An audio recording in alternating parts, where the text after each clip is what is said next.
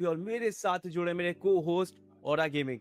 ओरा पिछले एपिसोड में हमारे साथ जुड़े थे स्नाइपर डेमन माफिया और उनके साथ आए थे कोच ड्यूकर, लेकिन आज के गेस्ट और भी स्पेशल है, तो क्यों ना आप इंट्रोड्यूस करें दोनों गेस्ट को। देखिए गाइस, आज हमारे साथ जुड़ने वाले हैं दिल्ली के डिस्ट्रॉयर इनको कहा जाता है। एंड पास्ट में अगर हम बात करें रिकॉर्ड्स की, इनके पास एक बहुत बड़ी प्रसिद्धि होने वाली है और रिसेंटली बने Rusher of the year mister जय वाइटी। जय हमारे साथ जुड़े हैं और साथ में होने वाले हमारे साथ हमारे कमाल के कोच, एनालिस्ट एंड एक इंटरनेशनल कोच, डोमेस्टिक बने इंटरनेशनल कोच वाईजी। कैसे हैं आप वाईजी? अंजय बहुत बढ़िया भाई, बहुत बढ़िया। मैं तो बहुत बढ़िया है, सब कुछ सही है। देखिए दोनों ही बहुत बढ़िया है ओरा, लेकिन चलिए सवाल जवाब का सिलसिला शुरू करते हैं बिकॉज ये है बिहाइंड द ग्लू वॉल, तो यहाँ पे काफी सारी चीजें अनफोल्ड होती है। तो सबसे पहले तो मैं कॉन्ग्रेचुलेट करूंगा जय को, जिस तरीके से वीक 1 में उनकी टीम खेली एसएटी वाली लीड, मतलब अलग ही रिकॉर्ड ब्रेकिंग परफॉर्मेंस उनकी तरफ से देखने को मिली। साथ ही साथ 3 गेम में हमने देखा 100 का आंकड़ा पार कर लिया। एक गेम अगर खराब नहीं होता शायद 200 भी कर लेते। बट मैं जानना चाहूंगा जय से कि आपकी क्या राय है, बिकॉज टूर्नामेंट से पहले हमने देखा था कि लाइनअप में भारी चेंजेस आए थे।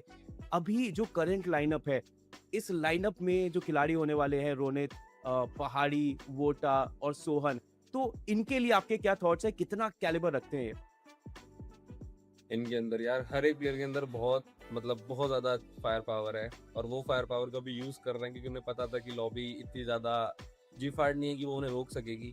तो उन लोगों ने बस अपनी सारी गन खोली, सब अपने अपने मारने पे निकले और मारते गए जो जो दिखा उन लोगों को, तो इसलिए रिकॉर्ड बनते गए। तो एक गेम बस थोड़ा सा रेस्ट चाहिए था उन लोगों को ना, हाथ थक गए थे 3 गेम में ज्यादा इधर उधर मार के, तो इसलिए मरे, नहीं तो 200 का रिकॉर्ड भी कर ही देते लोग। देखिए कमाल का प्ले नजर आया, पर मैं जय आपसे एक और प्रश्न पूछना चाहूंगा इस दौरान। देखिए हमने देखा है आप बहुत यंग एज में ई स्पोर्ट्स के अंदर आए थे, आपने बहुत नाम बनाया एंड आपने बहुत बार हमें अपने रशर्स के साथ वो क्लचेस दिखाए हैं। रिसेंटली आपकी टीम के अंदर एक एडिशन हुआ है वोटा का। ही इज वेरी यंग, 16 साल के हैं। आपने रिसेंटली आपको उपाधि मिली है यहाँ पे best Rusher of the year की। किस तरीके से वोटा का गेम देखते हैं? क्या वो पुराना यंग जय उसके अंदर देख पाते हैं या फिर आप अपने से भी ज्यादा पोटेंशियल देख पा रहे हैं? क्या सोचते हैं आप वोटा के बारे में? थोड़ी दर्शकों को भी राय रहेगी क्योंकि जय ने बहुत नाम बनाया है इस पर्टिकुलर फील्ड के अंदर एज अ रशर, तो वोटा के ऊपर आपकी क्या राय है? जब मैं मैचेस देख रहा था ना, क्योंकि लास्ट मैच स्टेज तो खेला नहीं था, तो मैं मैचेस देख रहा था और वोटा का जब मैं गेम देख रहा था ना, मेरे को इतना अच्छा लग रहा था कि भाई होता है ना कि लगता है कि हाँ ये प्लेयर है जिसके लिए मैं अगर एक बार को बैठा भी हुआ हूं ना तो मेरे को चलेगा। तो वोटा के अंदर बहुत पोटेंशियल है, मेरे सुहान के अंदर बहुत पोटेंशियल है। तो अच्छा है, देखते हैं हमसे भी आगे जाए, क्योंकि हमारे टाइम पे तो एट द एंड इतना सारा नहीं था, इतनी सारी चीजें नहीं थी, बट इनके टाइम पे आ चुकी है। तो मुझे पता है लोग हमसे भी आगे जाएंगे और तगड़े Rusher of the year India के बाद और भी आगे अगर इंटरनेशनल टाइटल आए तो क्या पता हमारे बंदे वो भी उठाएं। बहुत अच्छा पॉजिटिव नोट है कि इतनी ज्यादा पॉजिटिविटी है।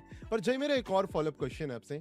आपने पास्ट में मल्टीपल आईजीएल्स के अंदर खेला है, आपने बहुत सारे आईजीएल्स, पहाड़ी की आईजीएल के अंदर भी आपने खेला है, अरमान की आईजीएल के अंदर खेला है। अगर हम बात करें रिसेंटली आपकी टीम के अंदर एक और नई आईजीएल का एडिशन हुआ है, वो है रोनित। रोनित की आईजीलिंग और बाकी पास्ट आईजीएल्स की आईजीलिंग में कितना बड़ा डिफरेंस, और रोनित की आईजीलिंग उनको क्या स्पेशल बनाती है? क्या है उसमें ऐसा जो इतने अच्छे कमाल के रिजल्ट आ रहे, मतलब इतना बड़ा मैसिव जंप? रोनित का एक बहुत पॉजिटिव वो है, वो ना कभी भी डिमोटिवेट नहीं होता। गेम कितने भी खराब जा रहे हो ना, तो प्लेयर्स अगर डिमोटिवेट हो जाए ना तो एक बार को चलता है, आईजीएल नहीं होना चाहिए, वो डिमोटिवेट नहीं होता। और उसको ना पता है कि मुझे ना हर एक छोटी छोटी बातें ना अपने प्लेयर को बतानी है। कई आईजीएल्स का माइंडसेट क्या होता है ना, भाई तुम खुद भी तो कर सकते थे ना, भाई तुम्हें दिमाग नहीं है क्या? बट रोनित में ऐसा नहीं है, वो एक बार को बताएगा फिर भी, ये प्लेयर में चाहे दिमाग हो ना, वो प्लेयर वो चीज कर रहा हो या ना कर रहा हो, वो साथ में बता देगा उस बंदे को, ये कर लियो तू। वो सामने से चाहे बंदा बोल देगा कि हाँ मैं कर रहा हूँ, मेरे को पता थी ये बात, बट वो फिर भी वो हर एक चीज को, छोटी छोटी डिटेल्स को बताएगा प्लेयर्स को क्या करना। तो बहुत मस्त लगता है मेरे को वो चीज उसकी। क्या बात वैसे है। देखिए और सवाल हम लोग यहाँ पे जैसे करें, क्यों ना वाईजी से भी कुछ सवाल पूछे जाएं। वो अभी यहाँ पे बैठे हुए हैं चुपचाप, अब वक्त आ गया इनके ऊपर। वो जैसे पहाड़ी स्नाइपर स्विच करके बैक टू बैक फायर करते ना, अब सवाल भी इनके ऊपर वैसे ही फायर होने वाले। तो सबसे पहले तो देखिए अभी करंट मेटा, क्योंकि आप कोच है, आपसे थोड़ा सा ना इन डेप्थ जाकर क्वेश्चन पूछना पड़ता है। करंट मेटा में हम देख पा रहे हैं बहुत सारी टीम जैसे कि आईको टोटल गेमिंग, ई स्पोर्ट्स या फिर गॉड लाइक हो गई, तो इन्होंने वीक 1 में बिना किसी बूया किए टेबल में या तो पोडियम फिनिश किया या तो टेबल टॉप किया। आइक्रो total gaming esports week 1 में अपने ग्रुप में टेबल टॉप में थी। गॉड लाइक ई स्पोर्ट्स बिना किसी बूया के सेकंड पोजीशन पे थी। तो अभी करंट मेटा में जिस तरीके से elimination oriented, elimination focused game play रहता है, तो एज अ कोच आपको, आपकी क्या राय है इसके ऊपर कि बूया के लिए ज्यादा खेलना बेटर रहे या फिर अभी एलिमिनेशन के ऊपर ही जाना ज्यादा सही है? आई थिंक जो सबसे मेन चीज़ है इसमें यही आता है, क्योंकि वीक 1 में टॉप 9 करना था, जो कि गॉड लाइक ई स्पोर्ट्स हो गई या फिर कोई भी टीम हो गई, IQ total gaming e sports हो गई, उन सबको पता था कि टॉप 9 में आई थिंक उनको उतना बूया के लिए या फिर एंड तक जाने की ज़रूरत नहीं पड़ेगी, एंड वो जो किल्स का काम करना होता है वो इसमें आराम से कर सकते हैं। आई थिंक उन्होंने हिट लिस्ट वाला जो स्ट्रैटेजी होता है, हिट लिस्ट लगाओ एंड जस्ट उनको प्लेयर्स की पोजीशन मिलेगी, सेम हमें एसेट विल एलीट भी करते हुए देखने को मिलती है, एंड उन्होंने भी यही चीज़ किया है जो कि बहुत पहले से वो करते आए हैं। एंड सिंपल था, उनको करना था टॉप 9, एंड इसीलिए वो अभी पूरा अपना गन पावर दिखा रहे थे, एंड वो एक स्टैंडर्ड सेट कर रहे थे कि हम लोग तो अभी इतना करके ही आएंगे, कोई बात। देखिए, केवल एक्सपीरियंस ही नहीं, यहाँ पे अगर हम बात करें इस पूरे सीजन हमें नए खिलाड़ी, अंडरडॉग्स भी काफ़ी अच्छा प्ले करते हुए नजर आए हैं। जहाँ पे अगर स्पेशली बात करें, एफएक्स लीग ने मल्टीपल बूयास निकाले हैं। इसके अलावा सिटी क्वालिफायर से निकल के आने वाली सभी टीम्स क्वालिफाई कर चुके हैं फॉर द वीक 2। अब सबसे बड़ी बात यह है कि इस पूरे सफर के अंदर हम देख पा रहे हैं कि एक्सपीरियंस के साथ साथ अंडरडॉग्स आगे जा रहे हैं। क्या लगता है इस सीजन आपको जो कहते हैं फ्री फायर मैक्स की कॉम्पिटिटिव डेप्थ क्या और भी ज्यादा बड़ी होती हुई नजर आई है? क्या आपको लगता है कि और भी ज्यादा चीजें एक्सपेंड हो रही है? क्योंकि हम देख रहे हैं अंडरडॉग्स लगातार कॉम्पीट कर रहे हैं, एंड वीक 2 को लेकर के तो जितने दर्शक हैं वो भी समझ गए होंगे, आप भी समझ गए होंगे कि थोड़ा हार्ट ब्रेकिंग भी होने वाला है पर काफी रोमांचकारी होने वाला है। क्या कहना चाहेंगे इस पूरी कॉम्पिटिटिव स्ट्रक्चर की एक्सपेंशन को लेकर के आप? आई थिंक इस पूरे एफएफएमआईसी का जो स्टार्ट हुआ था सिटी क्वालिफायर से, वो आई थिंक बेस्ट पार्ट था, बिकॉज इससे पूरी कम्युनिटी की ग्रोथ होती है, काफ़ी सारे हमें यंग टैलेंट्स देखने को मिलते हैं, एंड उसी में से बहुत सारी टीचर से आपने बात किया, एफएक्स एलीट का स्टार्ट किया उन्होंने इस पूरे टूर्नामेंट को एक बूया के साथ, एंड आई थिंक वो एक सबसे बड़ी बात होती है एक अंडरडॉग टीम के लिए। तो वो एक काफ़ी लोग के लिए इंस्पिरेशनल बनेंगे, एंड अगर अभी आगे जाएंगे तो और अच्छा करने का हमें पूरा लगेगा कि हाँ वो करेंगे। 2 बूयास निकाला था उन्होंने, जो कि बहुत बड़ी बात है, बिकॉज़ ऐसे स्टेज पे जब आप खेल रहे हो, वहाँ पर एक बहुत बड़ा प्रेशर रहता है कि आपके सामने इतनी सारी टीम्स रहेंगी, एंड आपको वहाँ पर जो है क्वालीफाई भी करना है। बट इस तरीके से पिछले एफएफएमआईसी से ये वाला एफएफएमआईसी में सबसे बेस्ट पार्ट यही लगा मेरे को कि सिटी क्वालीफायर्स आया। बहुत सारे इस तरीके से गेम को भी बूस्ट मिलेगा, कम्युनिटी ग्रोथ करेगी, ई स्पोर्ट्स में काफ़ी सारे यंग टैलेंट देखने को मिलेंगे। तो येस, एफएक्स एलीट हो गई, रेडविंड ई स्पोर्ट्स की भी जो टीम है उन्होंने भी काफ़ी अच्छा परफॉर्म किया था। तो येस, पिछले बार से इस बार काफ़ी ज़्यादा कुछ सीख के आई हैं अंडरडॉग टीम्स, एंड बिल्कुल चार्ज करके खेल रही हैं, किसी से डर नहीं रही हैं। तो येस, मज़ा आने वाला है इस बार। चलिए, यहाँ पे जय का लिए सवाल मेरा यही रहेगा कि देखिए, जय बहुत पुराने खिलाड़ी हैं, मतलब मुझे लग रहा है कि फ्री फायर मैक्स खेलते हुए तकरीबन 7 साल तो हो गए होंगे जय को आराम से। जब गेम आया था मैं तब उसके 4 दिन बाद से खेल रहा हूँ, तो आप कैलकुलेशन कर लेना गाइस। हाँ।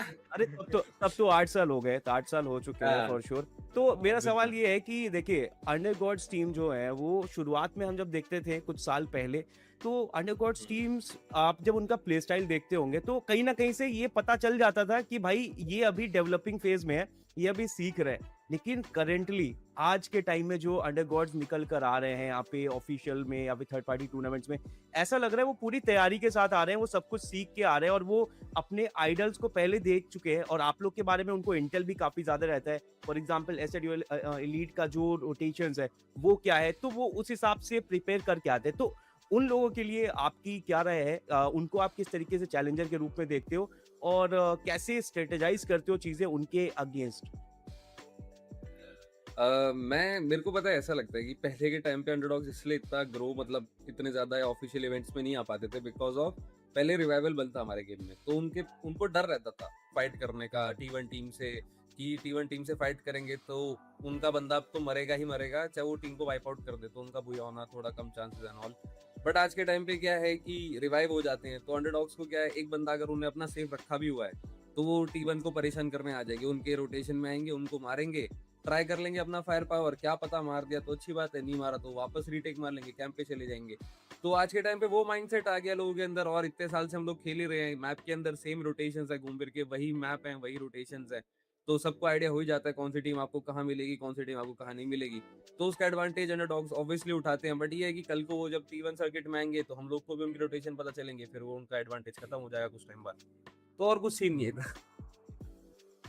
ठीक है, चलिए थोड़ा सा फन वे में सही, इन अ पॉजिटिव वे ये सवाल रहेगा। देखिए जो इमोट बैटल है जय, वो आपको भी बहुत पसंद है और कभी ना कभी आप भी वो इमोट बैटल का हिस्सा रहे हो, क्योंकि कोई आपको इमोट दिखाता है तो जवाब में आप भी जरूर दिखाते हो। तो अगर हम बात करें तेज एफएफएमआईसी 2026 स्प्रिंग की, देखिए ये तो हमें पता है, बस फोकस जो है आपकी टीम का वो है उस ट्रॉफी के ऊपर, टाइटल को लेने के लिए। लेकिन इसके अलावा अगर ऐसी कोई सिचुएशन आती है जहां पे आपको लगता है कि आप इमोट बैटल करना चाहिए, चाहे वो आपके किसी राइवल टीम के अगेंस्ट हो, for example Godlike e sports versus एसएटीएल, या फिर एसएटीएल elite versus IQ total gaming e sports, ये भी बहुत पुरानी राइवलरी है, तो क्या देयर इज 1% चांस कि हम एसएटीएल एलीट को एक इमोट बैटल में देख सकते हैं?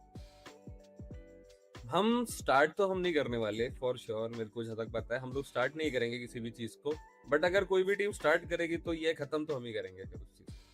वाओ, अगर रिमोट बैटल हो, चाहे कोई भी इवेंट हो या कुछ भी हो, देखा जाएगा आगे। अभी तो बहुत लंबा इवेंट बचा है ये। बिल्कुल। देखिए ये काफ़ी इंटरेस्टिंग क्वेश्चन आपने पूछ दिया और बिल्कुल जय ने काफ़ी लाइटली इसका जवाब भी दे दिया, पर काफ़ी ज़्यादा मज़ा आने वाला है, व्यूवर्स के लिए ऑलवेज ट्रीट रहती है। पर देखिए अब धीरे-धीरे समय हो चुका है आगे बढ़ने का और अब हम वीक 1 क्रॉस कर चुके हैं आईबी एंड जय, क्योंकि हम देख पा रहे हैं कि वीक 1 काफ़ी ज़्यादा इंटरेस्टिंग रहा, काफ़ी इंटेंस मुकाबला रहा। पर अब वीक 2 की तरफ चलते हैं एंड समझते हैं कि वीक 2 में ग्रुप्स क्या होने वाले हैं एंड मेरा इसके बाद एक फॉलोअप क्वेश्चन भी रहेगा इन ग्रुप्स के रिगार्डिंग कि हर एक ग्रुप में देखिए हमें पता है कि थोड़े दिल टूटेंगे क्योंकि हर एक ग्रुप के अंदर टॉप 6 टीम्स को आगे जाने का मौका मिलेगा। पर आप दोनों से मैं ये जानना चाहूंगा जय एन वाई जी कि कौन सी वो 6 टीम्स आपको लगता है ग्रुप ए के अंदर जो टॉप पे जा सकती हैं? सो देखो मैं बताता हूँ, मैं बहुत सेफ खेलूंगा, ठीक है, क्योंकि मैं अगर कुछ ऊपर नीचे बोल देता हूँ ना तो बहुत जल्दी आपको पता सीन हो जाते हैं हमारी कम्युनिटी में। तो मैं मैं बोलूंगा एसएटीएल एलीट रहेगी अपनी, गॉड लाइक स्पोर्ट्स रहेगी, टोटल गेमिंग रहेगी, ज्ञान गेमिंग रहेगी, गॉड्स रिन रहेगी, और अपनी आईक्यू ओजी एक्सटीएसजी, भाई नाम है कि तुम्हारा पता है पहले बार। हाँ, ये 6 टीमें क्वालिफाई होने वाली है।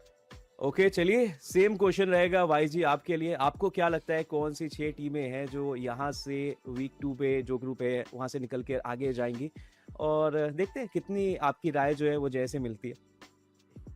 आई थिंक वीक 2 में हमें एक तरीके से एक मिनी फाइनल्स देखने को मिल रहा है इस पूरे एफएफएमआईसी का ग्रुप ए में, स्पेशली क्योंकि करेक्ट। बहुत सारी अच्छी टीमें सीधे हमें ग्रुप ए में देखने को मिल रही हैं। एसए12 एलीट अपने जब ग्रुप में था तो उन्होंने टेबल टॉप किया था, वहाँ टोटल गेमिंग ई स्पोर्ट्स भी देखने को मिल रही हैं।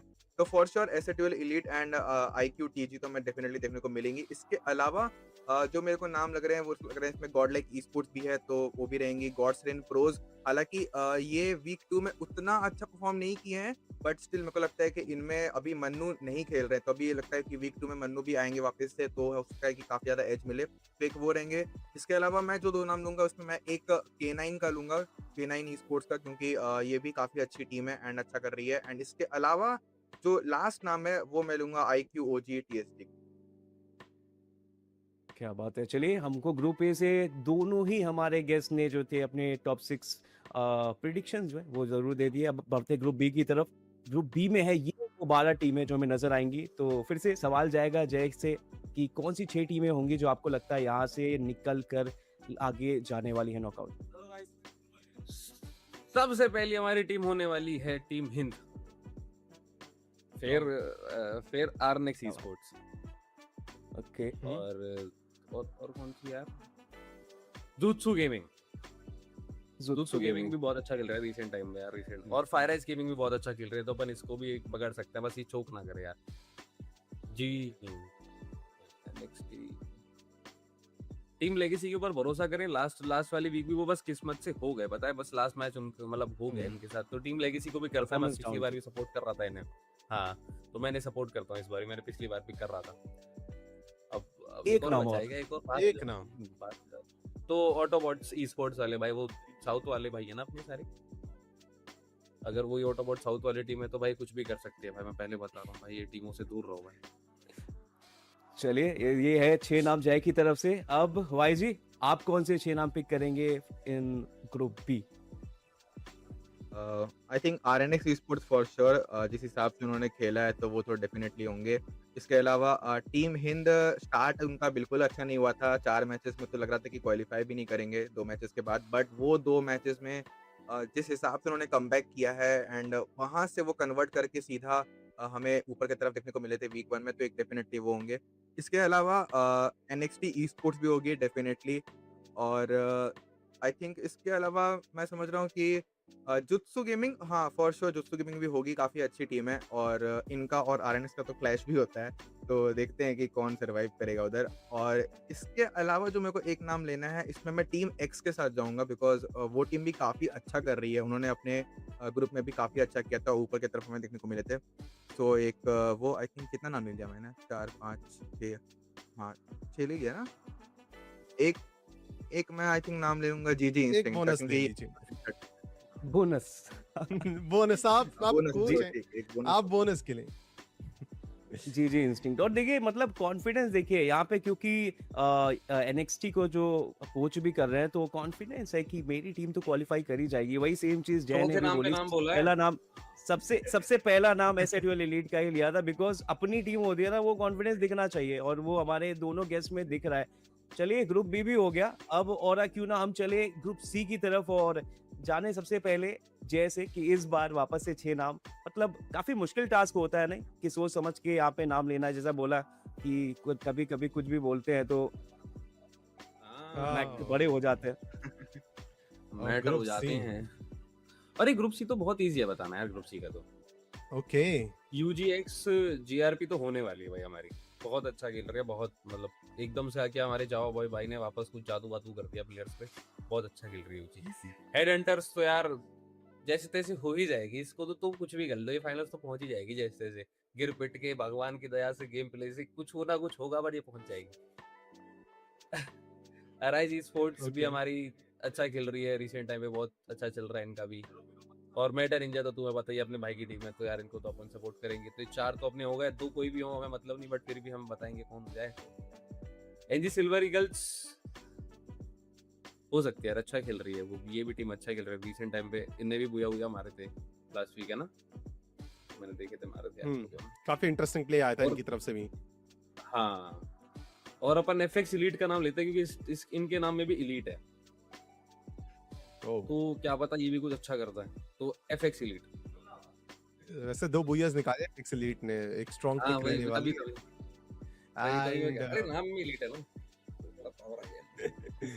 देखिए ये तो होने वाला है। ग्रुप सी तो हमें पता चल चुका है अभी फ्रॉम वाईजी। जय, अब वाईजी से जानना जरूरी है कि वो कौन सी 6 पिक्स लेंगे जो टॉप पे जा सकती है। वाईजी क्यों ना आप बताएं वो 6 नाम कौन से होने वाले हैं। आई थिंक जो ग्रुप सी के टीम्स हैं उसमें काफ़ी सारे हमें अंडरडॉग्स भी देखने को मिल रहे हैं, तो मैं एक तो अंडरडॉग डेफिनेटली लूंगा सबसे पहले, जो कि होगी एफएक्स एलीट की टीम। स्टार्ट किया था टूर्नामेंट को इन्होंने बुया के साथ, फिर एक और बुया निकाला, तो डेफिनेटली वो तो रहेंगे। इसके अलावा यूजीएक्स जीआरपी की टीम होगी, क्योंकि इसमें भी रिसेंटली अभी शंको का एडिशन हुआ है एंड टीम काफ़ी अच्छा कर रही है उसके बाद, तो हाँ वो भी होंगे। इसके अलावा हेड हंटर्स हमेशा फाइनल्स पहुंच जाती हैं, ये भी इन्होंने भी काफ़ी अच्छा किया था, अपने ग्रुप में टेबल टॉप भी किया था, तो ये भी होंगी। इसके अलावा जो मुझे नाम लेना है 3 ठो, और उसमें मैं अराइज स्पोर्ट्स का लूँगा, एक मेटा निंजा, और एक मैं द नाइट्स का लूँगा, क्योंकि इन्होंने भी अपने ग्रुप में एक अच्छा खासा गेम दिखाया था। तो ये द नाइट्स होगी। क्या बात है, क्या बात है। ये नाम हमारे सामने निकल के आ चुके हैं और हमारे दोनों गेस्ट ने अपनी अपनी तरफ से ये बता दिया है कि देखिए कौन से वो 6 नाम होने वाले हैं हर एक ग्रुप के अंदर। और जितने दर्शक दिख रहे हैं वो भी बिल्कुल अपनी तरफ से हमें कमेंट्स में बता सकते हैं हर ग्रुप के अंदर आपको लगता है कौन सी वो 6 टीमें होंगी, और जोर से इसको बताइएगा। और शायद से हो सकता है अगर आपका कमेंट ठीक रहे तो बाद में आप आकर के उसका स्क्रीनशॉट अपनी स्टोरी पे डाल सकते हैं जब ये मैचेस हो जाएंगे वीक 2 के, कि देखिए मेरा प्रेडिक्शन बिल्कुल ठीक था। पर अब समय हो चुका है इस सेगमेंट से थोड़ा आगे बढ़ने का आईबी, एंड अब बात करते हैं यहाँ पे नेक्स्ट वीक में। देखिए मैं सबसे पहले वाईजी पे आना चाहूंगा। नेक्स्ट वीक में जितनी टीम्स खेलने वाली हैं, as a coach, as a analyst, आप अपनी तरफ से कौन से ऐसे टिप्स है जो आप उनको देना चाहेंगे। जो वीक 1 में प्ले था वो बहुत शिफ्ट होगा वीक 2 के अंदर एंड प्रेशर उससे ज्यादा होने वाला है, पर मैं आपकी तरफ से कुछ इंटरेस्टिंग टिप्स लेना चाहूंगा और ऑडियंस को बताना चाहूंगा उन टीम्स तक, अगर आप कोई मैसेज पहुंचाना चाहें अभी।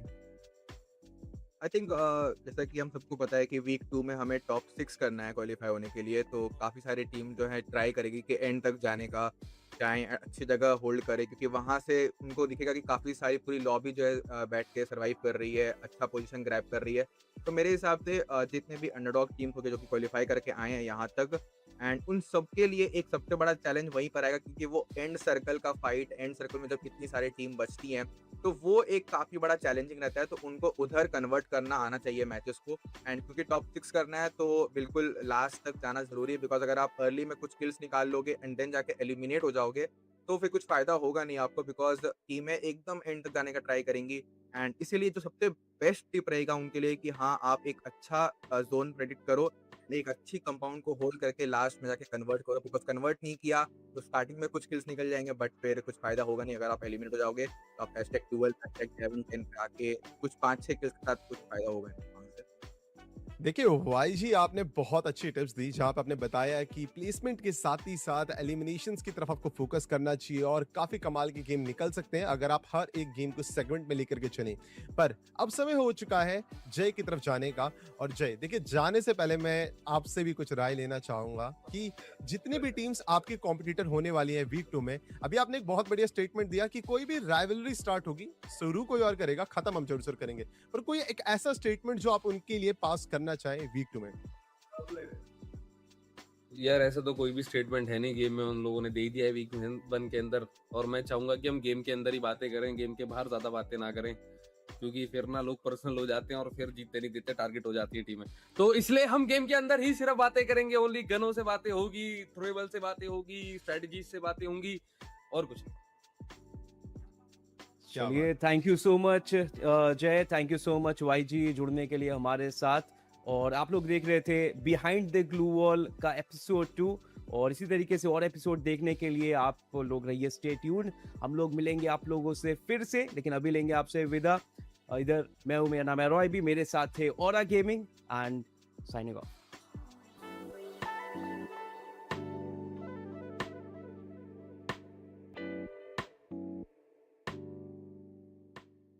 Ready to turn up the volume? The Beat Carnival is here and things are about to get loud! Join Alok's global livestream as part of the audience. Complete daily missions and matches to earn Lightstick and Panther tokens. Then use them to cheer for the performance. As your contribution to the show's popularity rises, you'll unlock flashy stage transformations, special songs from Alok, and tons of great rewards. And don't forget to snap a photo with Alok using the new event-exclusive poses. It's the perfect souvenir from this musical carnival. In Battle Royale, after some time in the match, Alok will invite everyone to join the carnival. Solara's sky turns into a glowing sunset, while sound waves pulse outside the safe zone. A giant Alok projection dances along the map edges, and fireworks light up the night. Bloomtown stage also transforms into a full-on festival with lasers and music. Watch out for the beat drop zones, where the beats can make everyone start dancing. And if you spot the Panther party truck, make sure to check it out for some extra loot. In Clash Squad, sound wave zones appear that boost your movement speed and HP recovery. And the giant Alok projection will be vibing alongside you. You will also find new event items and matches, so keep an eye out. Pick up the upgraded Alok skill card for extra power. Toss the dance grenade to make everyone around start grooving. And launch yourself across the map with the speaker trampoline. Get ready to move, groove, and light up the beat. Focus, aim, ready.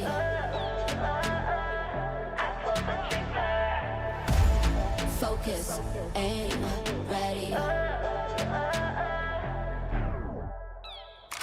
Speed up in the race, fall back, no chase. Turn up with the bass, gotta level up your game. Looking for the fight, target inside. A knife for an eye, gotta level to the sky. I'm bulletproof, I do what I want and I'm breaking through. I'm bulletproof, got nothing to lose and I'm coming for you. I'm bulletproof, I do what I want and I'm breaking through. I'm bulletproof, I pull the trigger. Higher like boom, boom, boom, boom, boom, boom. Higher like boom, boom, boom, boom, boom, boom, boom. I pull the trigger. Higher like boom, boom, boom, boom, boom. I pull the trigger. Higher like boom, boom, boom, boom, boom. I pull the trigger.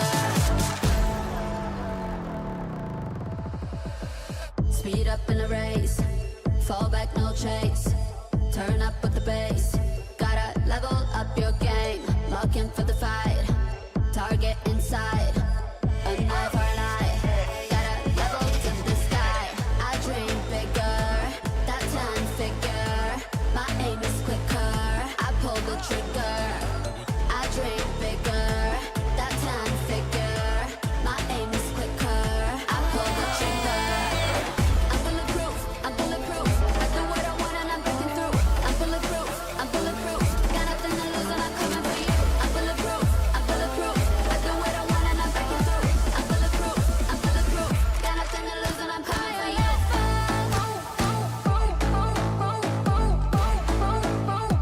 I pull the trigger. Higher than fall. I pull the trigger.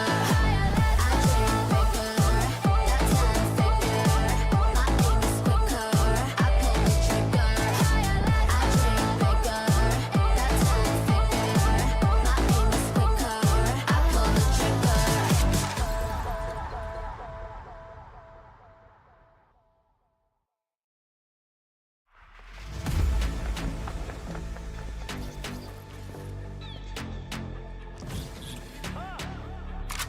Speed up in the race, fall back no chase. Turn up the bass, gotta level up your game. Rockin' for the fight, target inside. An eye for an eye, gotta level to the sky.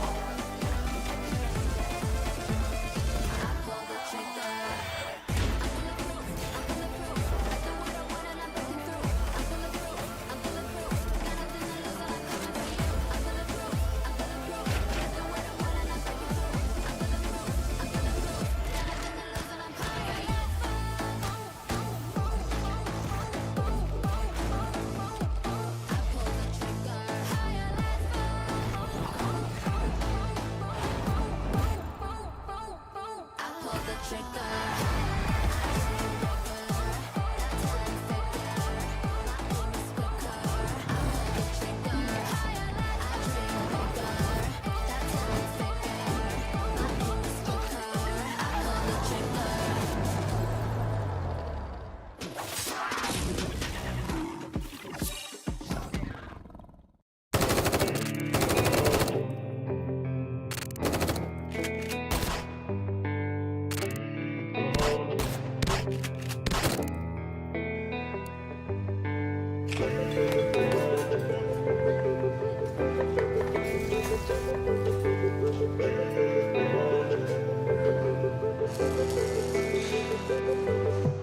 हार पे चढ़ाना चाहूँ हार मैं अकेले थोड़ा कम पड़ जाता हूँ यार मैं मिले जो यार सही तो मुझको पर मिल जाएंगे और उड़ने को हो जाऊंगा तैयार मैं नामुमकिन को भी मुमकिन अब हम कर जाएंगे कोई भी मुश्किल हो पीछे ना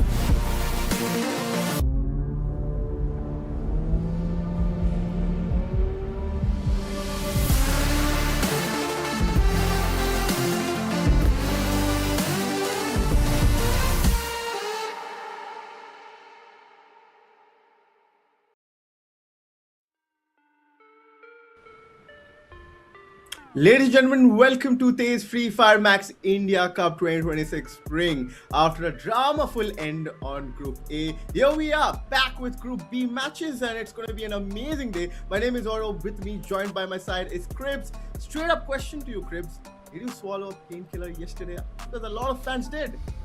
Yeah, I don't think a lot of these fans are used to the amount of pain that they went through yesterday. I can understand. Like, if I was an SHUL Elite fan, I wouldn't even blame the fans for feeling the pain, because in the week number 1, that team was dominating everybody. Like, they were mopping the floor with their opponents. So you could be on the highest of highs on week number 1, but then in week 2, your journey in the TEZ FFMIC India Cup has already come to an end. So yeah, I didn't need a painkiller, but I'm assuming a lot of other people did. I think my skin has become a little too tough. I've become too used to the pain. That's nothing to be proud of. But yeah, that hopefully answers your question. But there is yet one more question. Will any of these teams make it to the next stage? Because the tournament has already been a very long one for some of these teams so far, and we are not even halfway through. Let's take a peek at the tournament timeline and see what these people have been through, because so far we've already seen the city qualifiers and the FFC mode qualifiers, which, by the way, was a historic moment in Indian esports. This was the first time we saw some physical LAN qualifiers being mixed with an official in-game qualifier. So some of the underdog teams managed to make it through that stage, and then they entered the group stage week number 1, where they were already cut down with 3 teams per group, and now they will be cut down in half once again in week number 2. Absolutely, Cribs. I mean, the way things are panning out right now and the way the tournament format is becoming brutal for these teams, it's not going to be easy. But then if you make yourselves towards the knockout stage, you gain some extra benefits. Of course, we will explain it and give you a proper rundown while we are towards the tournament format and explaining each of these stages. But to sum it up, there are 3 stages in this tournament, right? We have finished with the city qualifiers and the FFC mode, and definitely, we saw some amazing 6 teams being invited from last year's TEZ FFMIC 2025 season. Here is the breakdown. We started with 48 teams with week 1, where they were divided into 4 groups, 12 teams each. The top 9 teams, definitely got a chance to proceed. They are here playing week number 2, where we ended things in Group A yesterday. It was very difficult to swallow, as Cripps mentioned, that he is now used to with things where teams not qualifying and fans are expecting their teams to perform well. But then this is Group B, where again 12 teams have been given a chance to showcase their talent, what they have got, so that they can qualify for the knockout stages. So after week 2, after tomorrow's 12 games on Group C ends, we will get the best 18 teams this country has seen for Free Fire Max. Yeah, and these will be the best 18 teams that will be the best just for the time being until we crown a new champion. But yes, by getting into the knockout stage, things become significantly easier for you, because as you see, the group stage is bent on eliminating teams left, right and center. Week 1 eliminates week 1 only proceeds with the top 9 teams, and they eliminate 3 teams. And then week 2, the number of teams will get cut in half. But once we get to the knockout stage, teams will start getting more and more chances, but things will also become tough. In the first week of the knockout stage, we will divide the teams into 3 groups of 6 teams each, and then all 3 groups will play against each other. That means A and B, A and C, and then B and C. All these will play against each other. These top 18 teams will then be derived down to the top 12 teams, and the top 12 teams from the overall standings will qualify for week number 2, day 1. But the best part about the week 2 is, on every single one of these days, we are going to be sending 2 teams directly into the grand finals. So it's basically like a shortcut. If you become the top team just for that day, you basically secure a spot in the grand finals. So week 2, day number 1, we start with the top 12 teams. 2 of them will go to the grand finals. And then the teams ranked from 3rd to the 12th spot on day 1 will continue playing on day 2 yet again. This will be their second chance. Over there, the teams ranked 13th and 14th from week 1, the ones that weren't able to play on day number 1, will join them again on day number 2. And again, top 2 teams will be sent forward to the grand finals. And once again, the 3rd to the 12th ranked teams will play on day 3 yet again, which will be their final chance. And then you will get teams from the 15th and 16th spot also joining them. And if even then they don't get a chance, the last day will give a chance to the 17th and 18th ranked teams from week number 1. So in this way, on each of these 3 days of the week number 2, we will be sending 2 teams to the grand finals and replacing them with 2 teams who failed to qualify week 1.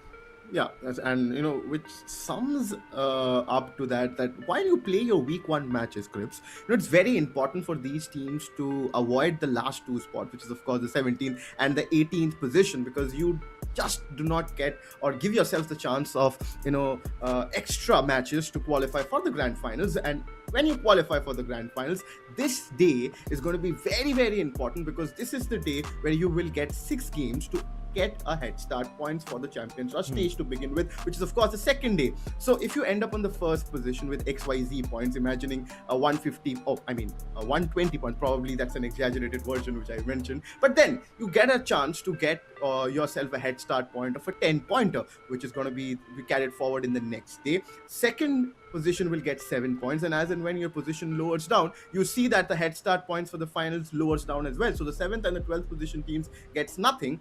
And when we proceed to the Champions Rush day, which is of course the last day, the decider day, where we are going to crown the champions, it's very important for every team to trigger that Champions Rush stage. If you do not trigger that, you do not even get yourself the chance of winning this amazing trophy of TEZ FFMIC India Cup 2026 Spring, Crips. Exactly, and the best part about this Champion Rush stage is that there are no upper number of games. So that means we can have 12, maybe even 13 games before somebody is crowned champions. And there's even a possibility of so many teams being on the Champion Rush condition towards the end of the tournament, and that makes the entire tournament so much more interesting, so much more nail-biting. And obviously, if we're going to have such a prestigious tournament, the tournament format has to be unforgiving, because there's so much money on the line. There's 1 crore rupees for the prize pool, out of which the champions will take away 35 lakhs and the second place team will walk away with 17 lakhs. Third place team gets 7, fourth place team gets 5 lakhs, fifth place gets 4 lakhs. And similarly, the amount of money keeps reducing all the way down to the 18th spot. So just by virtue of making it into the top 18, just by qualifying today, you secure a minimum payout of 77,500 rupees. That is the bottom place team in the 18th spot.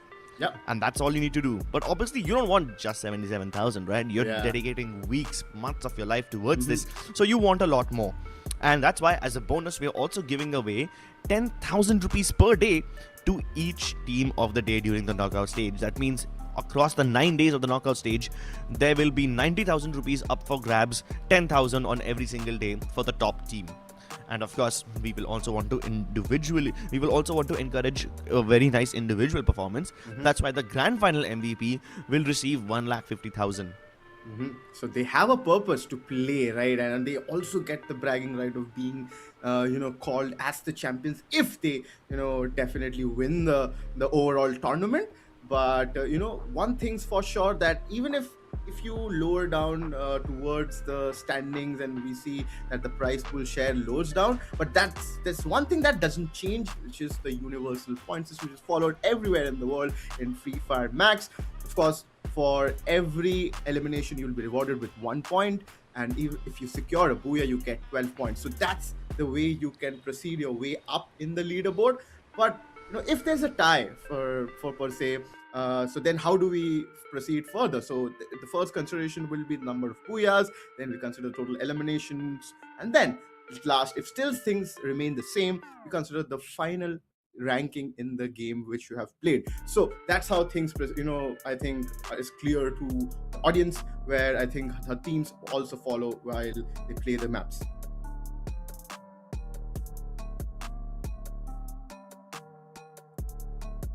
Yeah, and while you're trying to score all these points, you have to keep in mind you have to be creative as well, because the players are only allowed to use one unique active skill.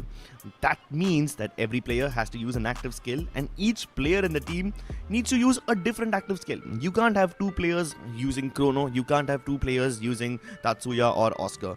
Every single player needs to have a completely different active skill. And so far, we have seen quite a shift in the tournament current meta. In fact, I'm sure that some of our friends in production have some statistics for you later on which show you which abilities are becoming more and more popular, which abilities are losing popularity. So let's take a look at the top 5 most used active skills in the tournament so far. As most people would have expected, Oscar remains undefeated. A lot of people are still using Oscar, but you will notice that last time a lot of people were using Oscar and Tatsuya, like they were using two people who use dash abilities. Right now, Tatsuya is nowhere to be seen. Yeah, definitely. And to mention the fact that with the recent, as you mentioned as well, Crips, with the recent OB52 update, there is a buff onto this character called Zion. So that's why the abilities of these players, has been used the most. So to be honest, Homer is of course an ability which I am literally a little bit surprised to see. With it has a pick rate of 70 times. That shows that he has been one of the priorities. But then there is also a possibility that you can grab these abilities or maybe get it when you are looting as well inside the game. There's a thing called tactical market where you can buy some of these abilities through FF max coins. So definitely there's that thing. But the way these Group B teams, to be honest, to mention this fact that these Group B teams have gone on to choose these kind of characters just makes me more excited that these will be again seen today, right, Cribs? Yeah. And even if things go according to plan, we've still seen some very, very creative people use these characters in a way which can be comboed together.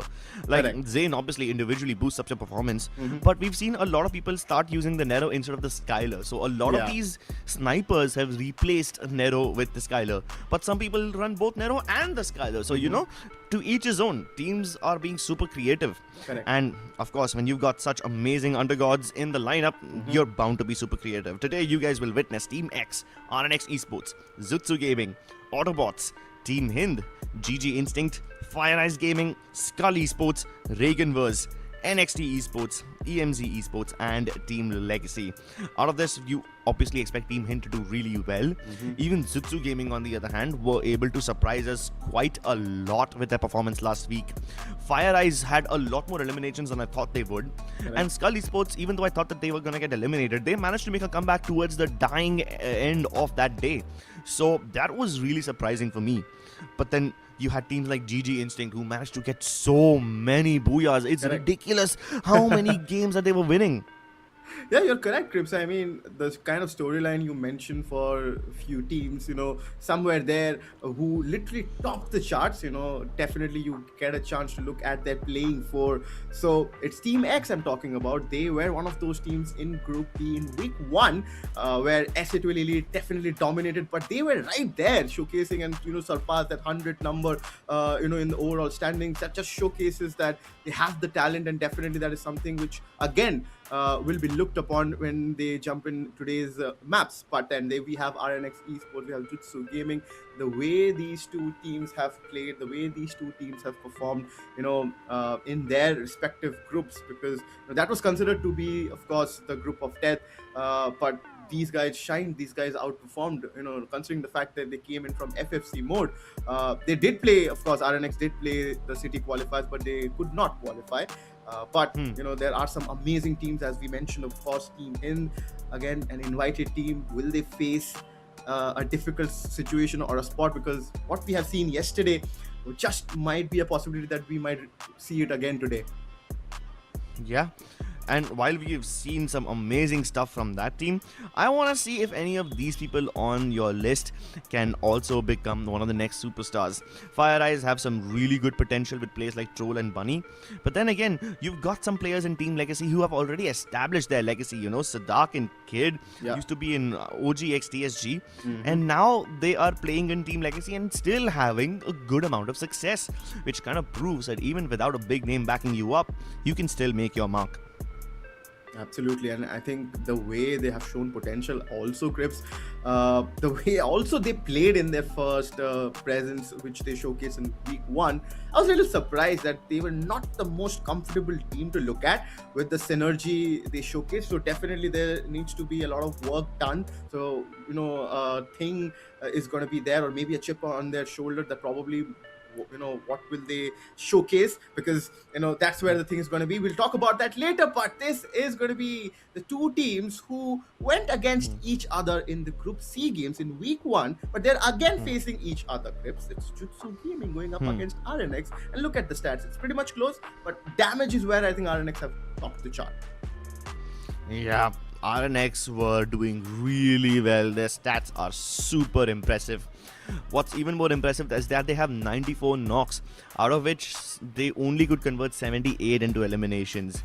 And similarly, ZUTSU Gaming had 80 knocks, but they only converted 66, which means there's still a couple of points that these teams could have amassed if they managed to finish off their victims instead of let them get stolen or revived. But look at the damage disparity. While the eliminations are not that different for both these teams, the damage numbers are even more far apart, because 36,000, 44,000 damage, there's still quite a lot of disparity, almost 8,000 damage disparity over there. So yeah, that's a big difference. But even then, even though those stats indicate that the damage numbers are different, their eliminations don't reflect the same as much. Their knocks definitely do, but the eliminations don't reflect the same. So yeah, both these teams will definitely set the lobby ablaze, and I'm excited to see them. But if these two teams are so dangerous, I am low-key nervous about the other teams who are going to face them now. Yeah, I agree with you, Crips. But then we will jump on towards that. How will these two teams, or probably the whole lobby for Group B, will plan out the day today? Because of course, the first 3 games where you will be seeing us, it's going to be Kalahari, Bermuda, and Solara. And then the next up 3 games where you will see Crips and Arca coming in and entertaining you people. It's going to be Purgatory, Alpine, and Extra, because you only have 6 games today. And again, the agenda is very simple.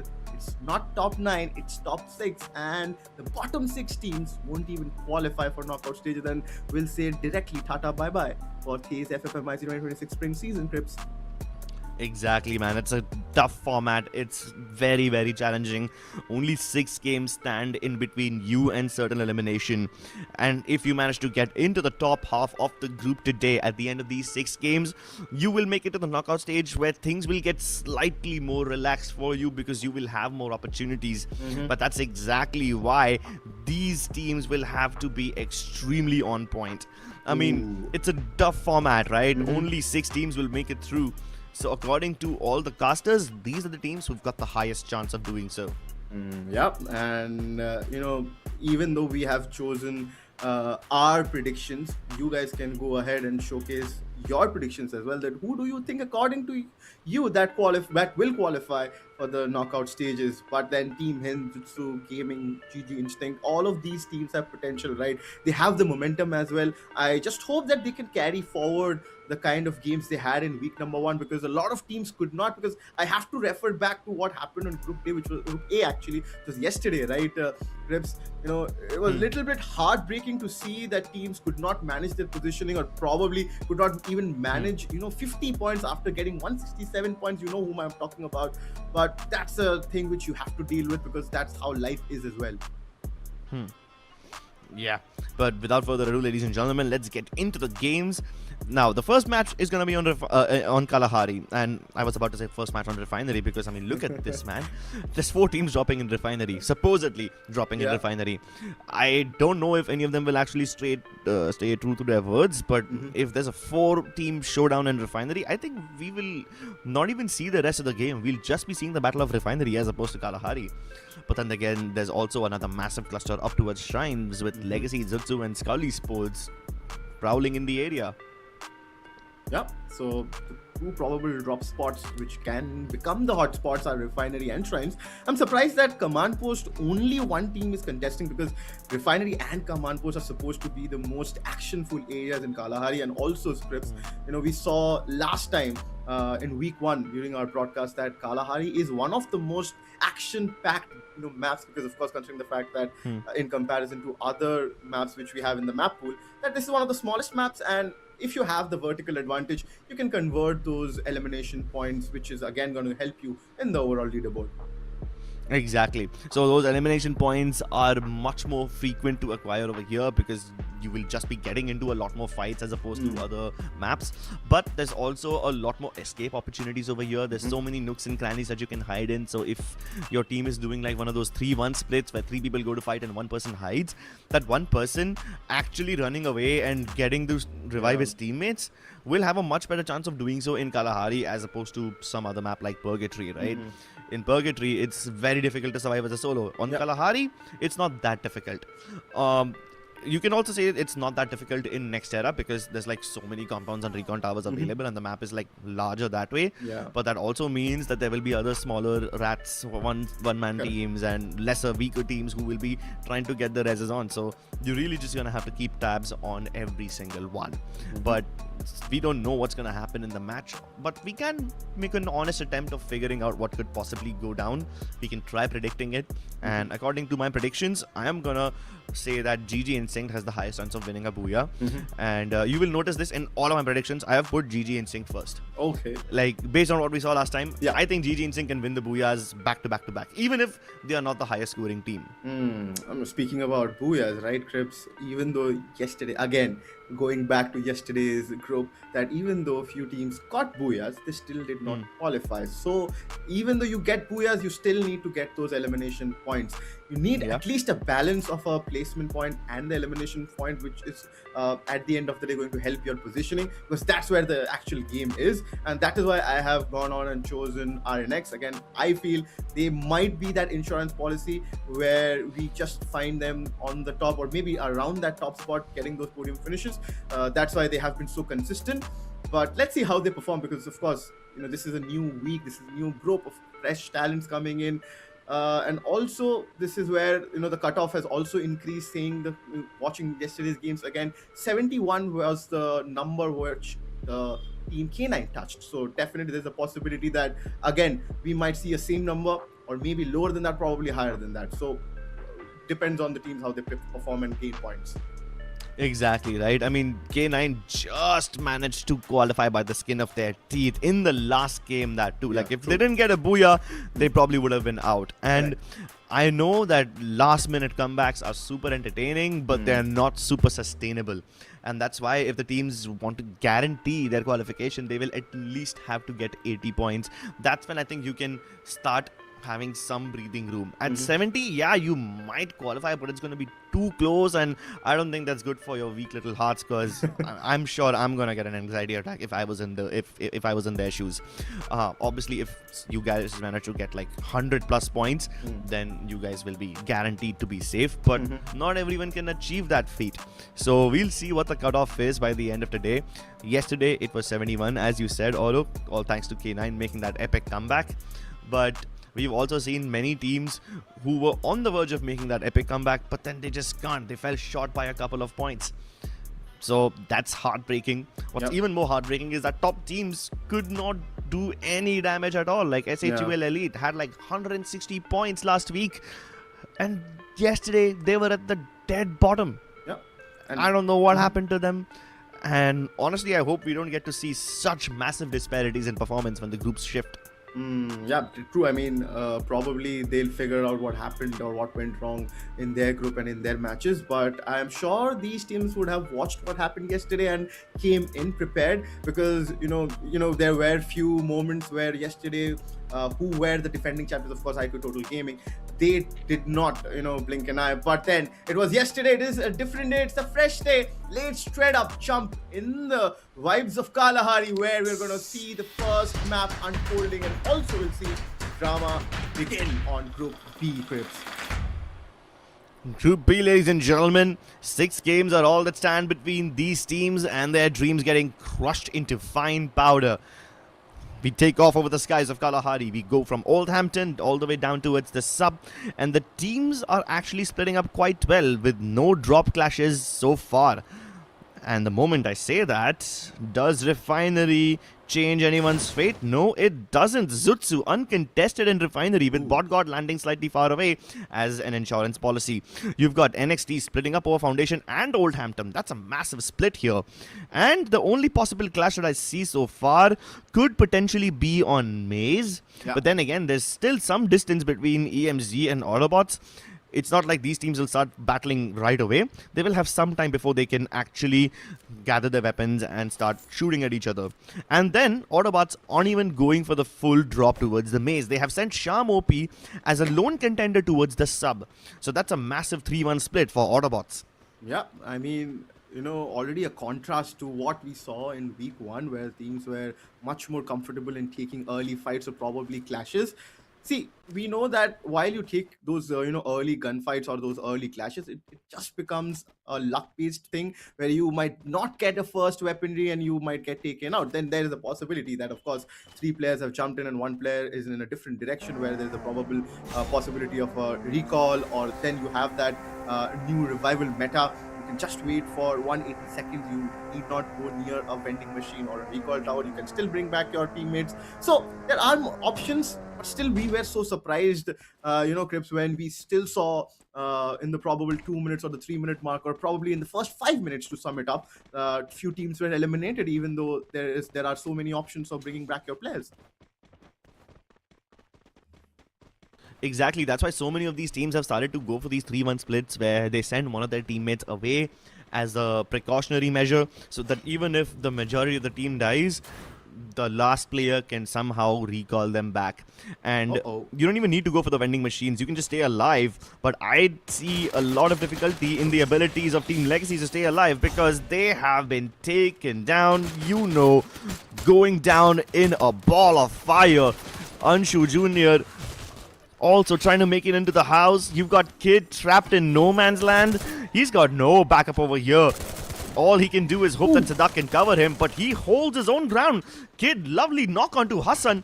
Unfortunately, will not be able to stand for too long. Hassan does get picked back up, and Adib will also be revived.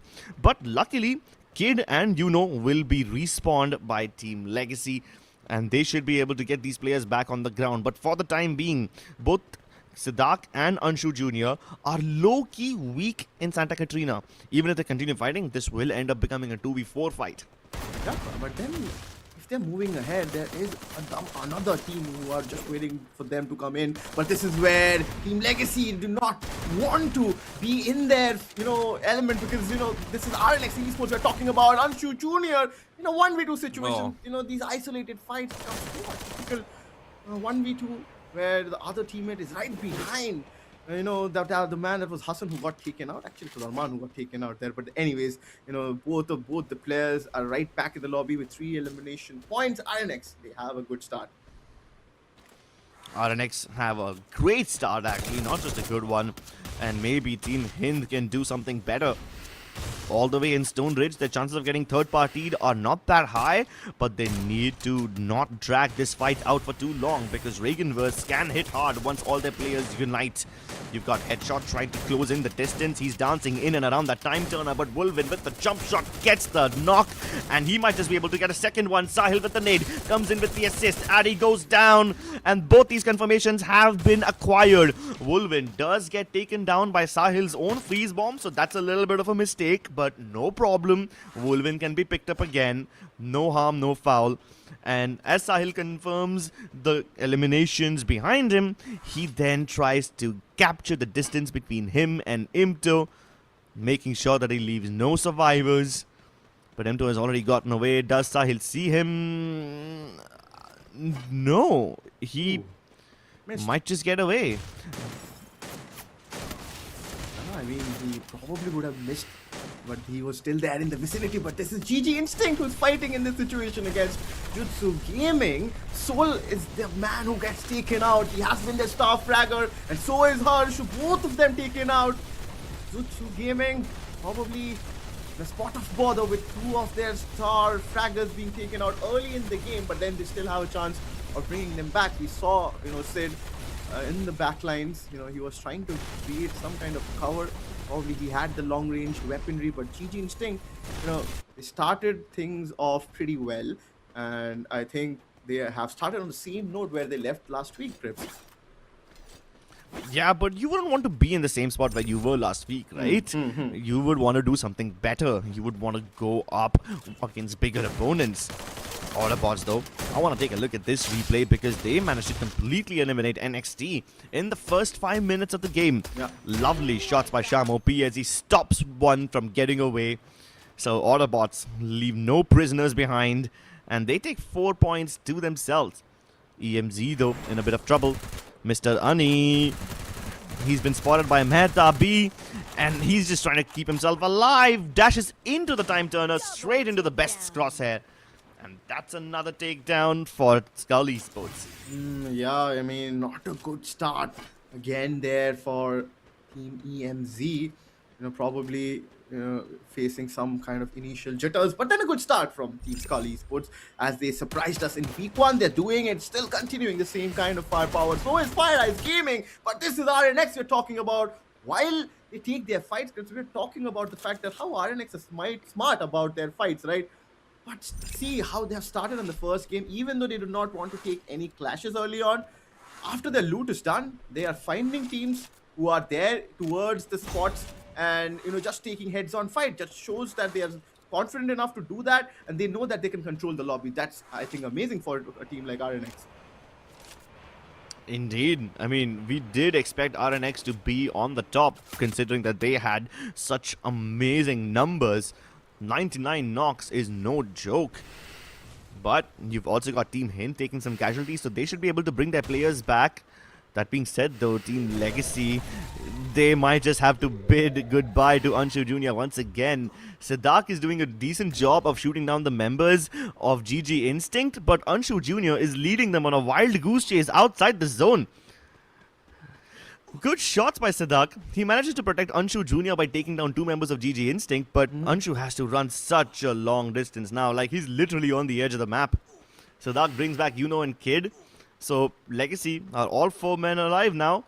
But Anshu Jr., he gets spotted by Swaroop. I mean, that's bound to happen. Swaroop gets such a high ground advantage. He has all the angles in the world. And yeah, despite his best efforts, Anshu Jr. can't run away. And GG Instinct farming up eliminations again. They're tied up with RNX now. I mean, see, we saw how Team Legacy are playing. They are best, or maybe they're looking in the best shape when they're fighting and winning those situations. I think that's for all the teams out there. But Team X right now firing all cylinders against HIND Gaming, where KD God gets taken out. Now Wolven tries to create a cover, but then look at King Gaming, their IGL creating a different angle, jumping right on top, but still no off help. Iconic, he tries to connect the M590 shot, and he will connect it alongside King Gaming. Sahil Jha trying to find some trades, but he could not. And his position is revealed in the meanwhile, where King Gaming and Iconic, both of them wanting to push him and finish things off for him as well. Sahil cornered, but not outnumbered. He's gonna go down fighting. Puts up a glue wall to build a barrier, hoping to buy himself some more time so he can heal. Nope, absolutely not gonna help. King Gaming still pumps his guts full of lead with that M590. Luckily, KD God is right next to a vending machine, so he should be able to get the respawn onto him right away with no time to lose. And Team X can now continue on their mission to eliminate Troll from FIREEYES Gaming. They've got the hit list on him. Confinement is their zone. And, you know, now that there's nobody else left over here, they should be able to continue their journey into the zone. RNX, though, they are chasing Sadak down, man. And is Sadak alone right now? Nope, not anymore. Just as I say his name, he manages to respawn all 3 of his teammates. And now, Team Legacy back online. That just means more targets for RNX, though. I mean, they would not mind that because they are already, you know, with sitting with 10 elimination points. You can just understand, like, not even 10 minutes into the game, they have 10 eliminations. Just making sure that they are going to make it big. Probably if they not get eliminated from here. But this is AUTOBOTZ we're talking about. And they are fighting with ZUTSU right now. JR, his position is, of course, compromised. Sid, he can be the first point of contact, but Aleem has recognized his position and the information will definitely be relayed to his teammates. This is a fight where AUTOBOTZ would definitely want to win, but because we haven't seen them fighting in the first game yet. If they get these elimination points, you know, that would definitely give them the confidence. Also eliminating a team who has the momentum from the previous week will definitely help them more. Now the UAV drone being destroyed, the positions of course were known, but Autobot seems that they want to run away from this fight. That might not be a good situation for them. They're being spammed right now on that vehicle. Finding themselves in the open can be very tricky for them to survive, right, Autobots? Grips, how will they survive? I don't know if they can. They just have to make sure that one of their players stays alive. The rest of them can continue committing to this fight. I mean, ZUTSU don't have the best angles over here. So there's not a necessity that they can continue fighting and then still lose. Especially when Shake is hitting shots like that and getting those knocks. These guys should be focusing on busting open the glue walls of ZUTSU Gaming so that they can confirm the knock that they just acquired. Look at them. They've repelled away ZUTSU Gaming already. And now they can safely make their way into the zone, which isn't that far from them, honestly. ZUTSU, though, in a lot of trouble because even GG Instinct are focusing on them. How did Power even get there? Maybe Power got his knock by somebody landing in his crosshairs? Nope, he did not. He actually climbed up over the hill, and now it's not just ZUTSU that he's targeting. He even managed to take down a Leem from AUTOBOTZ. So yeah, GG Instinct are here to play, and they are not taking any prisoners. Get inside that monster truck, get inside that zone, so that you can then continue focusing on ZUTSU. But I just hope they don't get sandwiched between AUTOBOTZ and ZUTSU, because that would be a very dangerous spot. And on top of that, to make matters worse, Esports is now taking shots at AUTOBOTZ. So yeah, this has turned from a third party to a fourth party. And with RNX on the horizon, this might just turn into a 5-team affair.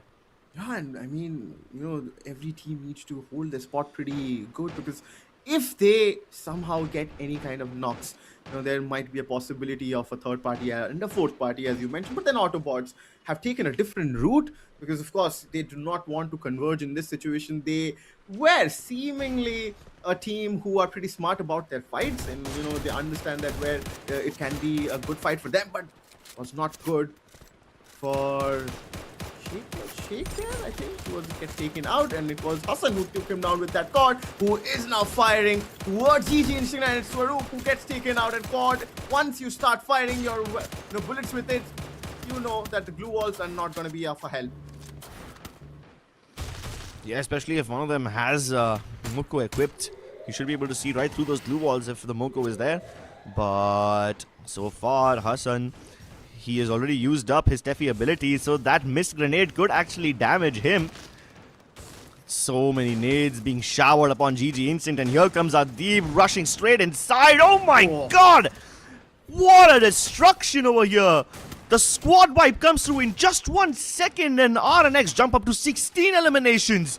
That was lightning fast. And look at them using the treatment guns to heal themselves up even faster. That's better. They're ready to eliminate AUTOBOTZ as well. RNX are claiming head after head. These guys have just destroyed 2 teams in less than 1 minute. Oh my goodness, RNX. This is something which we all expected, but it's fast. We did not expect that to happen, but then RNX have put it in front right now. But this is FIREEYES Gaming. They know that they are being looked upon by Team X, but Ronhak and King Gaming. Question is, how will they move forward? Because moving ahead is going to be very, very difficult, because they are going to be gatekept by FIREEYES Gaming. Where you see Troll, he finds one elimination onto Wolvin. So they have started taking a fight against Team HIND. I don't know if this is a good idea, because they're fighting with EMZ and Team HIND at the same time. This is not going to be an easy task to handle, because Team EMZ and Team HIND both are good at taking fights. Yeah, but unfortunately, you got REAGANVERSE who dies, man. At least they did not die to any particular player. The last player gave his life away to the zone, so no donating points over here. But EMZ had a good spot. They were holding it really well until FIREEYES Gaming landed on their rooftop and started living here without their consent, without even paying rent. You got Prince, who's trying to get the angles onto EMZ. Or maybe he's trying to make headway for the rest of his team already, because FIREEYES Gaming do not have the ability to leave very easily. You've got a team all the way up on the high ground. He's still taking shots on FIREEYES Gaming. I'm guessing that might be Skull. Yep, it's Skull Esports. And Skull Esports lose the prime. They're taking their losses, but They still don't want to cut those losses short. They still want to continue holding on to that high ground and raining fire onto everyone that they can see. They will be indiscriminate whether it's EMZ or whether it's FIREEYES. So they just see a bunch of blobs on their screen, just targets moving around. But Team X sees blood. King Gaming jumps right inside and gets the knock onto Prince. Bunny retaliates by getting the knock onto EMZ, but Team X will not be able to handle the heat. That's what happens when you're forced to abandon that rooftop and get downstairs. But EMZ are using the glue walls well. I said that, and immediately the Skylar busts open their glue walls with the Riptide Rhythm. It's only Rupesh and Aditya who are taking fire from Troll and Jack. But Team HIND is indiscriminate. They're shooting down everyone. What a barrage of nades. And Team HIND is taking no prisoners. Shoto and Sahil on a killing spree. These guys are absolutely wrecking everybody on this side of the circle. Absolutely, the faction hasn't stopped because we are here towards the very few ends of the circle. Look at RNX, they are being fired from both the ends. It's HIND again taking the initiatives, but look at Mehtab, he finds Choco. He is the main man, but the Adib jumps in, but HIND is fighting right now, and HIND is taking down RNX as well. Grips, this looks like Skull Gaming's game, where they have chosen to third party, but will they be able to handle it? KD God goes down. It's Drew and the best. He's trying. It's a 2v3 situation, but probably it's gonna be, you know, Wolvin and Drew who's gonna go ahead, heads up. But this is Best and Prime who are, you know, taking these things against them. But right now, it just uses the dash in their favor. Probably Wolvin goes down. It's Shoto and Sahil who are cramped up for space. They're trying to creep in towards the circle, but Prime, they do not want to leave him. Roof comes from behind the circle, and Shoto and Prime 1v1 and HIND. They steal the booyah. It was not dead. It was Skull Gaming's game, but probably HIND, who had the nerves, held calmly grip. Sheesh, Team HIND, what a performance! They had so much control over their own compound. It basically forced EMZ, Skull Esports, as well as Team X to all share the same battles. Literally nobody was shooting at Team HIND. So when they got outside their house, they were large and in charge, ready to control this entire game with their iron grip. And my goodness, they wiped out both RNX as well as EMZ with such rapid efficiency. It was not even funny. It was so good. Like, I want to see that replay, man. That was such a massive turnaround that Team HIND managed to pull off, because they did not have the best position, right? They did not have everything going for them. They did not have the game handed to them on a silver platter. No, they earned their keep. Despite the best efforts of Mehta to get the elimination onto KD God, you had Wolvin come in and save the day. Sahil comes through with the rescue. Dhruv, poor guy, thought he saw some players hiding outside the zone, and he takes a massive detour, but it doesn't pay off. That risk was to his detriment. And then Shoto, when the pressure is on his shoulders, he doesn't buckle, wins the 1v1 and gets his team the booyah. Absolutely, 28 points to kick things off in Group E. And, you know, this is a very good start for them. But, you know, you see teams like RNX and Skull Esports, they still have the elimination points to, you know, showcase that they are right up there with 25 points each. But since RNX had the highest number of elimination points, of course, they get the second position, and Skull Esports get the following up number, which is, of course, the third position. But look at Team X, look at EMZ. You know, they again touch the double-digit marker. Team X, again, they showcase that why they were considered to be one of the most consistent teams in week number 1 in Group B, because they got those elimination points, even though the survival game was a little bit struggling, or maybe not able to find those survivability skills. But they're up there with the elimination points, which is giving them the comfort of getting 16 points. Yeah, but I'm even more impressed by Skull Esports, man. 16 eliminations? Like, really? I mean, at least you can say that Skull Esports were on the high ground, so they had the angles, that's why they can shoot people down. But you don't often find yourselves in a situation like that, especially with Sahil, right? He did not have a great position at all. Yeah. And yet, despite the setbacks, despite everything that the circle did to screw him up, he managed to come out on top and became the MVP.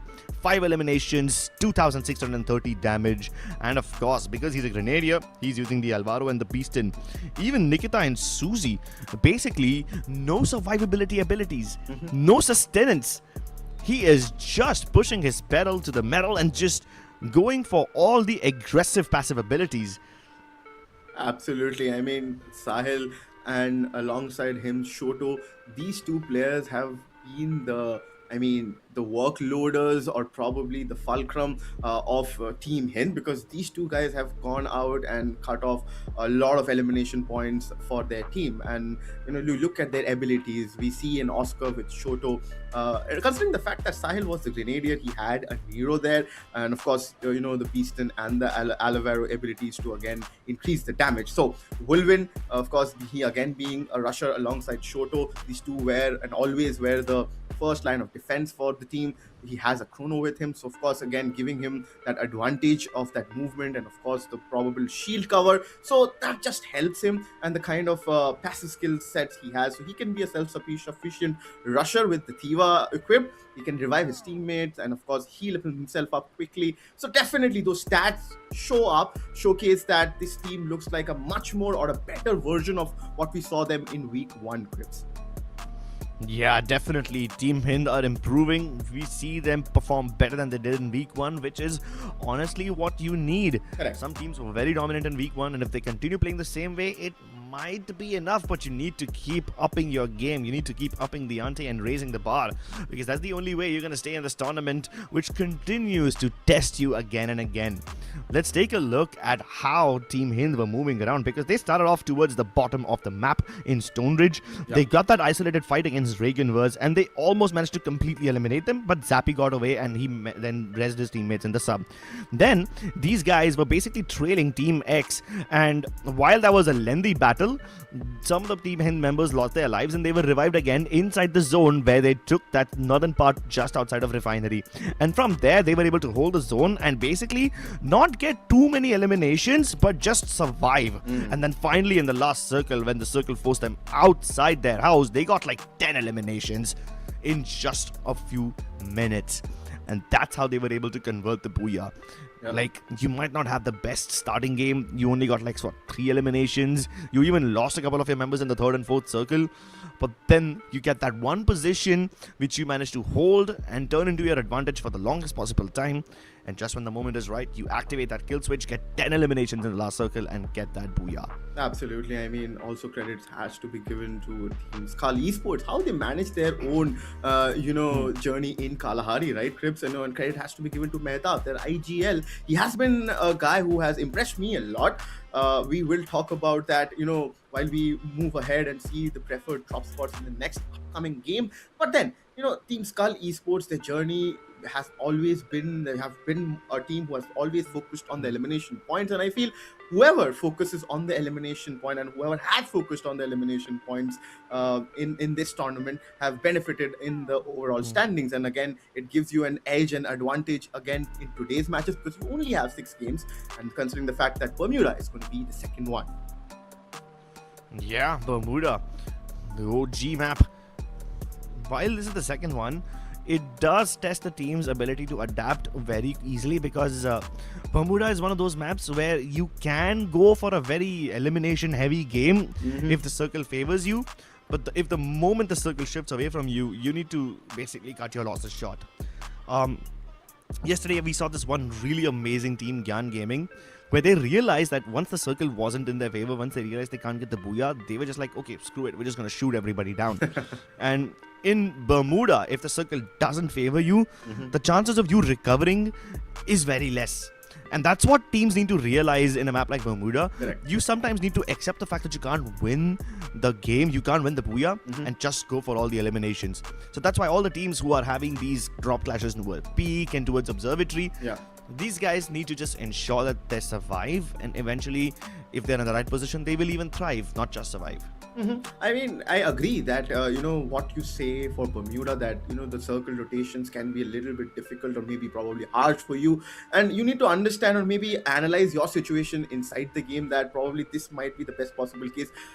That Autobots could not recognize Crips. You saw them running away in almost all the fights, and ultimately what happened? They got taken down by RNX. And while we talk about this, I would want to bring up the cast predictions as well, and let's see that who are the teams we think might do well, and even you guys can go on and give your match predictions, not the overall predictions, of course.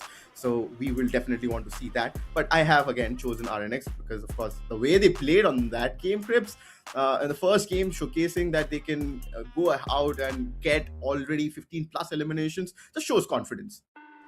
Yeah, man. I mean, RNX were fracking out of their minds. I wish I could choose more than 3 teams because I would have picked RNX as my 4th contender over here. I agree. Even if they can't win the Booyah, I think they can do a lot of damage and just farm a lot of points. Correct. But like I said, in all 3 of my predictions, I've picked GG Instinct as the team that is probably going to win the Booyah because their movement is amazing and their ability to take decisions is also great. Yeah. So I picked GG Instinct. Yeah. But then we both somewhat agree with AUTOBOTZ and Team HIND over here. Yeah. So those are like 2 common picks between us.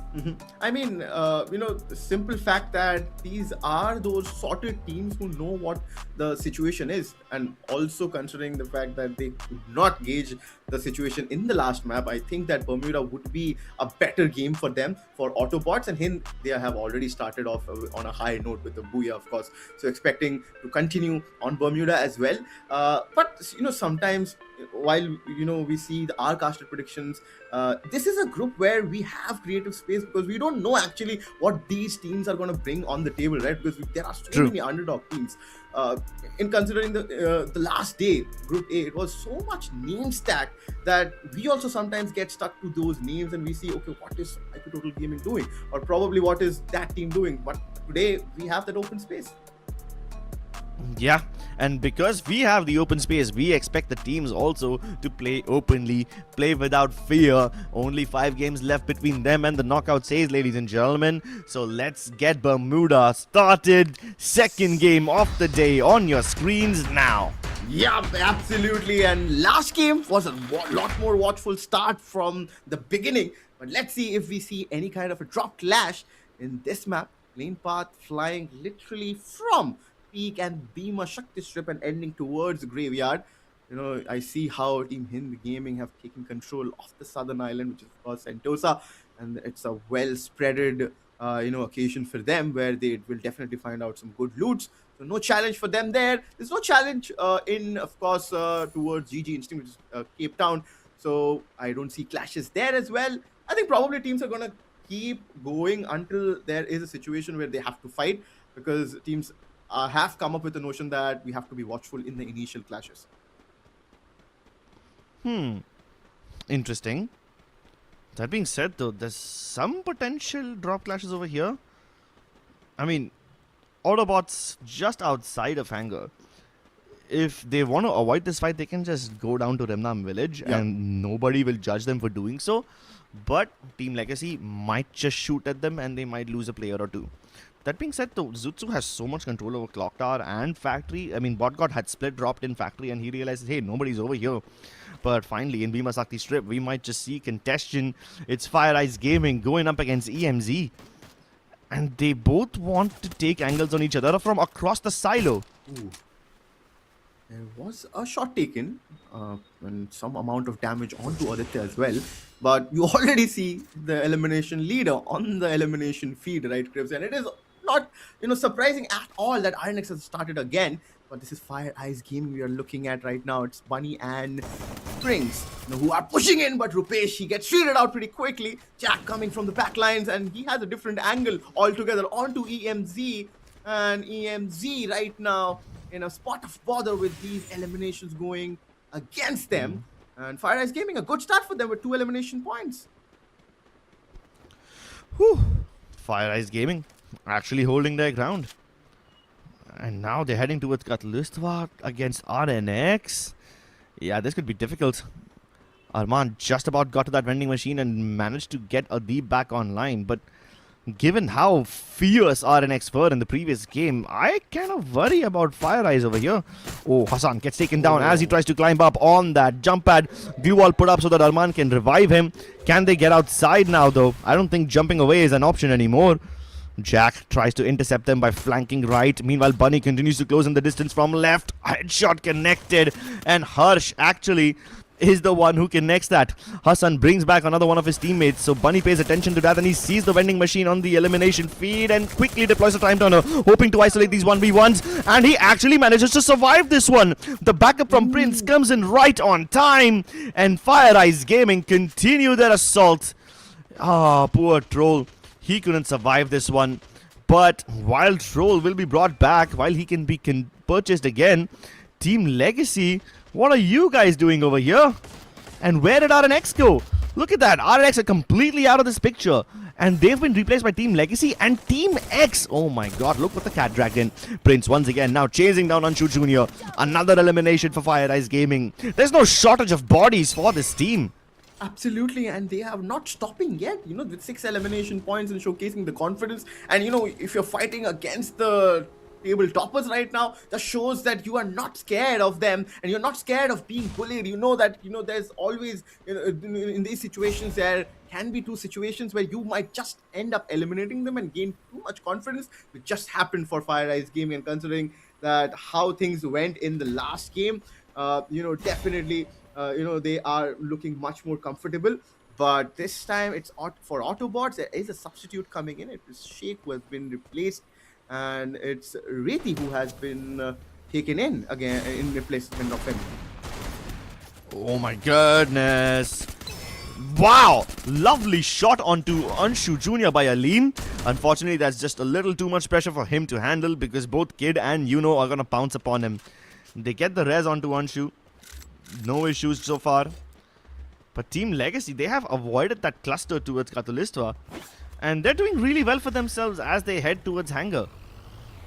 Meanwhile, FIREEYES Gaming, who began that fight in Katulistva, have now gone all the way towards Observatory to continue this battle against Team X. They get the shot onto Insane. Iconic trapped on the low ground against Jack, but Jack didn't realize that King Gaming was right behind him.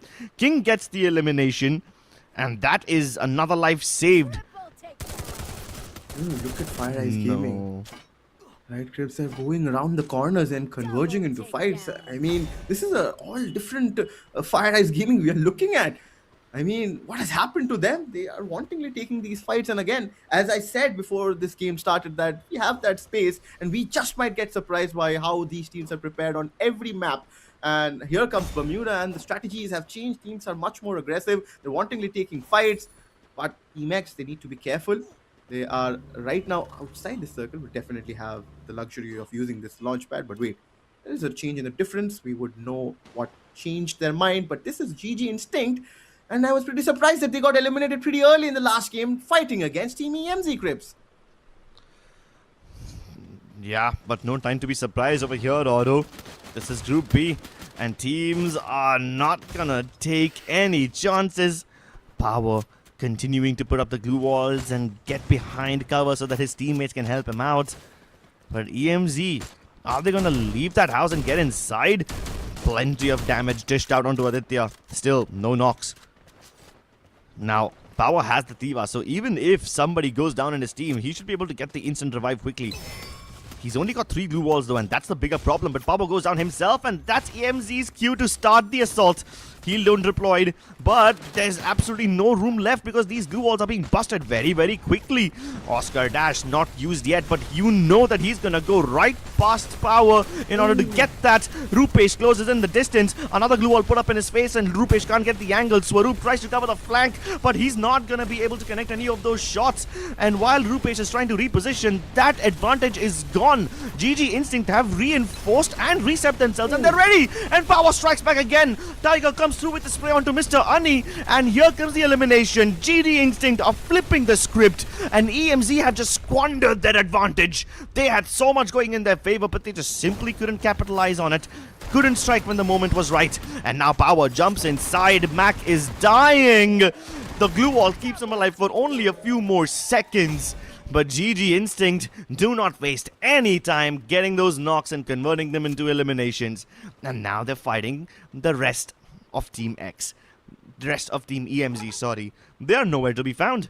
Team EMZ are out of there. Yep. They are definitely, you know, looking towards, you know, it's Aditya who's going towards a vending machine in mill. You know, he has to do that because he needs his teammates back inside the lobby so that they can, again, bounce back, because that is required, of course. But look at REAGANVERSE right now. They're taking a lot of damage.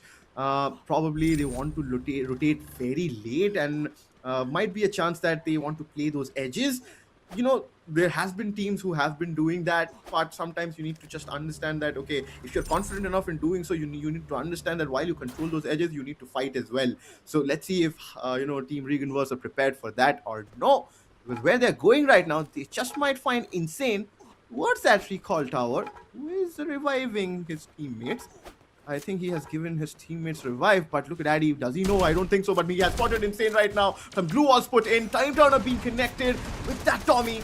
There was Into who connected the Car 98 shot, and Insane was taken out. Well, even after this fight doesn't go their way, I'm sure there's still plenty of chances for these teams to come back. Right? I mean, we've seen Team Legacy recover all their lost players. Yeah. Team X, who were down to just like 2 people, have 3 now. EMZ, again, down to just 1 player, but now all 4 of them are alive. So, all is well that ends well, and after 10 hot minutes, we still have all 48 players in this server. We are back at square one. Yep. Look at the minimap though, Oro. Do you see the amount of red circles? Yeah. It's like the minimap has pimples over here. Correct. So many hit lists being used. I mean, probably applied with some lotion, but let's see if that... Even that won't help, bro. You need surgery at this point. You need plastic surgery to cover up that red. Oh, wow. I mean, we'll figure that about that. But let's see how RNX reacts to this situation right now. With AUTOBOTZ, they have gone in with a substitute, so definitely immediate changes coming in inside this game, because they had planned something, it didn't work out. So, you know, this looks like a much more planned and controlled aggression being shown by them. They're holding the spot. While they're holding, they need to understand that they're being watched by teams like NXT and RNX. They're right around the corners, and the circle makes a shift. As you mentioned, Crip, sometimes Bermuda can be a little harsh, and it has been harsh for a team like AUTOBOTZ. Now they have to fight with RNX. They have no other choice than running away. Yeah, but eventually these teams will start running out of place to run away too. RNX, 2 eliminations so far. A rather slow start for them, considering they had like, what, 16 by the 10th minute last game. So yeah, this is definitely not as hard as last time. But then again, they haven't had the opportunities to get inside. As the circle closes in towards Peak and the area between Peak and Factory, these hills will become littered with teams. RNX don't have much cover. They're just using these rock facades as their temporary home. But then again, you've got like some teams who are nice and comfy inside that house you see over there, with NXT and EMZ both sharing the same compound, or rather neighboring houses. You've got NXT on the double balcony house, EMZ on the L-shaped house. And now the battle between the neighbors will begin. Who's gonna knock on whose doors first? That's the bigger question over here. Ash, probably he might answer with the Paraferal. He knows the positionings EMZ are right now in, and they are literally on the edges. And if they start fighting, probably Team HIND might seem interested, but we'll see that if they come in towards the vicinity or not. But Mac, he is also holding. Both the teams are holding, just buying time for each other. I think they are wanting to see that whoever makes the first mistake, I think, will latch on to that. But for the time being, it's Team Legacy again. AUTOBOTZ are being clustered right now. We already saw that RNX are, keeping them. But Team Legacy are wanting to push onto them. And, I don't know why I feel that AUTOBOTZ are looking a little scared right now of any team, because they haven't taken any fights heads up. And, they are going in with the confidence. Let's see if they are able to do it or pull it off. But look at Anbu Jr. He gets one, but Alim has been taken out. He has to fight with one more inside that time turner. He gets onto them as well with that M590. He is making his team survive. I think he is only the one who is able to, find those elimination points right now, Crips. And the only person responsible for success, if he goes down, then the team will crumble right behind him. Wraithy also cannot survive for any longer, because Anshu Jr.'s freeze bomb will get the better of him. Alim bleeding away inside that zone, has to get inside very, very fast. And he can't. He was knocked down by Sadaq's skill. Can Sadaq himself survive this one? I mean, this might just be a zero-sum game. At least Team Legacy managed to eliminate AUTOBOTZ before they bite the dust, but they have a long way to go inside the zone, and it's being gatekept, so they will be in trouble. On the other hand, you've got Skull Esports targeting Soul and BotGod. Somehow Ronak from Team X is hiding over there, just biding his time, hoping that nobody sees him. BotGod and Ronak are 2 peas in the same pod from different teams. They were both hoping that they go unseen over here, but Skull Esports, will they actually check him? No, they don't. Skull Esports has a bigger problem to deal with now, because GG Instinct are rushing them down, and somehow Ronak is very, very happy about this one. Dhruv and Prime are all that stand between them them and certain death, but Rana finally goes down. GG Instinct at least eliminate him, so no more stragglers, no more rats in the corner. 4v2 for Prime and Dhruv. That nade is insane, but Prime with the Drogon is keeping the hope alive, only for that much longer. GG Instinct win the fight, they eliminate Skull Esports, and now they control the entire northern sector of this circle. I just want to say one thing, Krebs. You don't teach the third-party artists how to do a third-party. Skull Esports tried their luck. But, you know, it's GG Instinct who has always succeeded in a third-party situation. They knew how to handle that against Team, you know, while they were fighting against Team X. But now, the actions have shifted. You know, it's EMZ Rupesh fighting for his life against Team HIND. No, Aditya, he is there towards the backlines. He gets taken out. But FIREEYES Gaming, they might be very happy with this situation because it's outside the circle. And also, they have the luxury of, you know, third-partying, which they are doing. But look at Shoto, he finds two. And Team HIND have eliminated EMZ. But the question is, will they survive or not? My god though, even though Team HIND managed to get a lot of eliminations to their name, you've got GG Instinct who are setting the lobby ablaze. They just eliminated RNX, and now FIREEYES Gaming are rushing upon Team HIND. Sahil with that grenade launcher takes down two, but unfortunately it's not enough. Prince and Jax will be brought back online, so FIREEYES Gaming need to reset quickly. If they don't, then GG Instinct will still be able to shoot at them.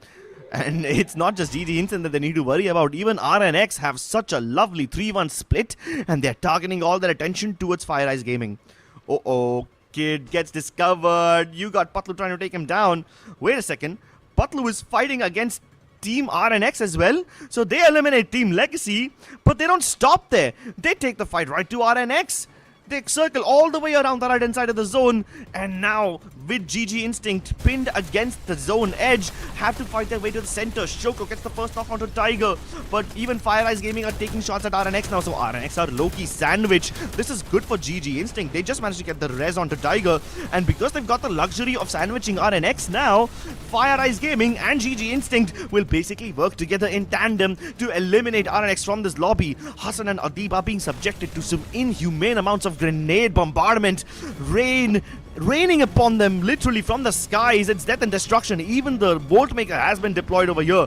But look at Iconic, large and in charge with that monster truck, attracts way too much attention towards himself, and Patlu will put him out of his misery. Team X finally succumb under the pressure, and now it's down to RNX, one player, Adib. He's somehow hoping that he will be spared, but it's FIREEYES Gaming and GG Instinct that really have the control over the game. Grenades flying over the skies, it's death and destruction raining from above. You got FG trying to reposition. They already sent one of their players using a mini launchpad to the other end of the circle so that they can go for a 3-1 split. Hopefully that flank will work, but the flank has been taken care of. Swaroop destroys Stroll, and no more flanks available. They also destroy Adib, so it's no longer RNX in the lobby. Bunny, Prince, and Jack, it's all up to them. They try to pierce the defenses. They try to use the Oscar dash, and they get the knock onto Tiger. Lovely spray by Prince, but Swaroop and Power try to get the high ground on top of that rock facade. Bunny takes care of them. That shotgun keeps them in check. Power has to display his power. He has to assert his authority, but he can't. Jack with the shotgun will be able to spray him down again.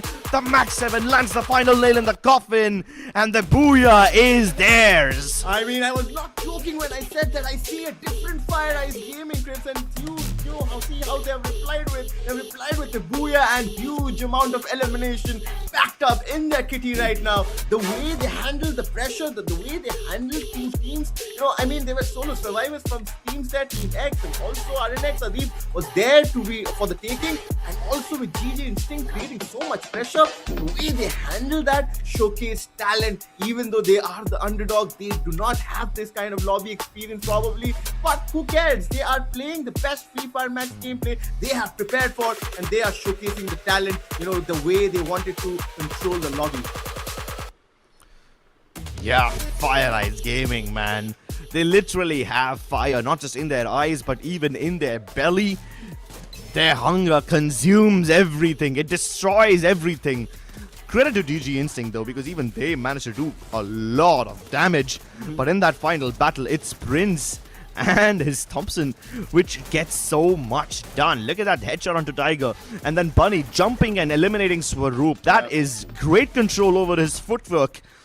Even the flank attempt was dealt with, and even though FireEyes sent Troll to go ahead and flank GG Instinct, and even though GG Instinct destroyed him, FireEyes still managed to get the Booyah with 18 elimination. That's a 30 bomber from them. Absolutely, FireEyes definitely set the lobby in fire with the amount of eliminations they had.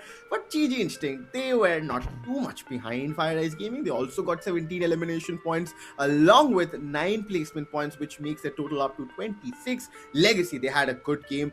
They have the eliminations to showcase, and of course the survival game as well, where they shared 15 points with RNX because they did not have the numbers in the elimination game. So they are towards the 4th spot. REAGANVERSE, a team which we expected to be, a little more aggressive. They did, and also they have secured 10 elimination points in this game, due to which they have got 14 points.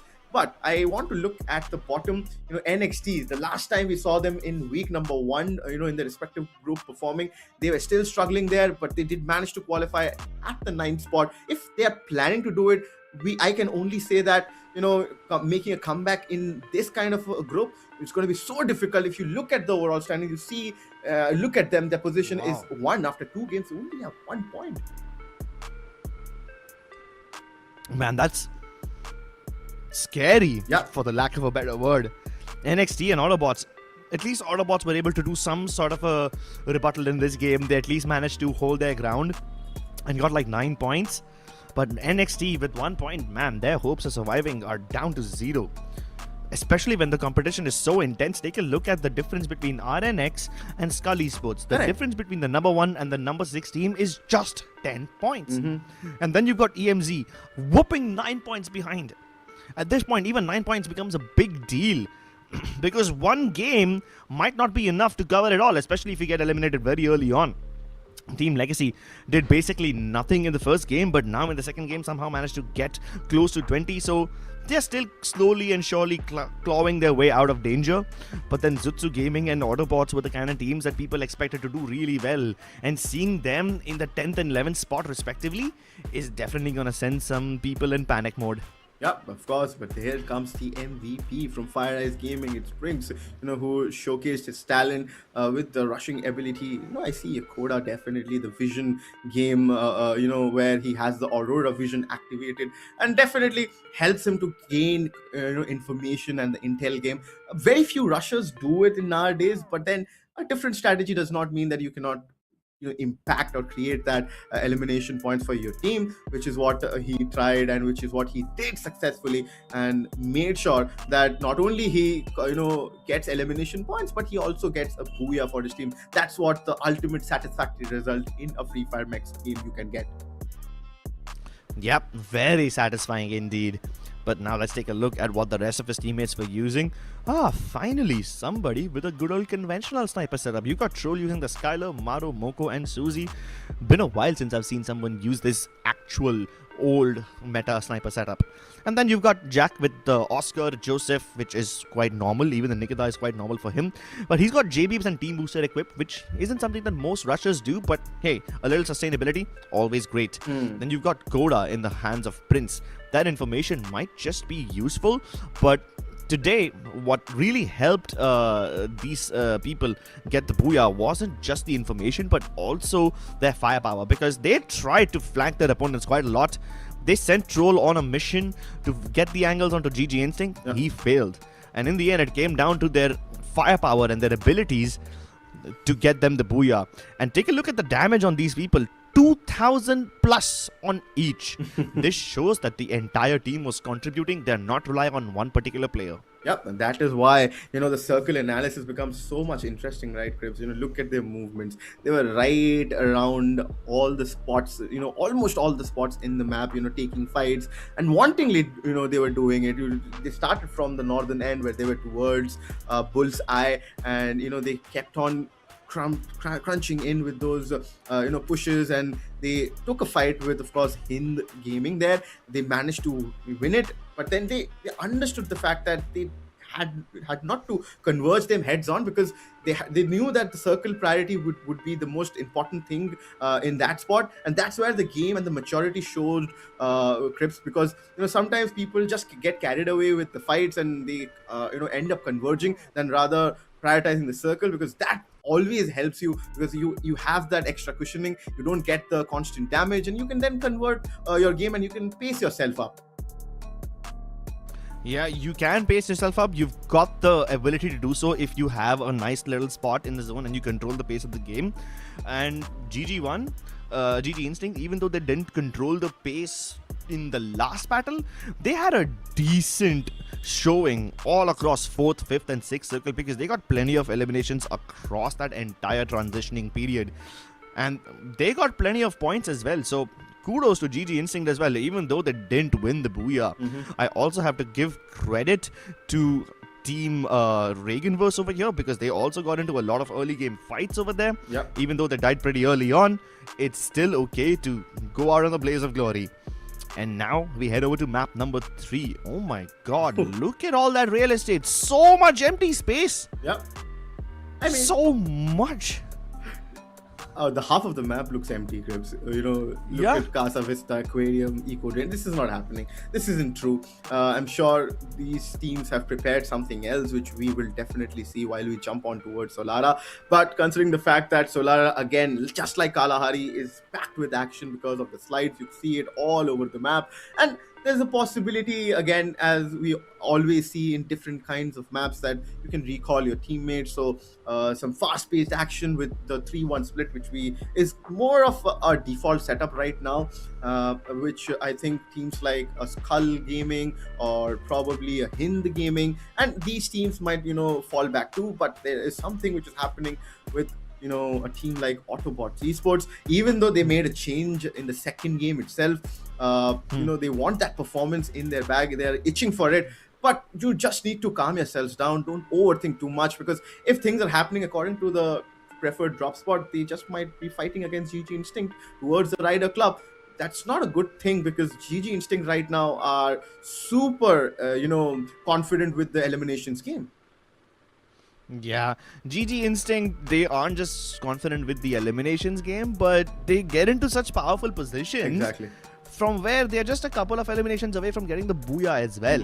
And they're basically playing the most perfect game of Free Fire Max that they can.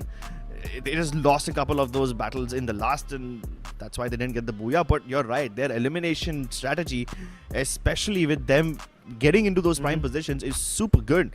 They make all the other teams so uncomfortable. The other teams that I'm starting to get concerned about are the ones who are at the bottom over here now, because like AUTOBOTZ, what happened to them? I mean, a lot of the casters expected them to outperform everybody, but they're not doing much. ZUTSU as well, while it's not been terrible for them so far, they're not anywhere close to the top 6. Correct. And we are approaching the halfway mark, man. Solara can be one of those games where you can get a bunch of eliminations and pad up your stats. So these guys better pull up their socks and get ready to fight. Definitely. I mean, you look at NXT after 2 games, it's shocking. It's scary, as you mentioned, that only, standing with 1 point, that's very, very difficult, while you are facing the next 4 games and you have to get at least 15 points or probably more than 10 points in each game, so that you at least, I don't think, even if you get 10 points or 15 points, even though you will close down towards the cutoff, which you saw in yesterday's games, and looking at the fact that only, RNX and Skull Esports, who are at the 1st and the 6th position respectively, have 10 points as a difference, it's going to get much more difficult. And I think that this group, the cutoff points will increase, because we see so many teams getting points and making the lobby work for it. Yeah, these guys better put in the work, man, because I for sure have put in the work only for the 2nd and 3rd place teams. I mean, I've been choosing GG Instinct as my #1 spot for all 3 games, and I'm not even ashamed about it. I'm going to be completely shameless and admit that I placed my faith in this team a little too much for my own good, I think. But then, we both have placed ZUTSU Gaming as our 2nd ranked team. And only in the last... You kind of changed over here. I've picked up Team HIND, which I believe is a much safer pick, so it's fairly more obvious.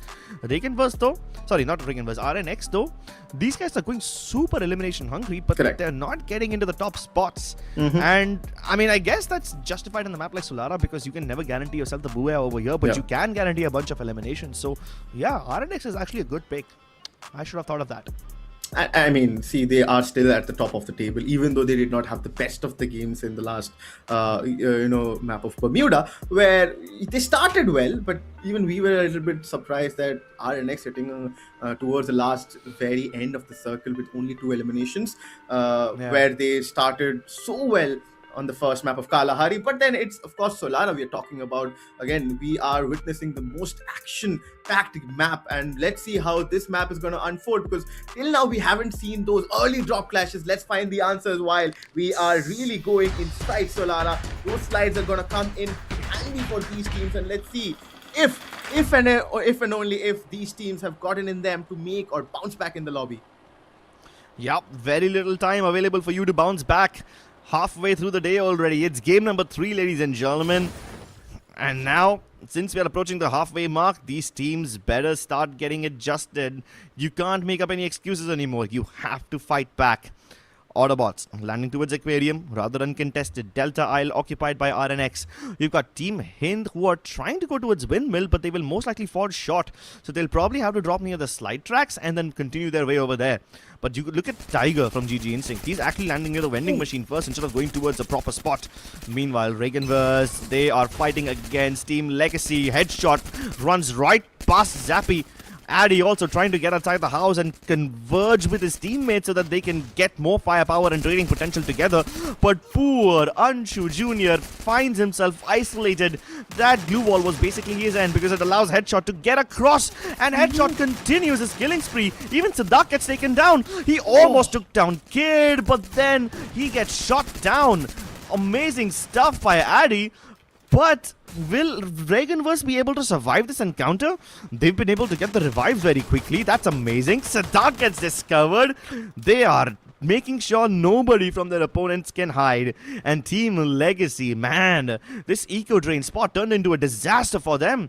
They are just down to their last player. Yeah, I mean, I now question my decision on predicting their name. I was thinking that they're just shifting gears, Crips, TEAMLEGACY, but they again lost their way. Probably, there might be a situation again. But look at AUTOBOTZ again coming up with a substitution. Rethi goes out and Sheikh comes in. What is happening with them? This just showcases that this team is not confident with the lineup. But we'll see. We'll talk about that later. It's ZUTSU Gaming who's fighting with EMZ. Mr. Ani is taken out pretty easily. It is BotGod who's taken out. But wait, BotGod, he has been eliminated. Said he was taken down as well. But Soul is there for his savior.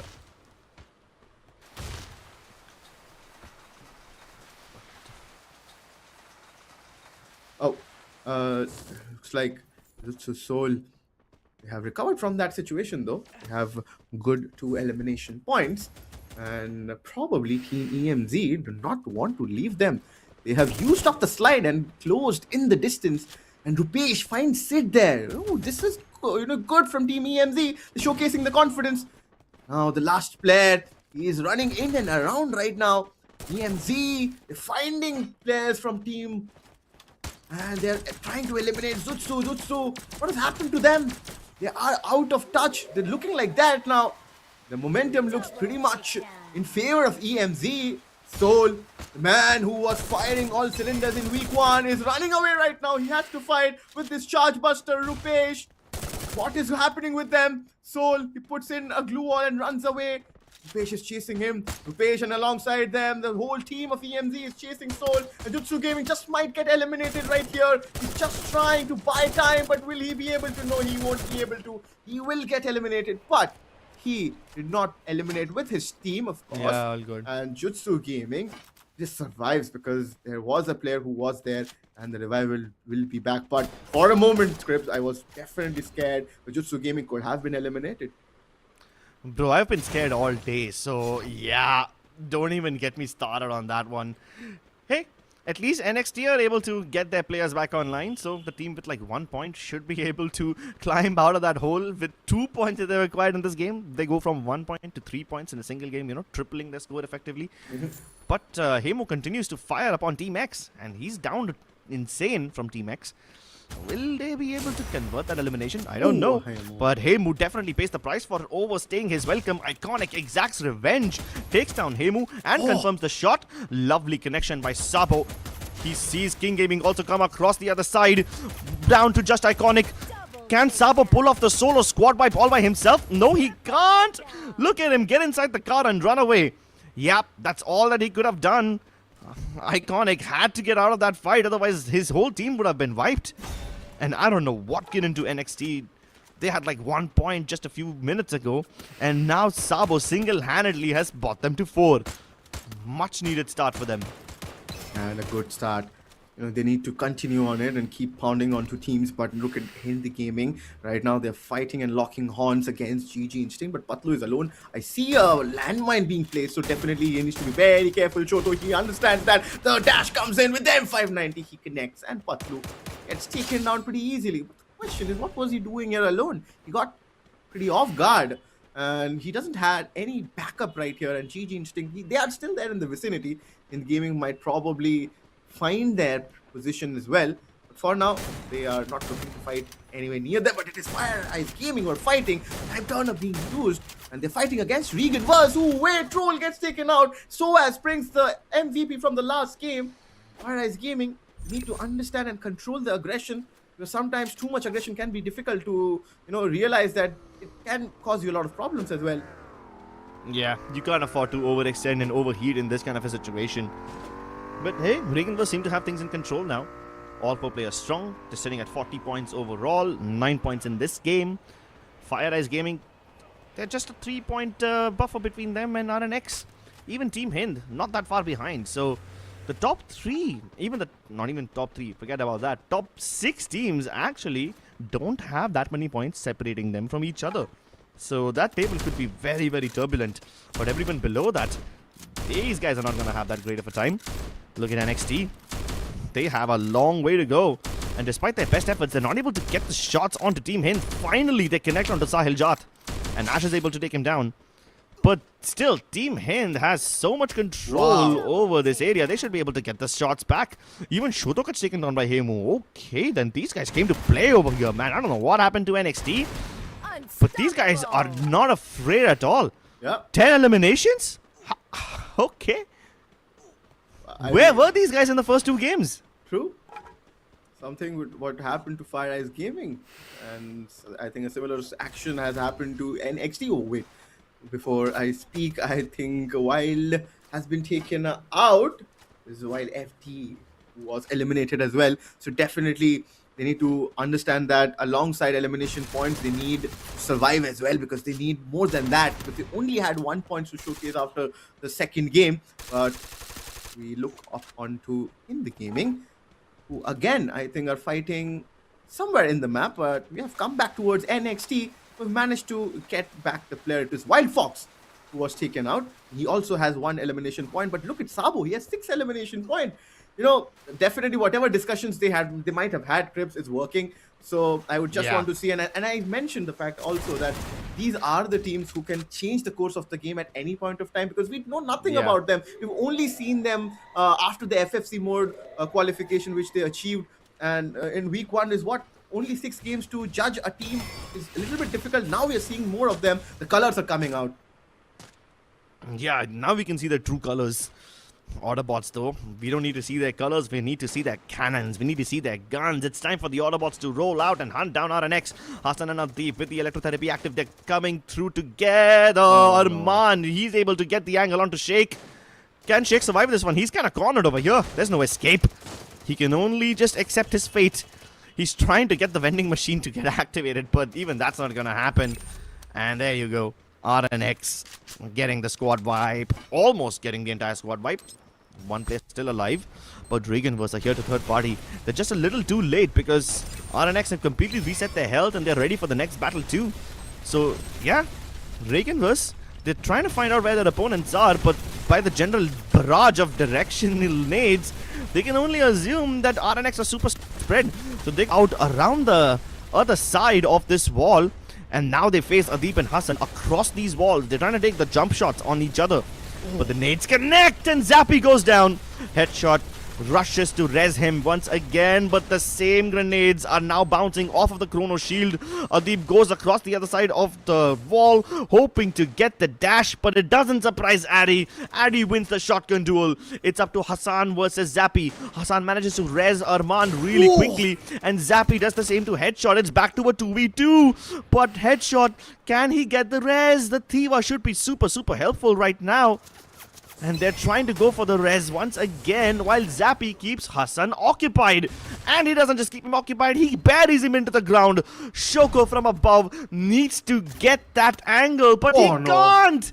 Headshot lives up to his name, connects the headshot onto Shoko, and it's just Adeeblet who's already cut his losses short and gotten out of that place. Unstoppable. Wow, so much, from this lobby, Crips. We cannot predict where is the course of game taking us towards. You see RNX dominating in the first game, and suddenly in the third game, who would have thought that a team like REAGANVERSE would have challenged a team called RNX up front, and they're winning, and they're literally struggling RNX, and Adeep had to run away, and so is TEAMLEGACY. They're also running away from Skull Esports. The dash comes in from Prime. He has the Max 7 in his hand. Time Turner being committed, but he forgot that there are too many players to handle in the situation, and TEAMLEGACY, they're being eliminated. What just happened there? Too much happening in that spot, and ZUTSU Gaming coming for the third party. Yeah, but ZUTSU Gaming have timed their opportunity really well, because Skull Esports are dying in this little house. They've got one foot in the grave already, and ZUTSU trying to surround them. Soul gets into his cars, Harsh gets into his own vehicle. They don't care about being environmental friendly and saving petrol. They just want to get out of here. Skull Esports still somehow managing to seal the entrances with the glue walls and hoping that the reses will help them stay alive, but Mehta is cornered, and now he's finally been put out of his misery. What on earth happened to NXT? I mean, something must have gone down between the 5 minutes of the previous game and this game. Even REAGANVERSE is out of this game. What is happening? NXT with 17 eliminations. They go from 1 point to 20 points in just one game? That's gotta be the biggest Uno reverse that we've seen so far. And we are just halfway through the day. Group B has so many surprises for us, because NXT now have their next opponents in their crosshairs. Harsh desperately trying to get outside. Nades are raining upon him. So Harsh gets onto the slide track, hoping that nobody will be able to shoot him down, while Sid has already marked the distance. And it seems like they'll get away for the time being. Their lives have been spared for now. But NXT will definitely be in hot pursuit. They are owning the lobby right now, Krebs.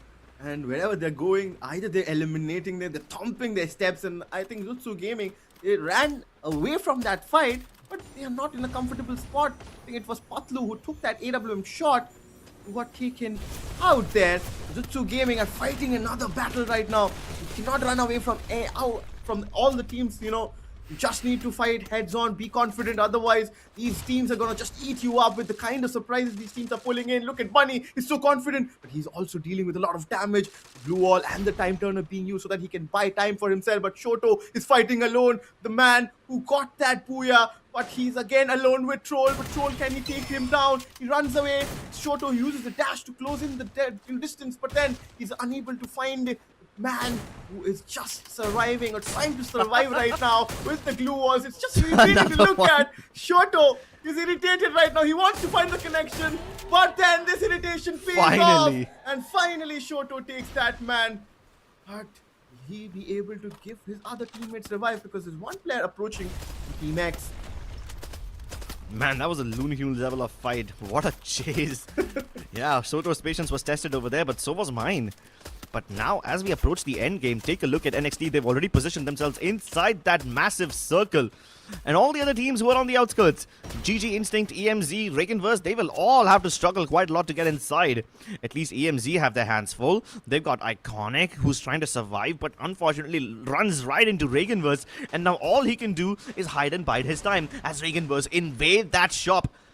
You've got Mr. Ani putting up the glue walls, hoping to keep them at bay. But REAGANVERSE have set up some landmines, and AUTOBOTZ are taking shots at REAGANVERSE. What? Where even are Autobots? They're shooting from all the way across the circle.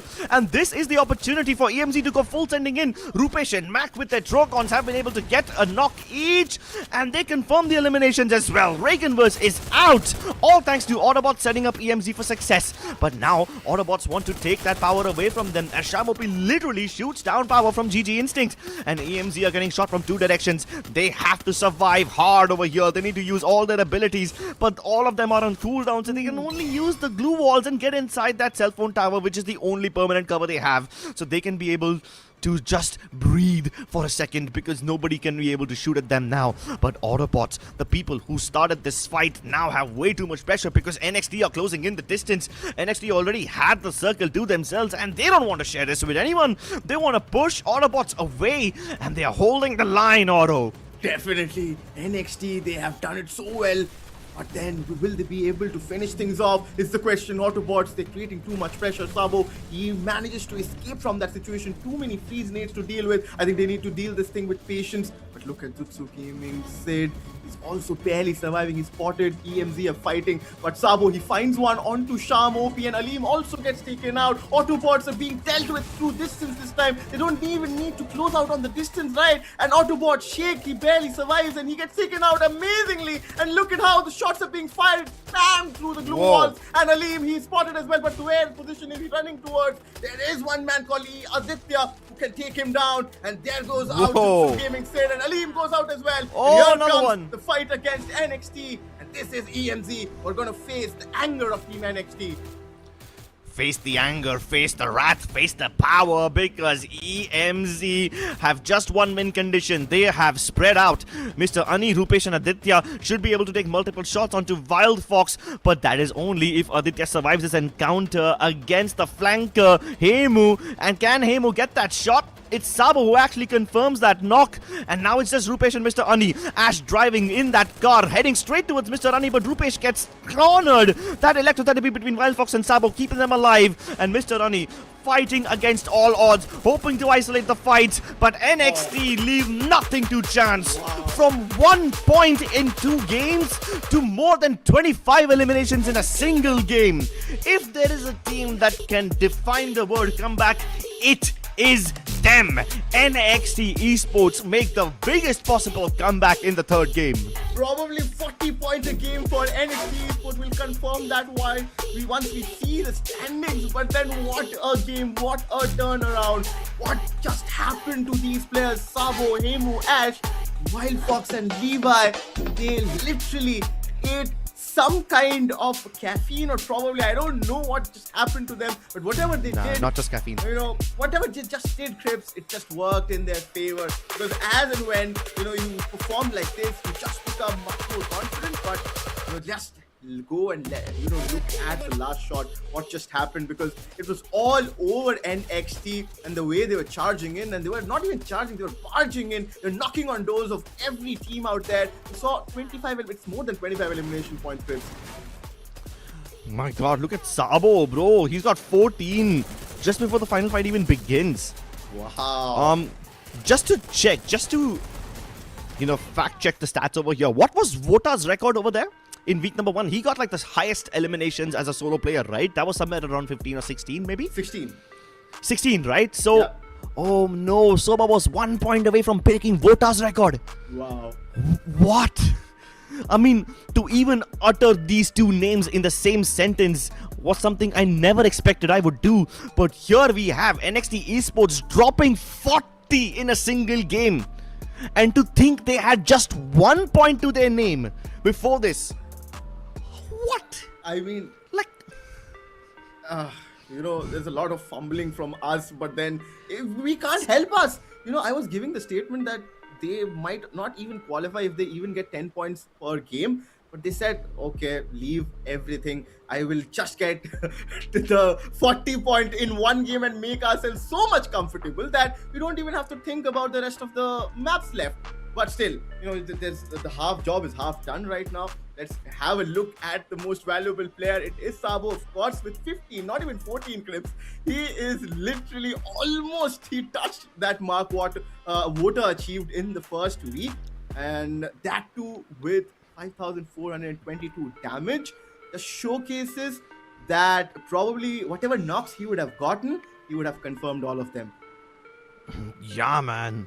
I mean, look at his face. Look into his eyes. He's a stone cold slayer. 15 eliminations. Ridiculous. Absolutely ridiculous. Like, I would not have believed that this is the same person who was struggling to finish off people who were already on low health in game number 1. And now, look at this guy. 5,400 damage. Those are some ridiculous statistics. And he achieved them all, what? With AC-80? Nah, fam. I mean, he got like 3 eliminations with akimbo revolvers to begin with in like the first 5 minutes of the game. That AC-80 is just there for show. Yeah. Wow. You know, after the week 1 games, he was sitting on 12 eliminations. After the 6 games overall, Krebs. But in a single game, he gets 15. Just shows the kind of impact he created, Krebs. But yeah, there were other players who also contributed on that elimination feed. Of course, it was Wild Fox. And look at their abilities, right? I see a mode, so definitely the flanking possibility was too much. And you know, I see a strat change. You know, I did not notice that where they're using the similar kind of character skill in the first game, because that's where I think the difference can be created. But even though they're using it from the first game, even though they could not execute in the first 2 games, they did it bang on. And my goodness, the way they executed it in this game.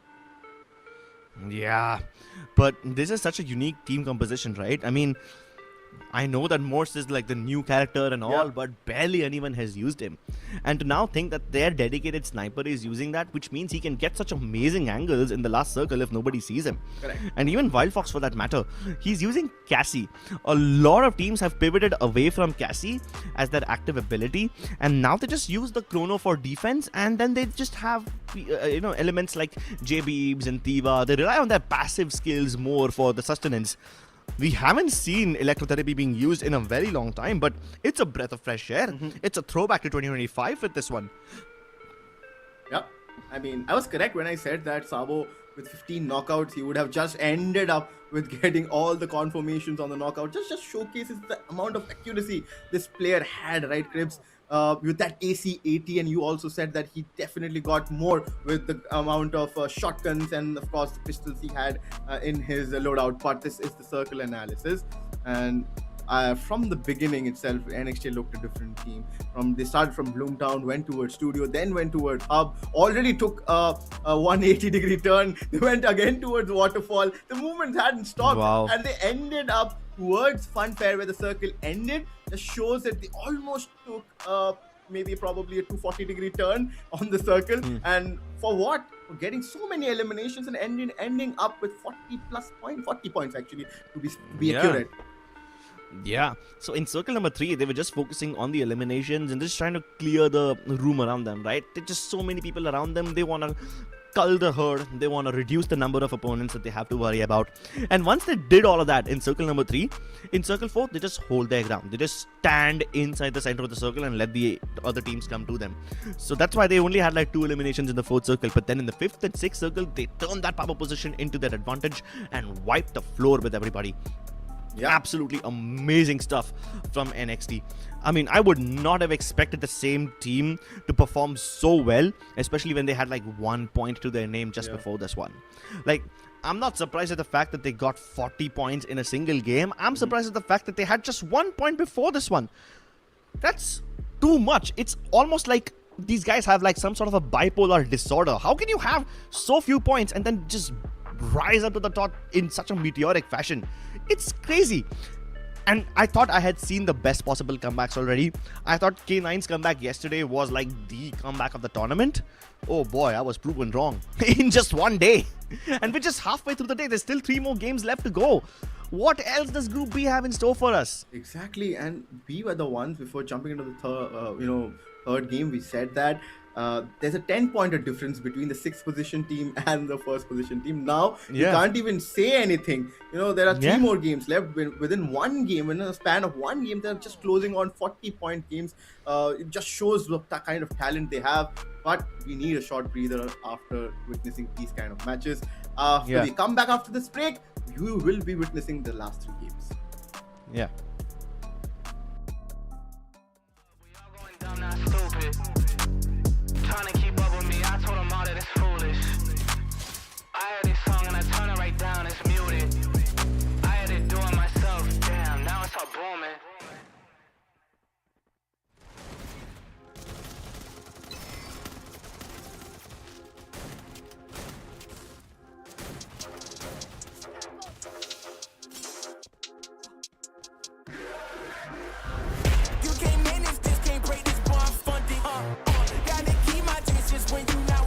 100, Those the same ones say they loyal, they funny, You can't match my energy, and yeah, you know it, Way too cold, yeah, man, I'm way too cold, Way too cold, yeah, man, I'm way too cold, Way too cold, yeah, man, I'm way too cold, Yes, I meant it, yeah, man, I'm way too cold, Hey, I'm a problem when I'm on top like this why this son of flow, Hey, gotta keep my fur coat close, cause I'm a boss and I'm way too cold, I don't really wanna come ask me why I gotta act like this. Tell them that my pockets too swollen, they already know I'm a flex with a bag like this. Like, I'm at the top and that's literal. I'm making money, it's digital. They watch how I step in, it's pivotal. They wanna be me and it's pitiful. I cannot be no one else and I'm flexing, I'm glad to be me.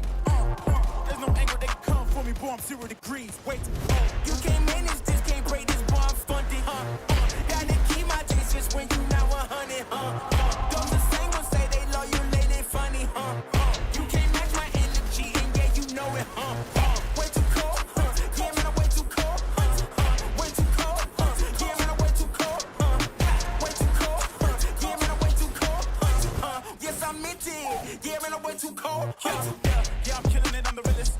Ain't gotta say, gotta know you feel it. My flow got a code, sick as the illest. I know that I'm crazy, they about to witness me going in. I went way up, about to go again. You see me on the telly, then you tell a friend. If you know I'm about to rain, it'll never end. Cause I got big dreams, big goals, never settle, gotta keep on going now. You say you got it, and I Red Bull, I got the wings, and I ain't coming down. No. I keep it straight, every line is so intentional. This is your moment to let it go. You know that I'm into it, I'm way too cold. Too cold. You can't manage this, can't break this, boy, I'm funded, Gotta keep my distance when you not 100, Those the same ones say they loyal, they funny, You can't match my energy, and yeah, you know it, Way too cold, yeah, man, I'm way too cold, Way too cold, yeah, man, I'm way too cold, Way too cold, yeah, man, I'm way too cold, Yes, I meant it, yeah, man, I'm way too cold,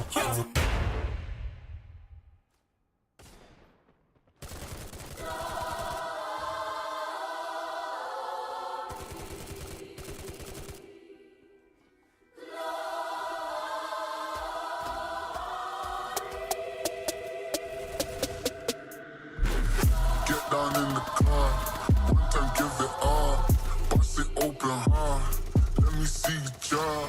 Get down in the car, one time give it all, bust it open hard, let me see you job. I fucked up this hustle, baby hustle, what the oh my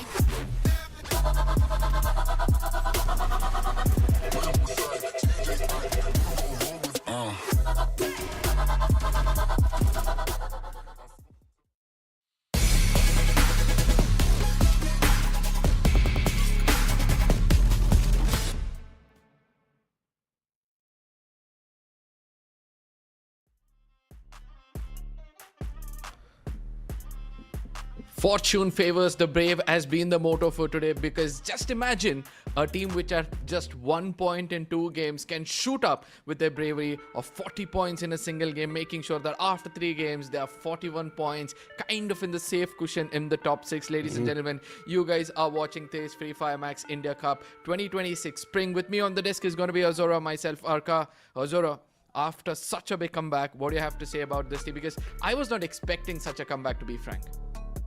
You know, truth be told, getting all of those eliminations, it's all about momentum. And imagine just gaining the momentum at the last final moment, activating yourself with such good eliminations. My oh my. NXT Esports has proved a huge point that anything can happen in a given opportunity. And it doesn't matter about the map. It's irrelevant when it comes to the map part of it. It's all about how well you can go ahead and keep moving forward yourself and the story of you getting those eliminations. Absolutely. Now, there's a small update for you guys. Tomorrow, you'll be catching us live from 3 p.m. So do not forget to, tune in tomorrow. Action goes live at 3 p.m. actually. We're going to be a little bit earlier as well. But nonetheless, let's come back to the most important thing. That is going to be how a team can bounce back. Yesterday, we saw a similar outcome with SATL Elites, but still, they were unable to, build up momentum. They were unable to compose themselves. They were kind of crumbling in pressure. But today, it seems like teams are able to set examples, make sure that every single team out there will have hope as the final findings for the day. You know, Arka, they have taken a lesson from yesterday, truth be told. The lesson is to act upon quickly rather than doing it late. In the later stage, it's always going to be problematic for you to go ahead and get that booyah or even get good amount of eliminations. But before that, if you do the heavy lifting, stay at the tippy top, nobody can remove you down. Fine.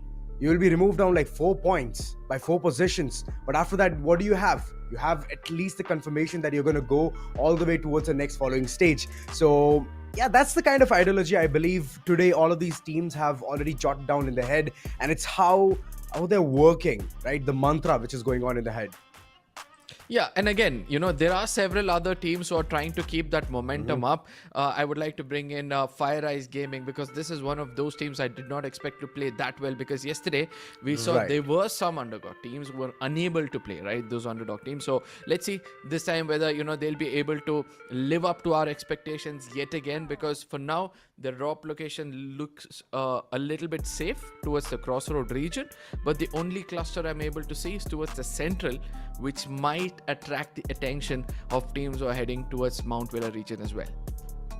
Indeed, and not only that, like I'm super excited for the initial point of battles itself. So that's one of the places where I'm super focused upon. And yeah most of the teams, they look pretty confident. And Purgatory is one of the places where every single one of them knows their ins and outs towards the following battles. And that's where they're relying upon entering towards the other islands rather than being at the main island. Brasilia, I can see a couple of teams there in those corners. And Mount Villa, there's 2 teams who can go ahead and clash or collide with 3 of them right next to Central. Yeah, and I hope to see some kind of a cluster take place, right? Because the new meta is still forcing teams to not only take fights, but only through those elimination points will they be able to qualify. Yesterday, we did see a team with the highest number of placement points, that is Blackbirds, who had 40 plus placement points, were still unable to qualify. And that shows that they need to be aggressive in a lobby like this. Nonetheless, we see that towards the Gulf Coast region, the GG Instance team, which had so much of expectation coming in, they are starting to live up to their expectation, but they'll be colliding with another team who are well known to bounce back, that is AUTOBOTZ Esports, who really know how to make sure that they build pressure over the opponents. The first 2 games did not go their way, but they've started to hold on to themselves, they've started to compose themselves, because in the previous game we found them in the top 3. I do really like the position of NXT. They're very confident. I mean, the way the previous game has already gone through, moving forward in Purgatory, it's going to be super important for them to not be the first target. So start slow, get those battles against RNX. If you win, that's amazing. If not, have a backup plan. Get your entire crew back into the picture and then head all the way towards the smack center, Brasilia, and contest there in order to stay a bit confident and move according to how the circle keeps moving further. I hope to see the circle not go towards the center. I want it to go to the extreme east or the extreme south, because we have always seen, right, the masala comes in only when the circle starts to play a different role altogether. So I'm expecting something like that to take place. Nonetheless, there are some predictions which came in from your side and my side. Very shortly we're going to be looking at that, but before which I would also bring your attention to ZUTSU Gaming, right? Because this is going to be one of the other teams which were doing so well in the previous one, but suddenly they've started to fumble, and that's why I placed them as one of my predictions for the day, because I feel that once they are able to catch that momentum, once they get those early 5 to 6 eliminations, I believe they become unstoppable. They can replicate what NXT did in the previous game. And not only that, like ZUTSU, they've been super good. They've been super neat whenever it comes to having a very nice clash, finishing the squads and keep the momentum rolling. That part has been really good from their end. I'm talking about week 1. So that's the thing, right? With their performance, they're expected to do so. And right now, looking at them towards a 10th spot is actually not looking that nice. So I do understand where you're coming from. Plus, you look at AUTOBOTZ, like you already mentioned, they love to have a really nice comeback game. On top of that, they just love how to go ahead and get those eliminations. I could see that early glimpse of success in the first game itself, which is, I believe, Kalahari. And post that, it just started going down. It was mellowed. And AUTOBOTZ, this is the time for them to pick up the pace, else they're going to be losing down and cutting a lot of slack. I strongly believe for those teams who are looking forward for a controlled aggression, this is the map for you to showcase your talent with this, ladies and gentlemen. Do let us know your predictions. Who might walk away with a booyah in this game and make way for themselves into the top 6 as we'll be heading into the biggest map so far in the lobbies. It's going to be the map of Purgatory. Purgatory. This is the place where most of the teams are going to go ahead and be purged. And I would love to see which will be that first team to go ahead and take the wrath of the elimination. Now looking at the flight path, it's all the way from the top till the bottom. It's dissected perfectly. It's neat and clean. And Brasilia can be one of the spots where most of the teams can head towards. But there's an early drop clash that I can see towards the northern side itself. And towards Crossroads, there are 3 teams already waiting for this. No, this is what I love to see, but ZUTSU, they don't have a great start. Hirsch and Sid, they'll have to do something special out here. Whereas Hirsch on the other side, he needs to be very careful because he knows a vehicle is coming closer. He uses that glue wall for a brief period of time, tries to recover, comes in for a jump shot, but Troll on the other side, yet eventually given that early damage, and due to which he capitalizes, and a big disappointment starts off. ZUTSU, if you don't take them out early, it's not going to be easy to stop them, and that's why FIREEYES, they target the big dogs first. Oh, that's right. ZUTSU, unfortunate that they could not even go ahead and show what they could do in this particular map. Dinoculus, of course. I do understand Troll is getting a slight bit paranoia, but it's right for him to go ahead and do so, as he knows majority of them would love to go ahead and hide in plain sight and get those elimination points. But Emrani, in the midst of all of that, there was a knock there.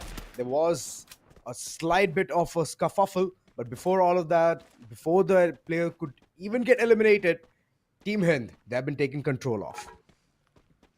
Team HIND, another team which has impressed me so far. We've got a really good balance between those eliminations and placement points. But for now, Arman, he's keen, but he lands that shot. But eventually, the quick revival comes through, and now he'll have to jump, weave his way into this fight. Eventually, he gets a bit of a backup in the background, but still, you know, they fall a little bit short. Nonetheless, Arman is going to be happy with the 2 eliminations. He's rigged up in this fight.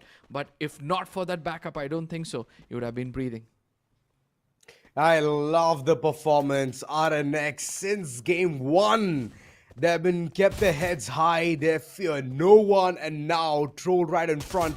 Shoko, I bet he would do something big. But Troll, what a double pump coming through. Specifically the enhanced hammer being utilized on the Winchester has given him a lot of fruit in this fight. 4 eliminations for them as well. Oh my god, Troll is starting to look something different.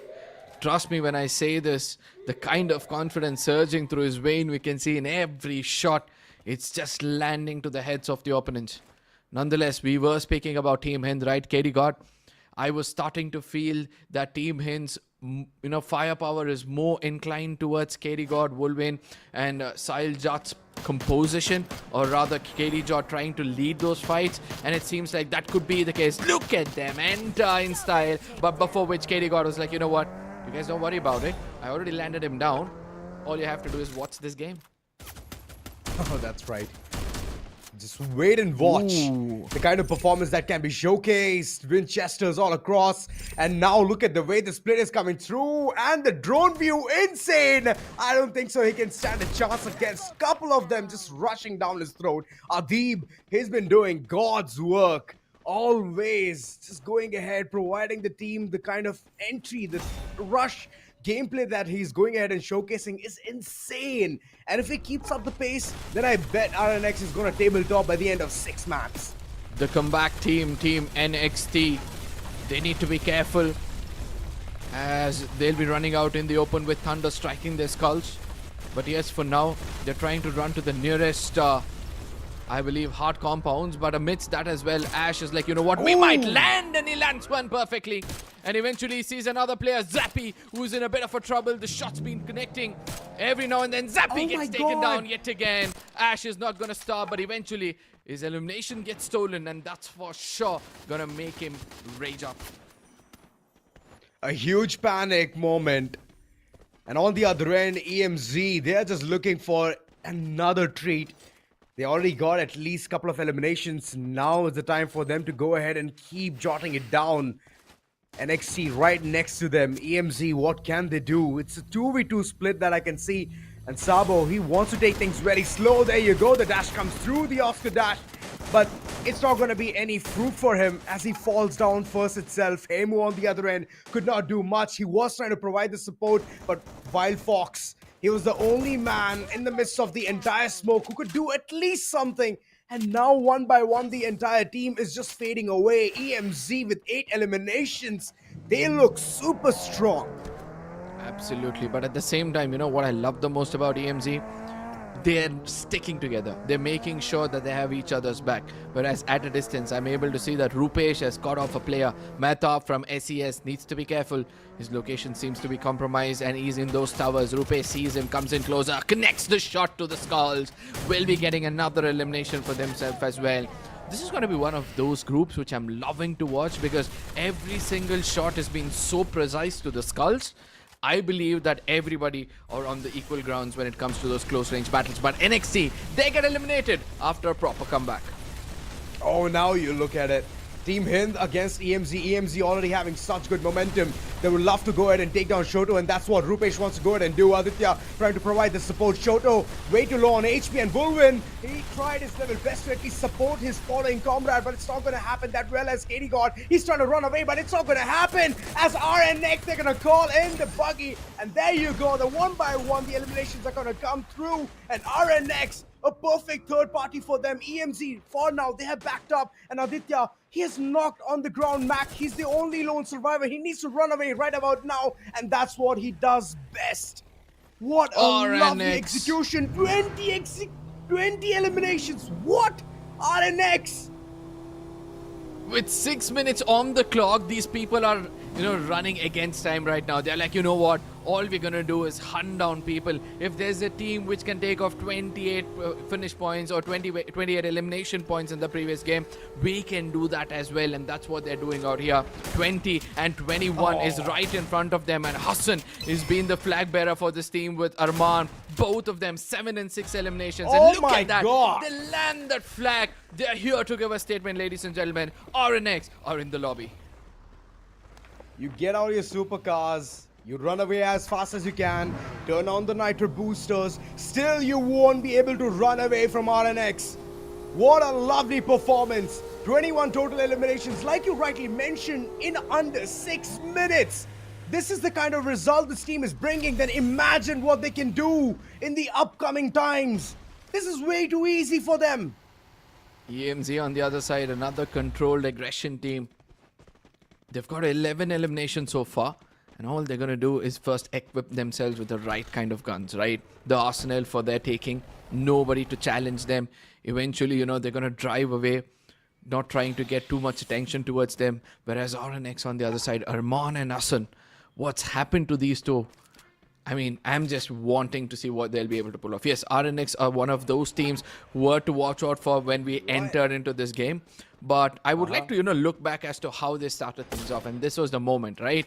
Where we saw Arman at a distance, puts one player down from that of Team X, gets that confirmation. Immediately they start to drive, follow up players of HIND, puts one player down, was trying to escape so that, he can get the revivals. He also gets eliminated. My goodness. RNX, they're in a different form altogether. You look at the instant replay, you look at the way they're performing, it's just a cherry on top of the cake.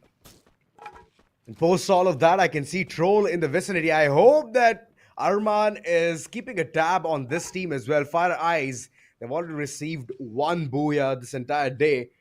And post that, it's just the confidence that I can see, which is inside this team right now.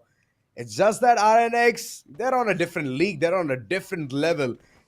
Looting around the corner, just trying to look around those merchandise and get those level upgrades. Plus, they're even stopping from the opponents to enter towards that very area of Forge and call in some revival. Let me give a reality check for all the fans apart from that of RNX, right? The total amount of eliminations with the team at the top of the table right now is Team HIND. They've got 29 eliminations. And with not even halfway through this game, we're able to see that RNX have already got 21, and that is how aggressive they're been so far. and it seems like, they're going to end this on a very high note. Arman comes in closer. He tries to take away all the attention, and it's going to be Adi who gets in closer. Look at how Arman is going to come and support from the backline, throws him some grenades, gets in closer. First priority is to heal, give information. Whereas on the other side, Hassan is trying to do his best, coming from an off angle. They need to be careful. If Hassan spots somebody, going to put them down, but Hassan gets taken down even before his squad could do something. Eventually, Hassan gets eliminated. Arman, Shoko and Adeep, they need to be careful, because Arman gets taken down. It all comes down to Adeep and Shoko. Oh, that was a lovely way to run away, but Shoko, he's the last man standing. Soon the Dinoculus will be utilized. And Fiery Eyes, what a lovely, lovely execution. 10 eliminations, shutting down a team who have done such wonders in this following map. In the early bits of it itself, Shoko, he's trying to run away, and he sees yet another team, GG Instincts, right in front. They're on the hilltop, and they will have all the living information on where this opponent will be, the last flag bearer of the team. But they're taking a different fight altogether. Skull Esports right in front. And look at the way Swaroop, he's just trying to level up the kind of intensity that Skull Esports is bringing. Swaroop needs to be careful. Finally gets that backup he was looking forward for. And eventually they're going to be pushing forward. Yes, bit of a high ground and the bird's eye view. Will they be able to land one power? Puts one down. That's got to be Beast down on his knees. As the rest of the teams are trying to run away. Drew and Prime, both of them get taken down. And Tiger from the other sides. The eyes are set on the solo man. As it's going to be Tiger who wants to confirm all those eliminations. 3 is what he's got so far. But the last surviving player, somehow he waits from this fight and hides behind some really good hard cover. They're outside the zone. And making all the way from there to here, that's a big journey. But Fire Eyes, finally they're going to go ahead and take this fight against AUTOBOTZ. Aleem only down on the ground, begging for mercy as 4 players are bouncing right on top of them. One by one, they're fading down. As Fire Eyes, they have the confidence to go ahead and shut down major big teams. Wow. Troll, what a lovely performance. 6 eliminations of what it has right now. EMZ gets eliminated, but guess what? RNX, they've revived all their players and they're back for the hunt. Whereas for now, it's going to be Fiery Eyes still holding on to their grounds. This is one of those teams who are playing, against their weakness. They're playing it with their kind of defensive gameplay, which they're so strong with. And ultimately, they'll be getting a lot of points. Yes, I did see some shots being connected at a distance. Probably those confirmations as well is going to be coming soon. That's right. Our next currently sitting at 71. That's lovely. And look at Fire Eye, 68. But those shots were absolutely insane. I don't think so anyone could go ahead and guess where it came from. As Prime, I can see this team. The fate is about to shut down. REAGANVERSE. Couple of players still alive, and AUTOBOTZ, they've been eliminated. All thanks to RNX. Oh my god, what is going on here? Headshot, the last man standing. REAGANVERSE. This is a tough time for them to even stay alive at this point of time. But ladies and gentlemen, there are only few teams left out here, and most of them needs to make sure that they have some consistency. REAGANVERSE, the last man standing, also gets eliminated. And guess what? We still have RNX breathing in this lobby. GG Instincts, the most consistent team so far, are still trying to make sure that they survive to the top 3. Whereas Fiery Eyes on the other side is the team at the very tippity top with Team HIND. So I'm still looking forward for a really good game out here. But the only team which I feel is giving more than their 100% and trying to survive is going to be TEAMLEGACY. Because they were at the very bottom of the table with 21 points before this game. And now they've got 8 eliminations. They made it to the top 4. They'll try to play it as safe as possible and make sure that they have the center of the circle even before the fight starts. The field is still so huge, all thanks to RNX. Imagine, this is one of the things that we usually see in circle number 5 or 6.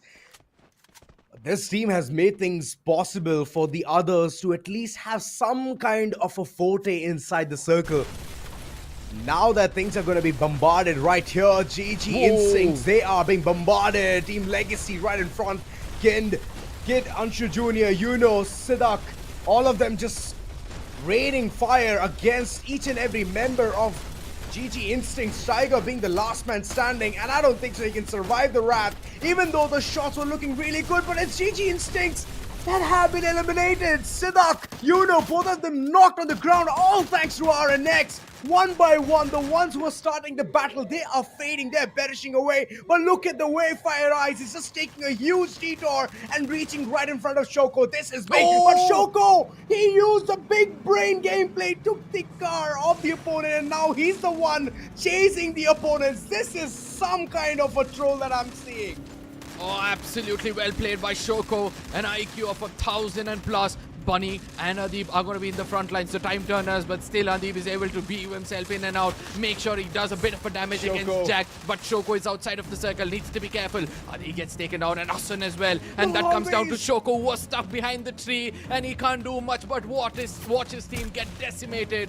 One last man standing, Arman, but he's busy healing himself. Can he do something out here? No, the grenade launchers come in closer, whereas Troll Sniper puts an end to them. On the other side, it's got to be TEAMLEGACY versus FIREEYES. A 4v2 situation with FIREEYES having a bit of a split. They need to be careful as Bunny falls back to get closer to Troll, but Troll's glue walls are getting decimated, due to which he's got to be exposed. Bunny also gets taken down, and eventually the Legacies, they are making a comeback yet again. As I said, fortune favors the brave, and here we have another brave team walking away with a booyah. That's right. Till the very end, TEAMLEGACY did not even initiate any fights. It was all against GG Instincts, that's it. And once RMX just showcased where they are, TEAMLEGACY, they took a backseat. They're like, it's alright, let them go ahead and fight this one. Let them get the points. We need the booyah. We have our priorities straight. 12 points is what we need, and 20 points is what they get. What a lovely performance, TEAMLEGACY. You know what I love the most about this team? The youngster Sidak, who's been leading this team, has done a phenomenal job. The phenomenal job in kind of, understanding the lobby, making sure that he understands that there is one team which is decimating the rest of the lobby. So what we are going to do is prioritize this corner from where there's less teams approaching the circle, and from there on they played it really safe. Look at this. Even at this point of time, they were not at all interested in coming and taking those fights at a distance. They were just inching in closer. They were on a prowl, but they did not hesitate to do anything wrong. Whereas RNX on the other side, I think they have stolen the spotlight. Let it come out there. 24 eliminations, ladies and gentlemen, with 8 possession points. That is a total of 32 points in a single game. We thought that we saw everything. It seems like it's just the beginning of everything to fall. Second half would be so good. I did not imagine that at all. RNX Esports, 32 total points. TEAMLEGACY with 28, all thanks to the booyah that they got with 12 placement points. FIREEYES Gaming, it's one of the places where they wanted to do something big, but eliminations is one of the places I believe that they could have done much better, as they were so aggressive from the start till the very end. 26 total points to them. EMC Esports with 14. GG Instinct, even though they reached towards the top 4, they could not do much. They just have 13, Skull Esports 7, and the others I'm super concerned about, which is HIND, AUTOBOTZ, Team X, NXT Esports, ZUTSU Gaming, and REAGANVERSE. You know, there's only 2 teams I'm kind of worried about. One is going to be ZUTSU, who are at the 10th position before this game, and we have got AUTOBOTZ, who are at the 11th position. Because the rest of the teams have somehow found a bit of a cushion for themselves, right? The point difference between the top team and the bottom team was hardly 30 points. And I still believe that the numbers is going to be increasing, because Fury Gaming have done well. We have seen GG Instincts have done a decent game out here. We have seen RNX have been ruthless in this lobby. So I somewhere feel that, you know, it's still a fight between the middle fray and the bottom of the table. The overall standing is eventually going to reveal everything else. But for now, we'll be looking at, today's standings. Yes, until now. It's going to be RNX at the very tippy top with no booyahs whatsoever. A total of 78 points. 53 eliminations already. Just imagine. 4 games are done and dusted. They've got an average of 12 plus in every single game just by eliminations. That's the loveliest part about it, right? You can give your 100% towards the eliminations, because each elimination will reward you 1 point. We usually talk about this towards the points section itself. And let me just go ahead and reiterate all of that. Placement points is important. It is good that you're going ahead and getting the booyah, but imagine you're just doing the heavy lifting in the initial part of the game itself by getting good amount of eliminations. That's it. Your work is done. So 70-30 split is what I can say. You get 70% towards the eliminations and 30% towards the placement points. And that's where RNX Esports is afloat with 78 total points. FIREEYES Gaming 76, man. I'm impressed by this team. Holy smokes. Most of the time I just thought, okay, fine, it might be just another team just who wants to go ahead and showcase what they can do. But with such good form FIREEYES is playing, it's just amazing to go ahead and look at. GG Instinct with 59 total points, Team HIND with 55, EMZ Esports 55, and the rest follows. So it's like a give or take situation. And in all of those, it is going to be Anshu Jr. who has done some really good biddings for the likes of TEAMLEGACY. 8 eliminations, 3 assists, damage of over 3100. And the kind of combination he's rocking is Nero being his primary aspect, Joseph, Alvaro, and Suzy alongside Beaston just to become the perfect grenadier. I like this approach. Every single sniper out there have started to inculcate Alvaro and Beaston so that, even though they're unable to connect shots in those close range, the grenades is going to do the deed. Eventually, Nero as well is going to give you that information, the long range information with the plushie. So the SVD is going to be singing the songs of death. A really good composition coming in from the side of Anshu. I would also love to see what his teammates have also got. See, Tactical Market has been the primary, go-to ability for all the teammates out there, right? We have seen that Siddharth as well has gone with something similar, even though he's got that Skylar. We did see, right, a Riptide Rhythm every now and then making sure that, it gives that opening for Anshu to connect those shots. Even I was thinking, wait, Anshu Jr. as a sniper? Nah, that doesn't fit right. It's always going to be Siddharth who is going to be the primary sniper for the team, and he has been doing a really good job. Moko, Maro, long range shots right on the head, it's going to give you additional damage, and Skylar in order to go ahead and melt those glue walls. Players go ahead and like making a cocoon so that they can be safe inside. It's either going to be a Grenadier who can go ahead and do the deed, or a Skylar, the entertainment CEO. Kid on the other end alongside both of them have done amazing. Chrono, of course, instantly deployed so that he can stay safe and Kid can go ahead and do the deed. That's a really nice approach. But Kid this time, I could not see those many initiatives taken from his end. And he has done his deed, man. He has done his needful. Yeah, absolutely. Now I'm looking forward to see what kind of, approach they're going to have for the upcoming games, because it seems like they're not going to stop after this. They're going to look forward for some eliminations, because the teams at the very top are kind of thinking similar, right? We saw how RNX was trying to be more of elimination oriented. We saw that FIREEYES as well, they hold on to their horses, but when they know they've got good circle control, they also tend to get some eliminations. So GG Instance from the beginning, all they're doing is picking up eliminations. So eventually after this, I'm expecting this team, TEAMLEGACY as well, to kind of have the same kind of a cloak so that they can just make sure that they decimate the lobby. Oh, the dagger is right here though. The way things have shaped up in the map of Purgatory, it's all out there.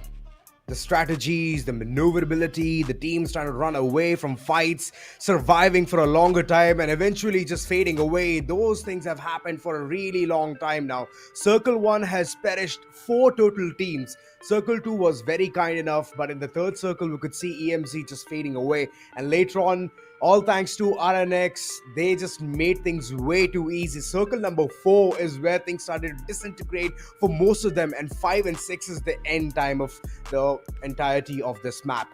Booyah taken by TEAMLEGACY, and the kind of performance that we could see even by FIREEYES was amazing.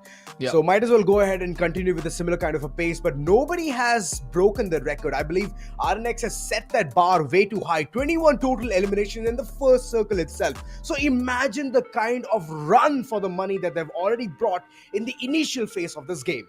Yeah, absolutely. There's another team, right? We saw FIREEYES. They tend to get eliminations in every single circle, and that's why, they've been one of the teams who have been unstoppable in this lobby. Nonetheless, we'll be looking at the Alpine map, which is going to be coming up next, and the drop location seems to be telling a different tale altogether, because we see ZUTSU, we see AUTOBOTZ, and we see NXT all cluster together towards the Snowfall region. And I believe that is where we need to set our eyes on, because 2 teams at the very bottom are going to be clashing it out there. Yeah. And I'm hoping that the clash is going to give us some kind of a result, because most of the times it's always going to be a stalemate situation. Either a couple of players, they're just going to hit the retreat button and run away so that the entire team can stay alive for a longer time, or it's going to be a different situation altogether.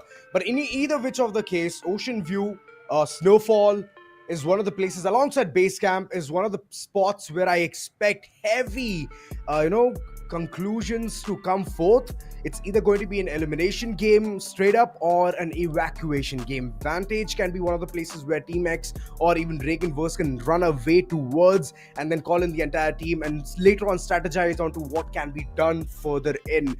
RNX, I don't know whether it's going to be a railroad situation or it might be a snowfall, but in either which case, if they head towards those initial fights, it's going to be the similar kind of a result that we saw in the previous game as well.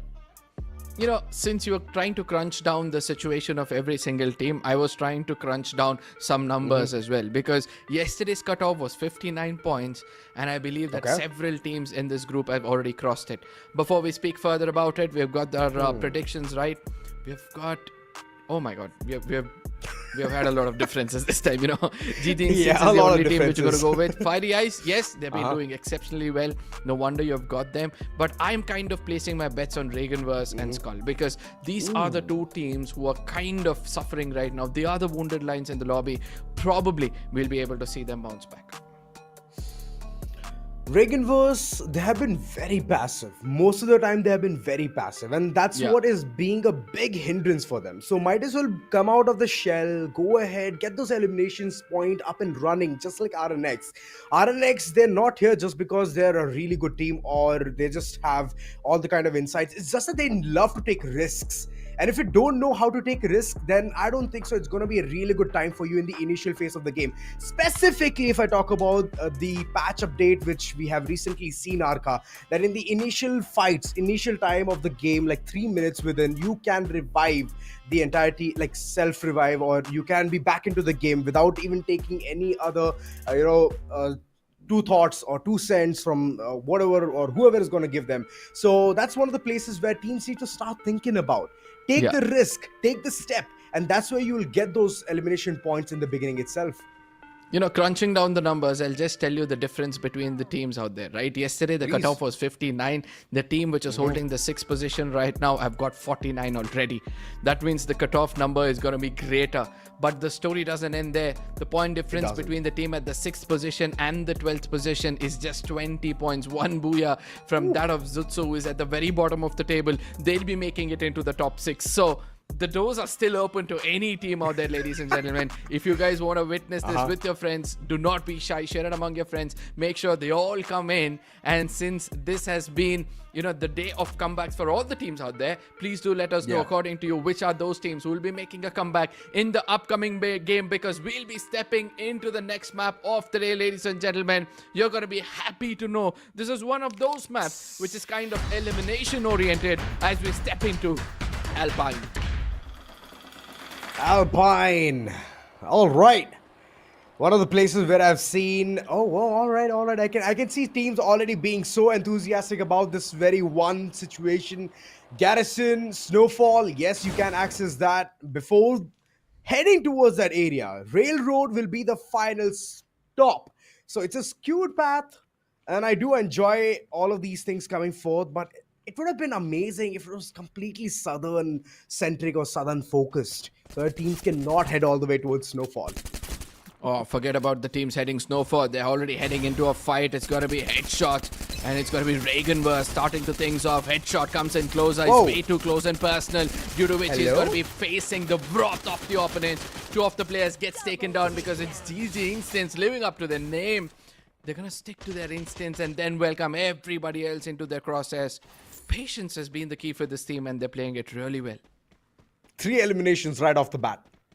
REAGANVERSE, well, now the final player, wherever he is, I hope he is tucked in safe and sound, as GG Instincts, they have made a very nice decision of the initial battle, and look at the way the confidence is out there, man. GG Instinct, they're on the 3rd spot already, and now they're aiming to be at the 1st very spot. So that's amazing. And speak about cutoff, right? 59 points of yesterday, they already got it. So I don't think so, they're going to be worried. But yes, it's important for you to set some bars, make sure that you are the example for other teams in this lobby. And I believe that GG Instincts will look forward to be that example. Nonetheless, Autobots on the other side, again, making a mistake of running out in the open without information. I've got fiery eyes upon them. They need to be careful as Anbu Junior 7 is trying to do his best to scout for information. He sees those players, he's got information, he goes in for the shot. lovely Stroll shot. in deep Oh trouble, my but God. Bunny, what a beautiful retaliation. He turns around and lands one perfectly between the skulls. Oh my goodness. And look at him. He's just going ahead and carrying forward the legacy troll. He takes down Alim as well. I don't think so. This is a really good situation for Autobots to go ahead and call in more fights against FIREEYES. Because I can see that flame in their eyes and it's just burning eternally just to get more and more points. Sitting right now at the second spot. They themselves are very hungry. And look at what they do. As soon as they finish that fight, they're like heading to the nearest recall tower or the nearest token machine, because they know that the revivals might come through. And if it comes through, they can have some birds in the air to shoot down. Nonetheless, it's got to be Team HIND. We've started to see a bit of a decline in their performance. At least the last 2 games have not gone in their favor. And now they're waiting for REAGANVERSE to come in. They've set up a trap, and I hope that REAGANVERSE realize that things can be a little bit different if they come out in the open. Oh, Sahil Jad, this is not the ideal situation. Even your plushie is not going to be... It's not there right now with you to go ahead and call in some information. But Shoto, in the midst of all of that, what a lovely shot. M590 being bumped right in. And Team HIND, they would love to go ahead and get more and more points. They see another opponent. He's right now inside the vicinity, and this is not at all good. REAGANVERSE, Addy. He thinks that he's safe. He has placed a landmine, but the landmine is not going to be enough to keep the enemies at bay. But Woven, he's just constantly going at it. Charge Buster in hand, and he would love to go ahead and call it a day. KD God, I'm kind of worried for him because I don't see any kind of form whatsoever. Luckily, Shoto is kind of being the flag bearer for now. Yes, Team HIND, they're not going to stop. They see another player, Zappy, who's trying to jump in from upstairs into the time turner, takes advantage of that situation, puts that player down, eventually punts him down, but doesn't watch out for Shoto from behind, who returns him that favor, puts him down, immediately goes in for that confirmation. But I love that, right? You put a player down, immediately confirm him, so that even if you're getting taken down, you give that one valuable point for your team. Exactly.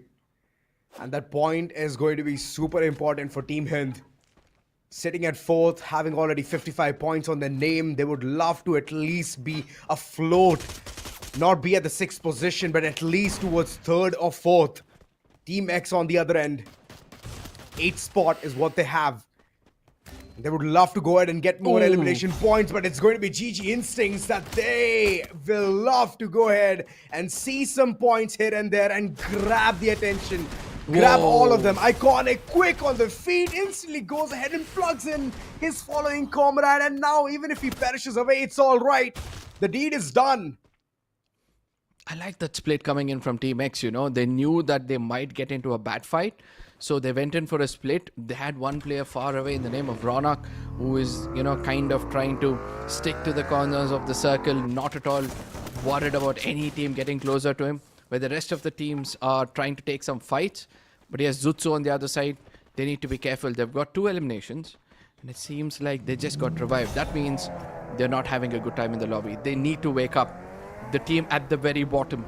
If they are unable to make a comeback in this game, they might be under immense pressure in the next upcoming game. That's right. Instincts yet again kicking in. GG, they're just following up with every single player right in front.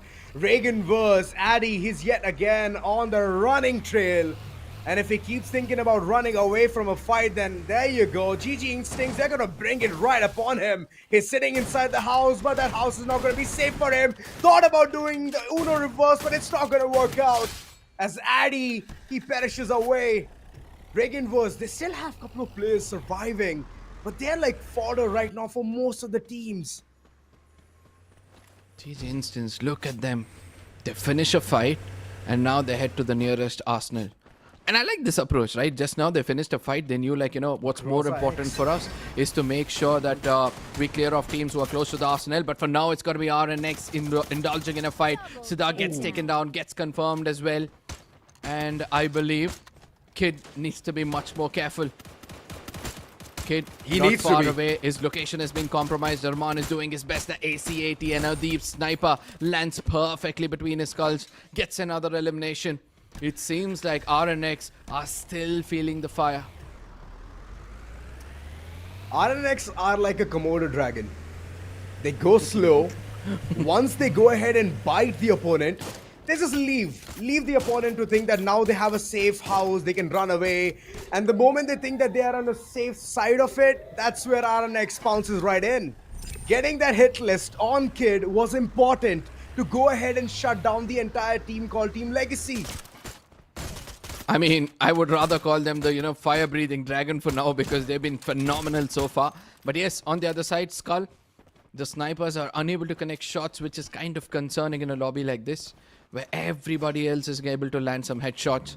They need to make sure that they stick together. Prime leads the fight from the front, gets in closer towards FIREEYES, not far away. They need to be careful because FIREEYES, we all know in what form they are right now. And that means Skull, they need to be careful. But I like this approach from them as well. Trying to come in from the corners of the circle, watch out your backlines, make sure nobody's there to backstab you, and then eventually think about the team in front of you. Execute a plan, make sure that you get that booyah.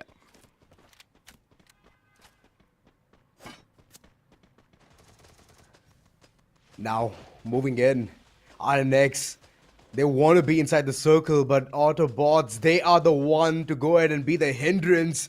Constant shots being dished out. Arman way too low on HP, but Hassan would go ahead and love to give in that revival. Instantly does that. How long can this team survive is the question, as most of them are outside the circle. Not at all a good sight for them, even though they're trying their level best. Hassan, he's been knocked but quickly revived. Adib, what a lovely job in keeping the entire team intact. Insane is on the other corner. It's a different fight, but Arman is going to go ahead and finish it off in style. 1v1s, we take it. Absolutely. RNX need to be careful and look at the Sham in the air, Adib in the air. He's been chasing him out. Does Sham realize that there's a player coming right behind him? Luckily, he had enough time to hide within the vicinity. But for now, RNX, the waiting shot, and look at what he does. Adib, the clever one. He sees another bird in the air, knocks him down immediately. Adib, that's the reason why, he ran behind the player. He knows the closest place for him to take down a player. Puts one more down. Iconic is gone. And AUTOBOTZ, now they're handicapped with just 2 players. RNX, what's going on? It's a different phase altogether. From game number 1 to this very game, they are insane. Just looking at the way the players are just dropping like birds, and the shots Adib is connecting with the Car 98K is just amazing. Shamopi, you better be safe. You better think about your life, as the M590 is going to be the second weapon that Adib chooses for mass destruction. One by one, players are fading away. And AUTOBOTZ, they're in deep trouble. I wonder why AUTOBOTZ were trying to run away from this fight. Even they're running away, they had to make sure, they go as a group. Whereas RNX, look at how confident Adib was. He knows that he can, scout for players. He got information of each and every player, and he's taking them down one after another. You need to make sure that you stick together. But for now, RNX, 13 eliminations already. But this time, it's at the 10-minute marker. I feel kind of calm after looking at this numbers crunch. Ooh, we can see ZUTSU, they're still alive. One of the places where they can at least call in a safe spot right beside the rock. Soul, right now just dangling right around the corner. And the other, Swaru, Patlu, Power, all 3 of them just going ahead and dishing out the damage. Patlu, what a lovely nade being sent right in. And alongside BotGod, he thinks that he's going to survive the wrath. But it's not going to be that easy, as most of the teams, they're just swarming them right now. And Harsh, he thought that he can at least make it a hush-hush situation, but it's not going to be it. Swaroop alongside Power, both of them just charging right in. They know those are some free points, but they would love to go ahead and take this situation against the odds. Oh, it's not a good one. It's not a good rotation which they've got for themselves. ZUTSU, they are well prepared for this approach. Power is going to be caught off guard, and with the blink of an eye, GG Instance, one wrong move and they get eliminated from this lobby.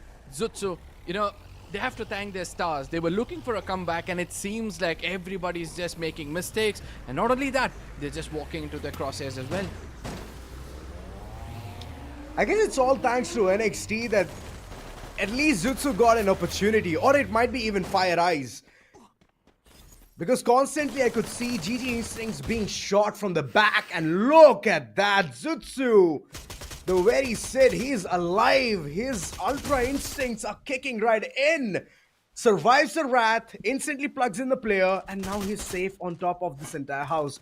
But on the other end, Imto, 4 points is what REAGANVERSE has, but they need more than just this. In order to survive and reach towards the 6th spot, they need to have minimum 60 points as the cutoff slowly is increasing. Skull Esports, they couldn't have asked for a better position in this circle. All they have to deal with AUTOBOTZ for now, and then make sure they hold their ground. Halim gets in closer, goes in for a fight, but I don't think so it's going to be easy for him. Whereas on the other side, it's going to be ZUTSU trying to take some shots against the side of EMZ as Team X gets eliminated from this lobby. It's going to be a dogfight between all the teams inside the circle. Oh, that fight. Insane shots. Mac would love to go ahead and connect as the team requires those eliminations. They're just sitting with one right now. And right in front, there's a huge hit list being called right in. 4 teams being constantly pinged. And there's a risk of exposure as well. So might as well go for a prone or just sit down, buckle up, and keep hitting those spot shots. And in the midst of that, if you see there's a window of opportunity, then just slam right in. That's the best advice that you can get. But staying inside the circle, EMZ, they're doing something better that other teams are still finding a safe house in. I think EMZ are clever enough to, you know, kind of strike fear in the hearts of the opponents. They're just making sure that nobody gets in closer. They know the only team which can fly to them right now is going to be ZUTSU, so they're busy putting them down. On the other side, we've got REAGANVERSE as well, kind of injured at this point of time, with just 2 men standing. EMZ, they're getting some free pickings out here, and ZUTSU, they are on the receiving end of things as well, because it's EMZ as well as FG, both of them pouring bullets on them. That's right, Homer Drone. I could see it being activated in order to go ahead and at least dish 25 damage and give out the location of the opponent. That's just super good. But ZUTSU Gaming, in the midst of all of that, they have been eliminated. Dinoculus being utilized. 50-meter radius is what they can get information. Every single opponent who's there right across will be pinged, and the teammates are going to get the information as well. So that's big. That's a huge amount of impact that they can create and provide an RNX right now in order to stay inside the circle. They're trying every single thing, but it's Team HIND. They are keeping the enemies at bay. Oh, it's not going to be easy for them, because Bull went down on his knees and the pressure is just going to mount. Look at that UAV in the air, giving out information about whichever team is kind of having that hard compound or trying to step out of it. Towards the southern western side, we see 2 teams close to one another, EMZ and FG.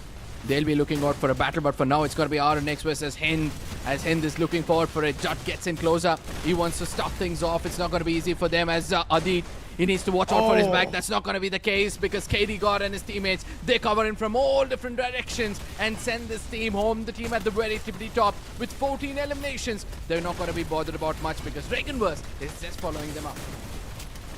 Oh, that's not at all good for them.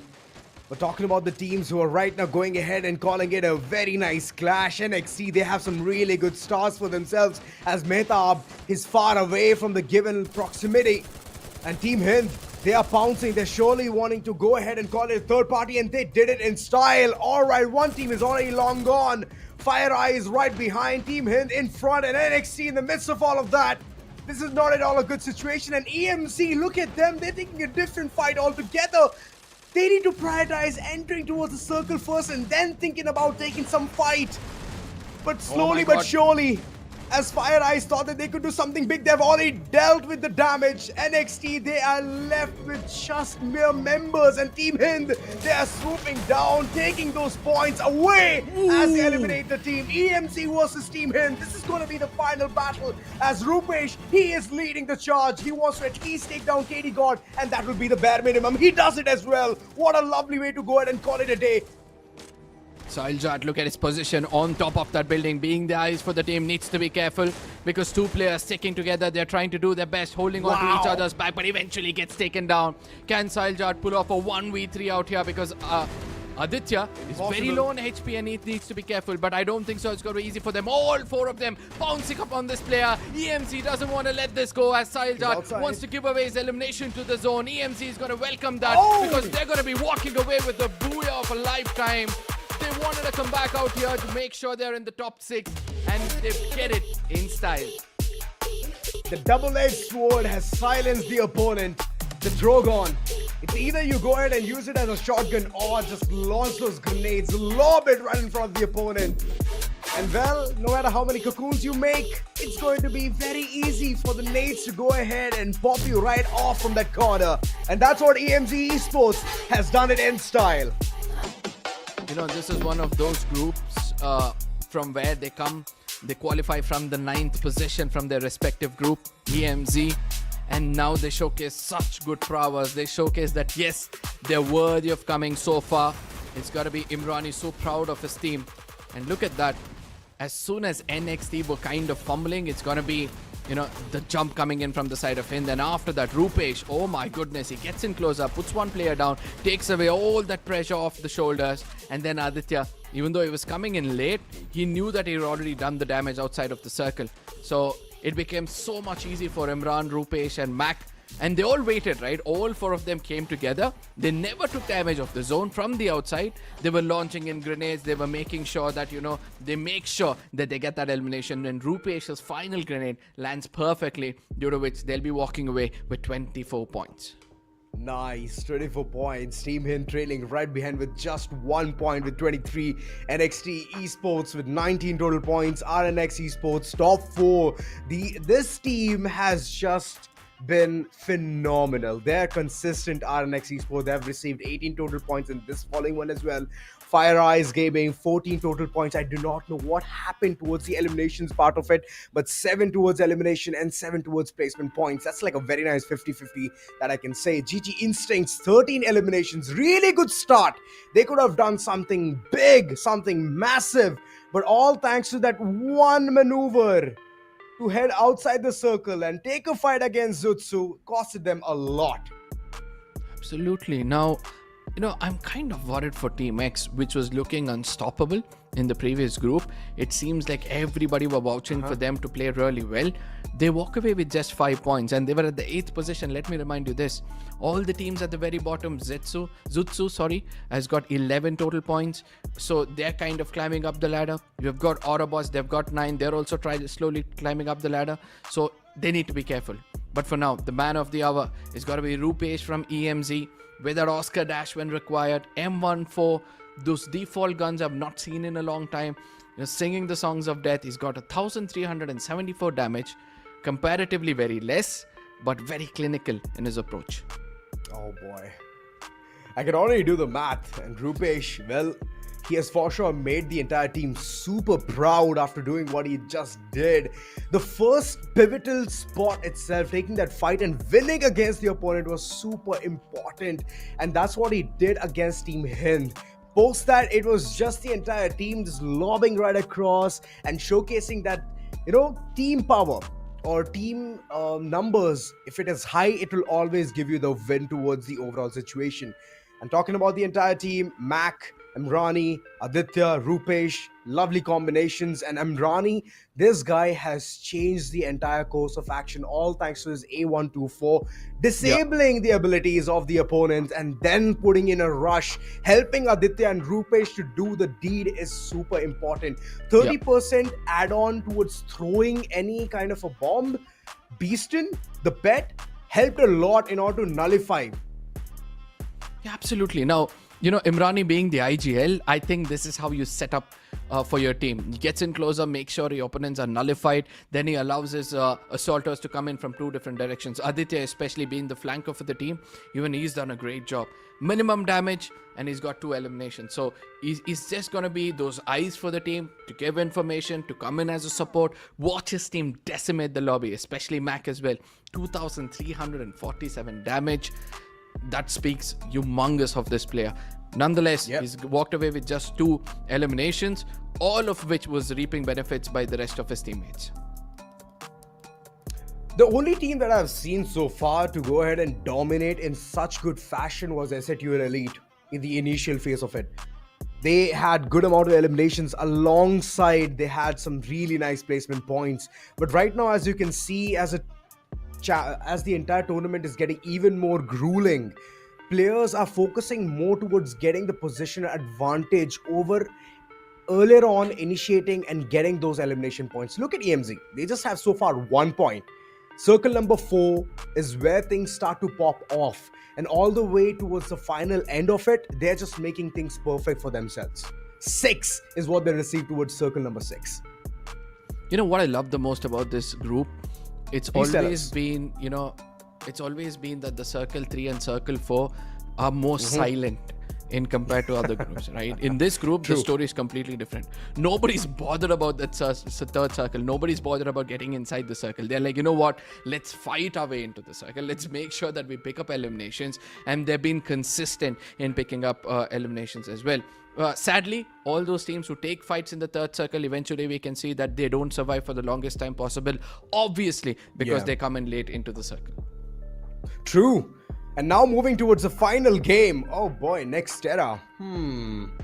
As you all can see, Boxing Gym, just one member, just one contender. Nah, we need another team dropping right there, and I believe REAGANVERSE will be heading all the way from Zipway towards Boxing Gym. But GG Instincts versus NXT is one of the fights that I would love to see. Oh my god! All right, all focus towards Farmtopia.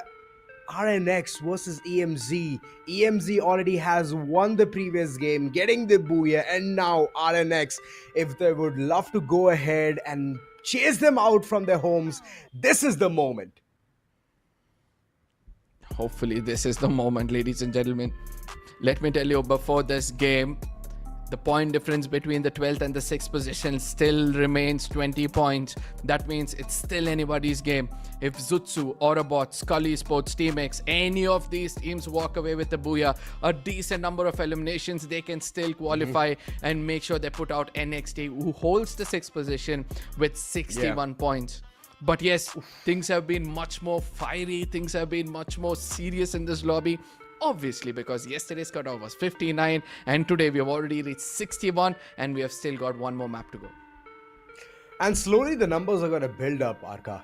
I mean, in understanding the previous day's performance, understanding what kind of mistakes they've already made, and then rectifying it back in their head and not trying to do that is a huge task taker, right? You have already one half of the brain processing this part and the other half of the brain going ahead and doing the creative part of it to go ahead and get those elimination points. That's just amazing. And I'm loving the way teams are keeping up to the pace as well, all thanks to the rushers alongside the support which has been provided day in, day out by the snipers, man.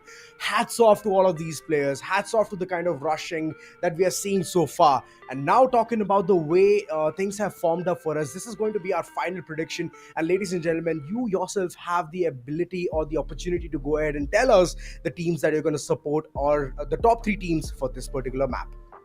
I like our approach in this game. We all know that AUTOBOTZ is going to be one of those teams who are well known for their comeback, and hopefully we see them do a comeback out here. So we choose that. Whereas ZUTSU as well, you know, they're one of those teams who dominated the previous week. So I'm expecting them to, you know, at least showcase glimpse of what they can do in the previous week. And that eventually is more than enough for them to qualify. Whereas EMZ, they've been consistent. They've been showing the lobby that yes, if they have that control, they'll be able to pull off a booyah. So I'm going to bet on them as well. But HIND as well as REAGANVERSE, your thoughts on these two? HIND and REAGANVERSE, I mean, before even putting the teams that I have predicted, I could see the previous game of theirs. Wait, was it REAGANVERSE or was it RNX? It was RNX. It wasn't Okay, REAGANVERSE. okay, yeah. So RNX, yes, of course, they've been super consistent towards getting the eliminations. They're like the hooligans of the entire crowd. They love to just beat around and keep getting those elimination points. But yeah, talking about Team HIND, the previous game, yes, I do understand that it was all the way towards the top 2, but it's not it. Team HIND, they would love to call in another booyah for themselves, as they already have done in today's day. But this final map is going to be next level as we enter towards the so-called map, Next Era. Next Era it is, ladies and gentlemen. A map which is well known for more eliminations than the placement points. I know that, the island is kind of split, but I'm 100% sure that the teams would not shy away from taking those fights every nook and cranny of this in this lobby. But yes, for now, we see that the flight path is dissecting the map perfectly, allowing every single team to go into the drop locations. But ZUTSU, they need to be careful. Team X is just following them to make sure they put an end for this team early on. But if ZUTSU can replicate what they've done in the previous week, get those 4 early eliminations, I'm 100% sure that they can walk away with the booyah. Oh boy, EMZ taking a detour. Instead of heading all the way towards Farmtopia, they're reaching towards Boxing Gym. And that's where Sham OP, he just runs away. He's like, I don't want to take a fight in this particular spot. But Team X, towards Intellect Center, there's a battle going against ZUTSU. And ZUTSU, they would love to go ahead and get those points. Eventually, they're fading away. Those numbers, those knocks are coming through as Team X. They're just keeping things so calm and collected for themselves. Finally, Insane breaks the calmness. No, I don't think so. It's going to be easier for them because Soul is going to be challenged in the close range battle. Iconic. He looks unstoppable as of now. The last player from ZUTSU, Harsh, is trying to do his best to survive. But luckily, one of the players was already revived. And he goes far away from this position to land and make sure that he's got the chance of reviving his teammates again. ZUTSU, I don't know what is going wrong with them, but they're not sticking together. They're going in for a wide splits, which is kind of backstabbing them and making sure that the opponents take big advantage against them. I mean, if you're going for wide splits, then you need to be super confident in order to take those fights. And the confidence is missing in today's gameplay. So ZUTSU, they need to stick together, like you rightly mentioned, Arka. And Team X, they have a really good start. 4 elimination points. From here, you can either reach towards a double digit, or there might be a third party that might soon break their backs. But NXT, they're very close. Inside the vicinity, Ash just going ahead, trying to see what's happening. And FIREEYES, they are right beside NXT. Okay. FIREEYES, the way they've done, the study, the way they've done the homework in this lobby, I'm really happy about it. I just love every single bit of it. No way. But on the other side, it's going to be Hemu. I believe he's been hit with the A124, due to which, all his abilities were stopped for a second. And now he needs to be careful as there's an opponent approaching him, but into his crosshairs. Whereas it's going to be other side. Hemu, yes, he's going to take advantage of it. Jack on the other side wants to run away, but he's been caught out there. It's going to be Hemu coming in from an off angle, puts him down as well. And TEAMLEGACY, not the kind of start they wanted. That's another fight altogether. But here, one more team is just on the verge of elimination. Oh, goodness. The incognito mode. It works out for the best. It always gives you the information. And Troll right now, he's been hunted down. He thinks he can run away, but it's not going to be that easy. Troll mid-air running away as NXT, they're trying to lead the charge into the arms of yet another team. NXT trying to play it a little bit safe now. But, this is the calm before the storm. No team is interested to take those early fights, right? Everybody would have crunched the numbers. They would have understood that it all comes down to the team walking away with the booyah to qualify, especially the teams in the bottom. But whereas on the other side, ZUTSU, it seems like the misery is still not off. Sid also gets taken down, leaving one last man, Botgot, running out in the open, showing his backs. Oh, no, why? ZUTSU, no! You can't do this! And eventually they get eliminated. I've not seen this team. I don't know. I'm just running out of words, man. I'm unable to complete my sentences because so much of expectations on ZUTSU until now. And they go in for a huge split, showing their backs to the opponents. textbook basics, everything was wrong. Oh, that's right. But Patlu, little did he think if Team X is choosing to rush, they're going to completely shatter your hopes of being alive for a longer time. Tiger, right now, he's being hunted as iconic. He thought he could lead the charge, but it's not going to happen that soon. Team X, soon I believe they're going to be regretting the decisions that they've already made. FIREEYES right beneath Ronak. It's a 1v2 situation. And Ronak, being the sniper, he's far away from the team. That's where Jack is going to go ahead and get the benefit of this overall situation. Ronak, what's he thinking? Troll right in front, shots taken, but Troll has been taken down. Ronak, what a lovely shot from the VSS. And he has a combination of VSS and VSK. What? Oh, he needs to be careful. He gets in closer, connects one shot, and eventually it's going to be Jack trying to move away. But eventually, it's going to be the taste of his own medicine. Team X gets eliminated. One overcommitted player forgets that the rest of his team is already eliminated, due to which the whole team has to pay a very hefty price. Oh my goodness. That's right. I've never seen RNX be so silent. They just have one elimination point right now towards the Grav Labs. And I know for a fact that they would love to have the center part, the smack center of the circle. But before that, might as well gain all the elimination points which are lying right across REAGANVERSE. Hassan, way too low on HP, and he's just quickly running away, instantly pumping in every single juice that he can get to go ahead and call in some shots on this fight, as a couple of them who thought they could reach, dissect the players. Adib has taken control over the situation. REAGANVERSE, now they run away as they have no man count advantage towards this fight.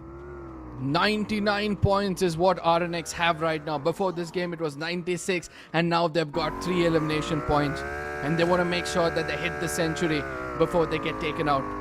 Yes, I like this approach. You know, set up a trap and then eliminate your opponent. Nice. There's Zappy trying to run away, being that unwrapped elimination for the side of RNX. Hadib is too interested into it. The time turner is just going to let him breathe for a brief period of time, but the shots are connecting well. Zappy will have to step out, eventually gets taken down, make it the 100th point as they're going to be leading this. Look at that. They're going to be proud of their performance as they, you know, enjoy this moment for a long time now. A lot of emotes, a lot of emotes. And if you have those inhalers, might as well use it. EP being converted to HP is the best thing that you can do in a close range battle. I mean, imagine you're using a med kit. It's going to take a lot of time to even kick right in. But EP just being converted is instant. So that's the kind of ideology RNX has. And look at them, shine bright like a diamond at this particular position. I believe they've hit the century. Yep. And that's why, you know, they planted the flag as well. They're like, this is our lobby and we are here to dominate. But for now, Skull, they need to be careful. They've got some good early 4 eliminations. You know, they can take their time as well. But they've been chased by NXT. Shots not connecting much. Prime gets in closer. Oh my god, he never expected Prime to be that close. Eventually, will be walking away with 1 elimination. As Wildfog from a distance is trying to change positions, fall back from this fight. A clever move, but Skull, will they let them breathe? Will they make sure that they commit to this fight? And it seems like they are committing to it. Oh, they definitely will do. They want those points. There you go. It doesn't matter whether they have the Winchester or the P90. Every single thing is going to sing the song of death. Skull, Esports, they need points.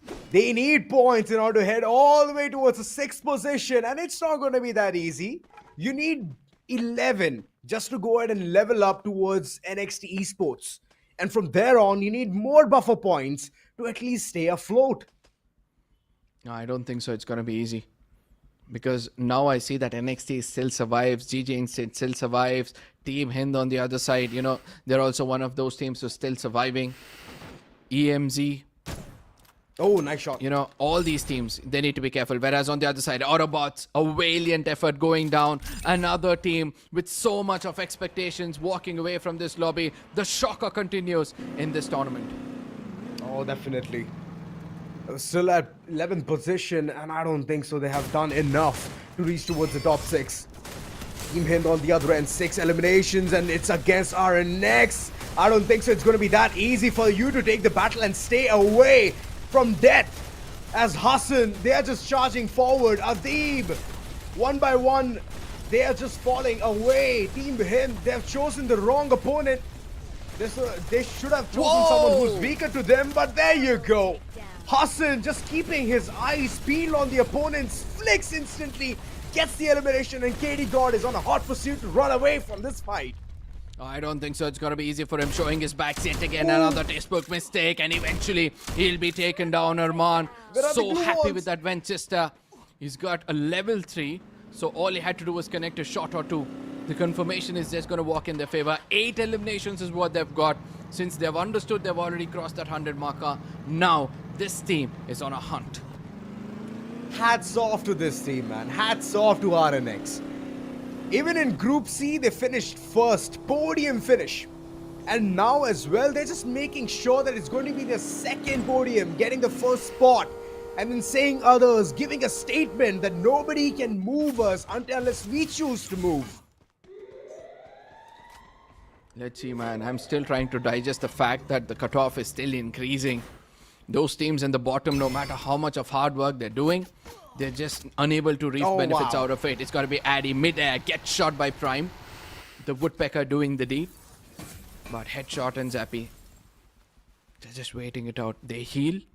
They look forward for the opponents to make a mistake. Skull. No, shy away from a fight for now, but trying to survive for a longer deed. Boxing gym right beside, I can see NXT. And the others trying to get a piece of this circle will be a tad bit difficult, as most of them, they're just gatekeeping at this point of time. Ash trying to throw in the plushie to get the information, but it's going to take a good amount of time for it to be back as well. So might as well use your active skills with a lot of care is what I can say. And Hemu, I would love to see him go ahead and become incognito again. No, forget about being incognito. He's already got 2,220 damage. That's no joke. He's looking forward for more eliminations. I like that approach from their team as well. Oh, wow. FIREEYES, RNX, 2 knocks? Skull, EMZ, HIND, NXT and RB are the only teams which are right now surviving. And let me remind you, below the 6th position mark, we've just got 2 teams, right? One is going to be REAGANVERSE and the other one is going to be Skull. Both these teams, they need a booyah to outshine NXT, and only if NXT gets eliminated early. Which I don't think so it's going to happen just yet. I mean, I do understand that FIREEYES, they were taking some really nice shots against them, but it's not going to be enough. Oh, Zappy, he fades away. REAGANVERSE is having a very tough time to at least stay alive. Imto, good amount of reflexes, but again, against a team that is so very well versed with all of these actions in front of them, it's going to be tough for them to at least get a shot or two to be on point. The best, even though he's been obliterated, he's still alive. So RNX, you better hit his shots perfectly. Look at Hassan. He knows that his team is trying to do a lot of damage, and what he's going to come up with a very unique approach, right? Right now, he's got Steffi with him. The Graffity's blessing is going to be there in case his team needs it. He's got that Wukong as well. So a lot is going for not only information, but for quick revivals. So I've not seen Wukong in a long time. And yes, he did use it unnecessarily. It's all right. I mean, I do understand those nervous 99s or the jitters, the fat fingers just coming through. That might be a mistake, but oh my goodness, couple of teams just pouring down, headshot. He's still watching the entire show as teams are slowly but surely taking the compound. EMC far off. They're on a very nice position, but if NXT and RNX, they decide to clash and take the house that EMZ has, then it'll be a very bad pickled up situation for them. Shoko, in the midst of all of that, has been taken down. You know what? I'm kind of worried for Headshot now. He's being chased on both sides. It's like candle burning on both these sides. He needs to be careful. He's trying to rotate around, trying to tank the damage of the zone, but eventually he's going to walk into the crosshairs of FG. I don't think so. It's going to be easy for him, and yes, Team HIND, they get eliminated, but they've done a decent job so far. But have they got enough to qualify into the next round? The points table is going to reveal the rest, but for now it's going to be NXT trying to hold on each other's back. They know they're at the 6th position. They need to survive a bit longer. They need more points. They've got 7 for now, but they're scared because in case Skull or Reagan or somebody below them gets a booyah, the story can be different. Oh, true. You better not be throwing stones at someone else's house when your house is already made of glass. NXT, you're giving away your location, and Heimu, he's been taken down. I know the revival might just kick right in, but that cover is not enough. They need to head towards a solid compound. Which troll? FIREEYES, the entire team is holding for themselves. Pot shots being taken. NXT, they're rushing, but their entire resources of having the glue wall is running thin. And now comes the part where FIREEYES is being bombarded by a team, and that is Skull Esports. Oh, this is where Skull, they come to retaliate, whereas on the other side, EMZ as well, they're like, you know what, this team is busy and now it's time for us to strike against them. Bunny, the last man standing in the close vicinity, whereas Jack far away is going in for revival, but Imran, look at him, clever move by the IGL. He runs away and he hides for now because he knows my enemy's enemy is my friend, and the team approaching right now is going to be Skull, who need that booyah very, very badly. Oh, that was a very bad executed fight. EMZ, last man standing, as they're watching what's happening right now. Jack, that dude's prone right next to you. You need to check your back. Sprint! Even he runs away without even noticing Imrani.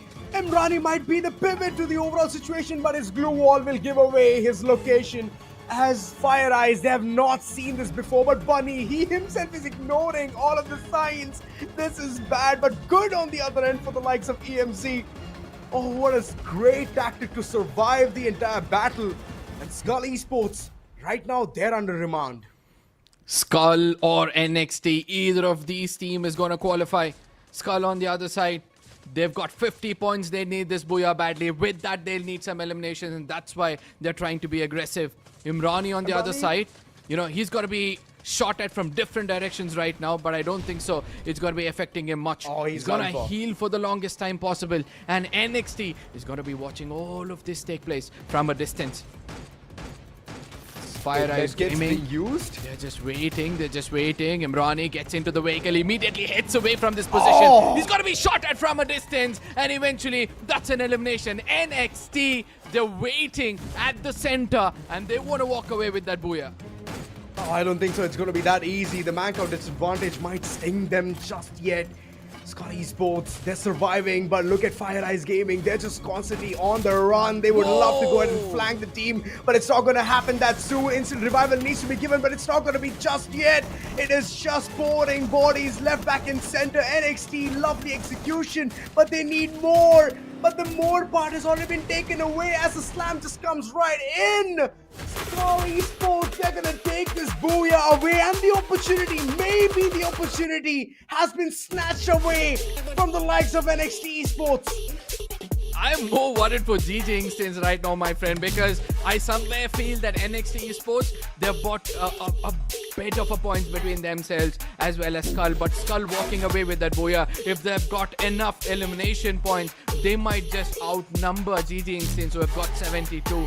Will they be able to do it? I mean, I'm just waiting. I'm at the edge of my seat. But people who are watching, Likewise. if you know which are the teams who just qualified into the top 6, have Skull made it? Have NXT made it? Or is it GG Instant who walk away not being there in the top 6? Please do let us know. Yeah, I would love to know your top 6 versus ours. I mean, we have already given our predictions, Arka. In the beginning of the game itself, in the beginning of the day itself, we have given our predictions, our 2 cents, and this is the way the entire cookie started to crumble. FIREEYES Gaming, my goodness, they were surviving till the very end, and NXT, well, they tried, and the only team that had like 4 players alive was Skull Esports. FIREEYES with number 1 spot with 25 total points. Skull Esports with 24 alongside the booyah for sure have received a very nice incentive towards what they have done. NXT Esports, well, they themselves have kept things afloat, which is by 21 points, and EMC Esports with 16 total points. RNX, they've for sure reached towards the tippy top. And Team Hind, let's see where they land. Crunch down numbers, ladies and gentlemen. GG Instinct 72 at the 5th position before this. Add another 11. NXT 61 before this game. And now they've got 21. As Skull, who had got 50, this time I've got 24. And have they done enough?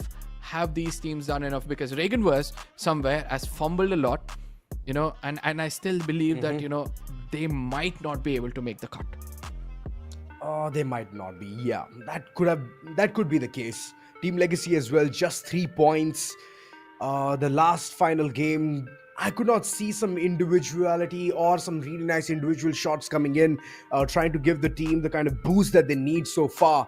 So just 3 points might not make the cut. ZUTSU Gaming with just 0 points. My heart aches, as they had like 40 points before this. Yeah. 40 points. And have they done enough? But FIREEYES Gaming, I just love their fury. That's why I keep calling them, fiery eyes, because that fire never went off. Prime leading the charge with a Woodpecker and an Oscar. We saw that he's been very, very crucial in those close range fights. I've got 4 eliminations for himself. A Joseph, I've not seen this in a long time. I know that, a Joseph always helps you to move faster once you're damaged. But adding on to that small speed has helped him a lot. Nikita, for the reload of a SMG is fine, but how did it help on a Woodpecker? I mean, imagine Woodpecker already giving a lot of damage. And this might be the early weapon, right, that Prime would have chosen for Mayhem, and later on swapped with an M590 alongside a very nice weapon, close range, that can just decimate the opponent. As I can see Oscar already being equipped as the primary agent. So this is like just adding cherry on top of the cake and just making things better for the team. So overall, a lovely performance, and moving towards the entire team, I would love to see the kind of combinations that they've been rocking so far. Yeah, the Booyah stats. Oscar, I was Nice just seeing combo. whether he's got, the enhanced hammer, because for that Woodpecker and an enhanced hammer, that would have been a different tale altogether. But Dhruv was the one who had that enhanced hammer with an arrow. Nonetheless, most of them were using Arvon, so it was all about the binoculars and the information. But Beastin being used by Dhruv, yes, the Grenadier for the team has tried to do his best with Mehtab, trying to use the tactical market whenever possible. And Mehtab, as far as I've seen, he was the first one to perish away. I mean, imagine a sniper just being taken down under remand, and he's constantly being strapped right in. Could not do much in the prior games. In the final one, finally I can see them all going ahead and doing the deed. And staying calm, staying quiet while seeing the other teams clash, that's like the best kind of approach you can take without making any mistakes. And that's what they did in the final circle. When the other two teams were clashing it out, dishing it out, duking it out, getting those damages dealt upon, they just took a back seat. They relaxed, they calmed their nerves, they were very happy. I bet they were just enjoying, they were celebrating, cherishing the moment where they receive the booyah. I'm just waiting to see this, circle analysis. I want to see whether teams have survived for the longest time. The third circle again. Has there been any kind of a kerfuffle, or has it been a little bit calm? Because we did see that teams were trying to survive, right? So in the beginning, the one team which showed a lot of prowess was Team X and GG Instance. Both of them got eliminated in the early stages. By the second circle, we saw that everybody were trying to pick up some fights, but the only teams who dared to take more fights in the third circle were those teams who ended up at the very end of this lobby. Ooh, third circle, yet again, a big hush-hush moment. And in the second one itself, oh boy, after having such a good start, AUTOBOTZ, 8 eliminations, and then later on in the second circle itself, they're just completely stopped. GG Instincts, Team X, ZUTSU, TEAMLEGACY, all of them just fading away in the early bits itself. And then later on, you can see REAGANVERSE is trying to go ahead and hold on to the situation, but it did not help them out that well. Team HIND as well, the second one to trail. Third comes RNX. And then the fourth, EMZ. And later on, the final battle, we all saw it. It was amazing. Even though it was towards a heighty area where I thought that FIREEYES, they have the best opportunity to stay there and let the others do the hard work, is where they started initiating the battle, and then they lost the peak. Yep. But yes, it's time to unveil the truth. It's time for us to understand that which of these teams have actually made it through. And let me tell you this, only 6 teams will be moving forward amongst the 12. They had just 6 opportunities, 6 games to showcase their true talent, and I do believe that most of them have done an exceptional job. Even though, you know, they might not get into the next round, they're going to be thanking their stars, because you can buy anything in this world, my friend. You can't buy the experience. That's true, Arka. And getting the experience is a big part of this entire journey for most of the teams. Even yesterday, we saw a lot of teams go away, 6 of them to be precise, and it was a heartbreak. Not gonna lie, it was a heartbreak. And most of them, even the viewers, they were like, wait, what? This happened? And I guess it's again the same spot where we have reached, Arka. Yet again, we're gonna be the flag bearer of a bad news and a good news together. Top 6 and bottom 6, the ones who are gonna leave this entire tournament by just gaining the experience, and the others heading all the way further in towards the tournament with their heads held up on high. So close, yet so far are the teams from the 7 to below, whereas the teams on the top 6, all that hard work has paid off for them. You reap what you sow, ladies and gentlemen. The top 6 teams to qualify into the next round is going to be FIREEYES at the very tip with 115 points, RNX 111 points, EMZ Esports 95, Team HIND they've done well with 90, GG Instance with 83, and NXT with 82. Scully Sports, a valiant effort until the end, but they fall shy of 8 points or less. Ouch, they should have initiated the battle first. They should have done the heavy lifting. Instead of watching the fight and looking at the way the stones have been thrown at each other. Skull Esports, my heart is for them. But NXT Esports, GG Instincts, Team HIND, EMZ Esports, RNX Esports, FIREEYES Gaming, congratulations for being the top 6 and to move further into this tournament. You know, yesterday by the end of it all, we saw that SATL Elite had got 19 points, bare minimum points, and they were, I believe they'll be looking forward for somebody to wash away that unnecessary or the unwanted record they hold. And it seems like they'll have to bear that sad news for a longer time, because ZUTSU have got 40 and with 24 eliminations. I think all the teams in this group have played well, according to me. 82 is the cutoff now. Day number 3, it's gonna go either very high or it's gonna go very low. These are the two situations. These are the two outcomes. The first one was already way too low. If I'm not wrong, it was 49, right? Yeah. So 49 and today 82. Damn, it's like a double up. And Not again, exactly double up, but yeah. And again, when we look at the numbers, right? When we look at REAGANVERSE, when we look at that of GG Instance, when we do the comparison, it all comes down to how aggressive you're in the lobby, right? GG Instance have got 59 points, and that's the reason why they're at the tippy top. RNX as well. They were completely concentrating on that elimination. So you need to have eliminations almost 2 times as that of placements to qualify. Indeed. Whew. Well, this was the story for today. Group B has been very, I would say, not generous when it comes to taking those points. And the way they were just initiating and getting those eliminations, it was amazing, Arka. I have not seen the similar kind of a spark in other teams. Even in Group A, it was like a hush-hush in the beginning, and slowly but surely they were catching up to the pace and then getting those eliminations. Here, I could see RNX straight off the bat, getting those eliminations, being tippy-top, and finally it was FIREEYES who did showcase how well they can hold the entire circle and get those points as well. So overall, it was just an amazing time, amazing sight for most of the teams, as they could gain the experience and at the same time be called the teams who are going to head all the way towards the next part of this tournament. Absolutely. And again, another update for you guys. Tomorrow, the action starts at 3 p.m. So do not forget to tune in a little bit earlier so that, you guys can enjoy a long weekend. But I still feel that Ozora, tomorrow's games are going to be much more interesting than today, because there are Super several interesting. teams out there who have that ability to, make sure that they dominate the lobby, and there are also some teams who are well known for their comeback. So if you guys already know your predictions for tomorrow, do let us know in the chat. But for now, I feel like, tomorrow's update was much more important. Indeed, man, indeed. When the names like UGX, GRP, we have seen them perform so well in the Group B itself in week number 1, qualifying, making themselves available towards towards week number 2.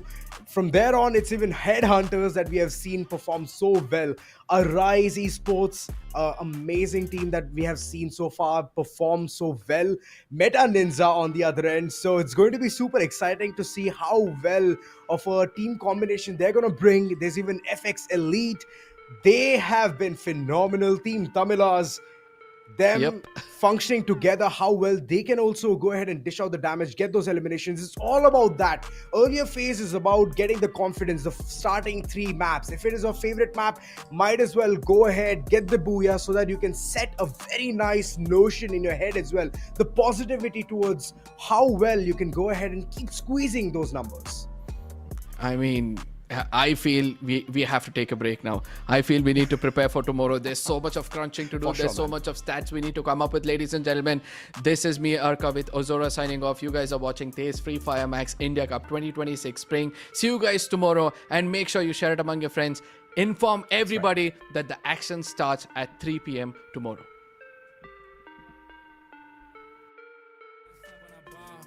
They try to get to me now.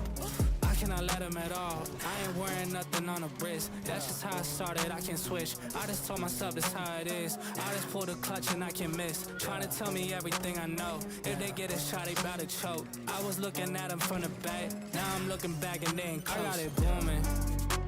Stats going up. We all going dumb, not stupid. Trying to keep up with me. I told them all that it's foolish. I heard this song and I turn it right down. It's muted. I had to do it myself, damn, now it's all booming. Said it's impossible, I had to go out and do it. It's getting hot, yeah, now it's humid.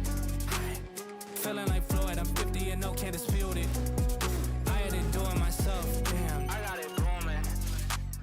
Stats going up, we all going dumb, not stupid. Trying to keep up with me, I told them all that it's foolish. I heard this song and I turn it right down, it's muted.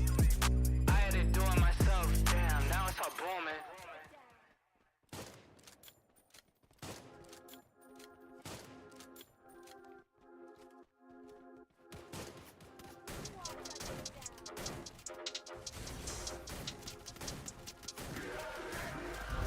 You can't manage this, can't break this, boy, I'm funded.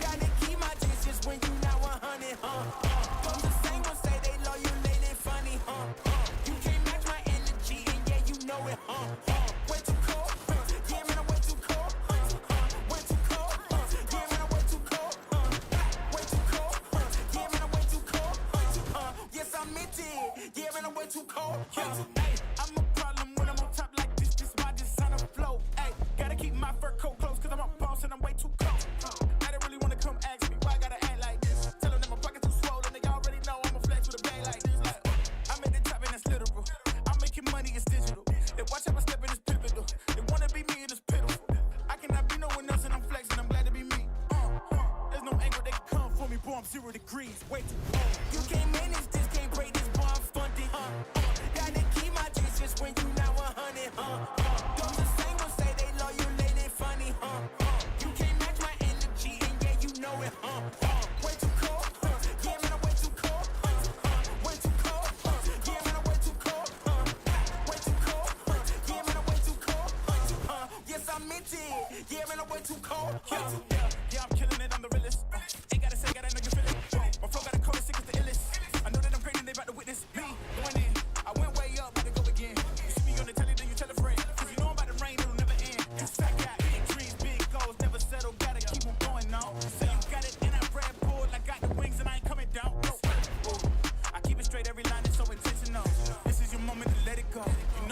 shit, I'm way too cold. You can't manage this, can't break this, boy, I'm funded. Gotta keep my distance when you not 100. Those the same ones say they love you, they ain't funny. You can't match my energy, and yeah, you know it. Way too cold. Yeah, man, I'm way too cold. Way too cold. Yeah, man, I'm way too cold. Way too cold. Yeah, man, I'm way too cold. Yes, I meant it. Yeah, man, I'm way too cold.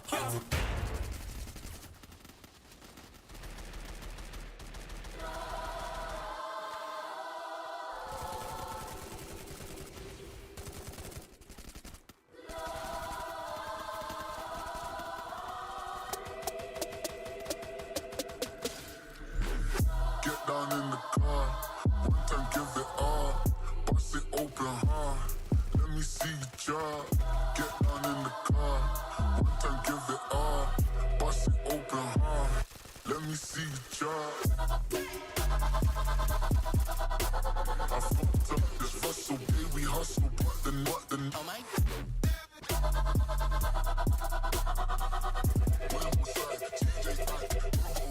I fucked up this hustle, baby, hustle, but then what then? Oh my. What is my guys? Know that they fly, know that they ride or die.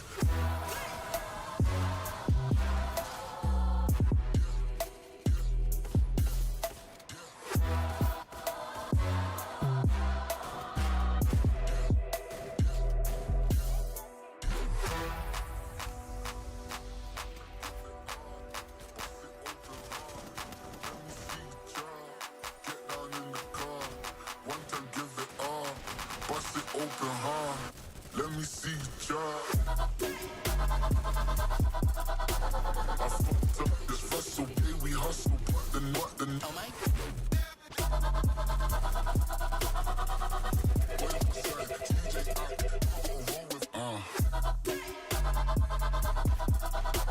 I fucked up this hustle, baby, hustle, but then what then? Oh my. What is my guys? Know that they fly, know that they ride or die. Get down in the car, one time give it all. Bust it open, let me see you jump. Get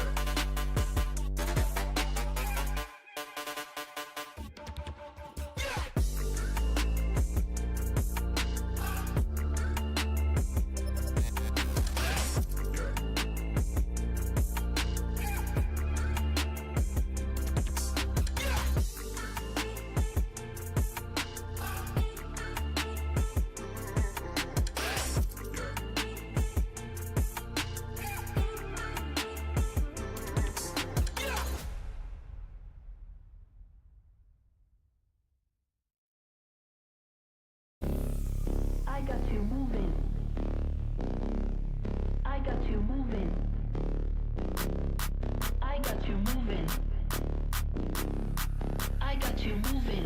This ain't. I got you moving. I got you. I got you moving. I got you moving. I got you moving. I got you moving. I got you. I got you. I got you moving. I got you. I got you moving. I got you. I got you moving. I got you.